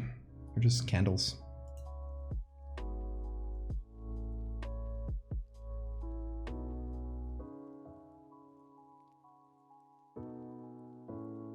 Getting creepy religious vibes is quite hard, actually. And I know because I've tried a few times.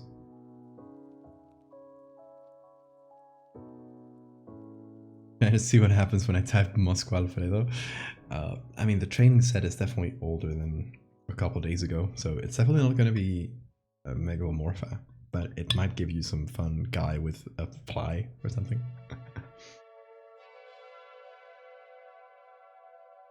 Dunking on any Christian thing is best shot. Absolutely. If you want to bring up any kind of religious shorthand, we'd better do it with Christianity, because that's what I'm comfortable with dunking on. I don't think it knows what the oh, it does know what the Mandelbrot set is, but it's not very good at it. It's just doing bears. Let's see how correct its Mandelbrot set is, if we just ask for that. Just gives you a chicken Alfredo. I love that. Nini11, thank you for the follow. Same for you, Sean? Yeah. Yeah, sometimes a part of a prompt kind of overwhelms the rest. Like for example, I tried this one before. If you do anything with Elon Musk, let's try to fractalize him. Most of the time, you'll just get regular pictures of Elon Musk. Same with Jeff Bezos and some like very popular people that have a lot of pictures of them online. They just like focus on those pictures and try to imitate them, and whatever other stuff you put into the prompt, it just tends to ignore it. Like ignore that specific part. So you get a lot of Elon Musk faces usually if you just put anything Elon Musk.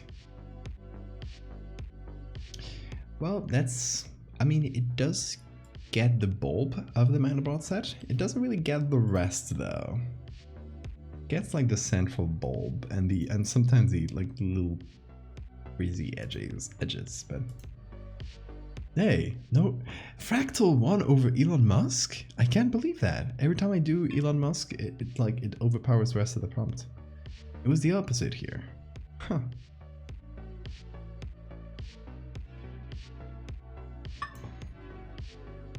But you can do some... Elon Musk blows up, for example. I think I tried like Elon Musk getting hit by an asteroid or something silly like that. And it just gave me Elon Musk. Is it because you did fractalize instead of fractal? Possibly. Sometimes like some small changes in the prompt can give you pretty different results. The bot is fairly unpredictable. Well, let's see if it blows up Elon Musk.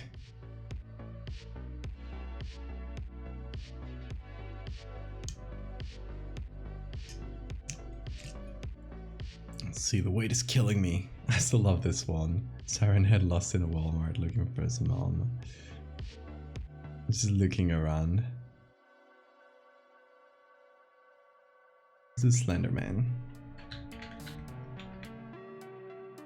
Is it one word or two words? I always get confused. See, that's what happens. If you look usually if you look for Elon Musk anything, it just gives you very creepy faced Elon Musks that look kind of like rats. Look at this one. Look at this little rat boy. Little rat boy. Then that's Trevor so he can go pick up his little boy. This little guy. Kill it with fire, yeah. It's very creepy. It's very fun to play with that AI. This one specifically, because it's very good at pop culture things. So you can like do any combination of pop culture characters and see what comes up. One of my favorites is Columbo. It's very good at doing Columbo. Tried Mandelbrot set Pop-Tarts and just got Mandelbrots.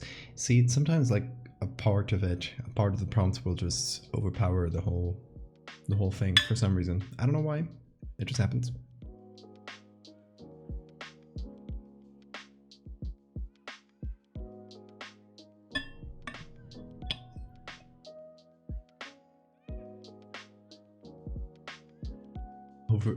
I tried Elon Musk hit by old man. And you just got Elon Musk again, yeah. Elon Musk tends to kill every prompt, which sucks. Because it would be very funny to do some Elon Musk prompts. Look at Slenderman lost in Walmart. He's just looking around. Where are you, Mom?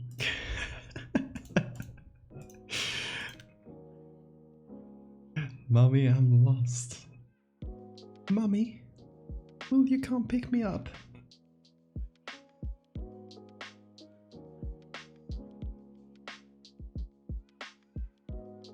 Fractal flavored Pop-Tarts. Look at Columbo plushie. It's so accurate. It's so good. Oh my god. Looking up lists of Christian and Christian adjacent religious events. I think, like, let's get back to looking for pictures. I don't think we'll edit anything else today, but let's look for pictures for a little while and then we'll call it a day. Probably I kind of mull it over later. Baptism always gives us all those adult baptisms that we saw before. A wedding doesn't really work. So in terms of religious events, look interesting in general sense, or yeah, looks interesting. No fountain. Yeah, anything we haven't looked for. I think we gotta go for one of these. This one's cool because you do have a lot of smoke. Oh, I forgot Discord wasn't there. You do have a lot of smoke around and darkness, which helps the atmosphere quite a bit. Like, it's still not perfect, and there's still a lot of Catholic imagery to remove. Mostly the clothing kind of bothers me. It's like way too obviously Catholic. Need to go now. Okay, Sky Shard, you have a good night. We're good. Time zone.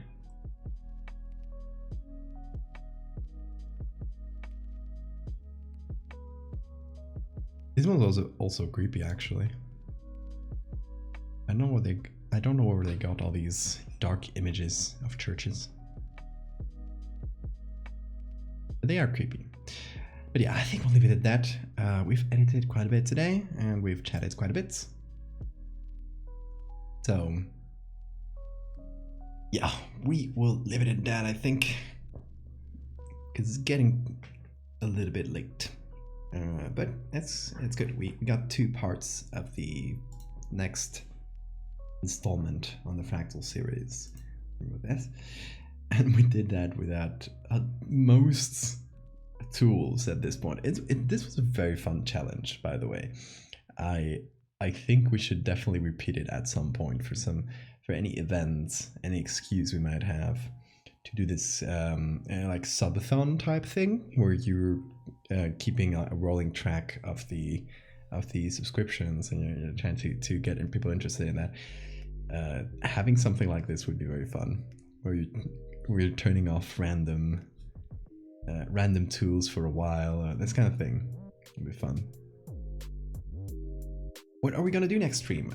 Possibly fractals, possibly megalomorpha, and there's a possibility of doing some commissions. It depends. The SCP people are taking a long time to respond, so I'm not holding out my hopes for SCP stuff, except for that one postcard that, like the ones we did the past couple months. That one will probably do at some point during the month, during the next couple weeks. But apart from that, yeah, we got that. And I was thinking, let me jump into camera. So I've been thinking of stuff to do for 100,000 followers. It's such a big number. My brain gets confused. But I've been thinking of stuff to do to celebrate. And you know, I've been going through a lot of stuff, like from a monthly e-Remember type challenge, but I feel like that would be stepping on the toes of e-Remember too much, and kind of already got enough with a whole month of the year doing art every day. I thought of really complicated things to organize, like Hellkite type things where everyone designs a cryptid, but with the amount of people that would be interested in doing that, it would be extreme chaos. So anything like a contest and that kind of thing would be like such a mess to organize. So I thought maybe something cool would be to do a little marathon. So Fractal Morph and Extreme, yeah. Finally combining them. But I was thinking of doing maybe, I still haven't, like, I'm mulling it over still, but just to get your thoughts on this, kind of a mini e-Remember where we do this marathon of streaming every day, and we do, since it's 100,000, we do 10 days, kind of a round number like this. 10 days, 10 edits, one for each 10,000, and we do, like, we revisit old ideas. I think chronologically from stuff I did in the past. Like, back when I was starting out, I was doing this, so we'll do it for the first one. And then around this time, I was doing this other thing. We'll do kind of just revisiting old concepts and maybe either going for stuff that was popular and doing it again, like kind of like we did for the fungi, for the fungus skull, where we did the living version of it. That was thanks to Sora, of course. Kind of revisiting an old concept, maybe doing a new updated version, like a second part, something like that, or just redoing something that I did a long time ago and that maybe I like the concept, but not that much, not the execution as much. So kind of a marathon, not as much prompt based, but like revisiting ideas and doing that for 10 days. I've been thinking about it. It's currently my leading idea for the 100,000 celebration. It kind of came as such a big surprise. 100,000, like it came up from 95,000 to more than 100,000 in a single day. So I didn't have time to just mull it over for long enough. So I'm doing it now. I'm thinking about it now. Revisit the deities you edited? What do you mean? Like the very old ones? I was thinking more like since I've been doing horror. But yeah, the modern gods. That's the name of the series. That was a fun one, but I don't know if that would be worth revisiting in my current style. I don't know, but it's one to think about for sure. But yeah, this sort of kind of retrospective, redoing some old stuff. I think it could be fun. It's also not a thing that would be super hard to do, like you wouldn't need to organize a bunch of people into doing a contest or something like that. It's just a little challenge for myself that will both be fun for Twitch, fun for all of us to just do a little marathon, a stream marathon for 10 days, and it'll be fun for the Twitter crowd who only see the finished edits, because they'll get art every day. They'll get some old revisited concepts. I don't know. For now, it's my leading idea, but I still haven't like fully decided. And of course, that would require like boxing up 10 days where I can only do this, basically, where I kind of have to find 10 calm days. Obviously, if I can't, have to move things around. If I had to skip a day, then we'll just like move it over, something like that. It doesn't need to be like super strict. At the end of the day, it's just me doing it for myself, for my own sake. Just as a little way to celebrate for myself. So I can just do that.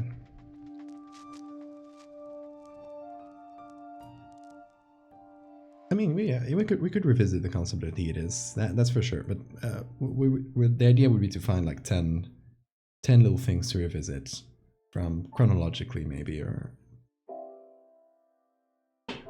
something else. But just 10 concepts to revisit that I would like to redo.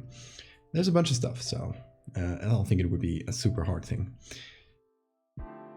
But yeah, that's the leading idea. I will let you know as I've decided, and hopefully if I'm able to set up 10 clear days to do it, which is hard, but it can be done. If I did the whole of November streaming every day, except for one, I think. Yeah, if I did November, I can do this, hopefully. So yeah, I will keep you updated on that. I'll keep you updated on the next part of Megalomorpha, which is going to be this collab thing I explained before. I'll keep you updated on the fractals and this religious group and that photo we can't really conceptualize, but I'll mull it over. It'll come to me, I hope. And yeah, thank you guys very much for listening. And talking in the subs server to scout some general ideas. Yeah, that could be a good concept. Okay, guys, thank you very much. It's been a pleasure, but it's getting quite late, so I will leave you guys with that for today. just some fractal stuff, a bunch of lore, and some good chats, as we like to do. Thank you very much, folks. Have a great time zone, and I'll see you on Friday.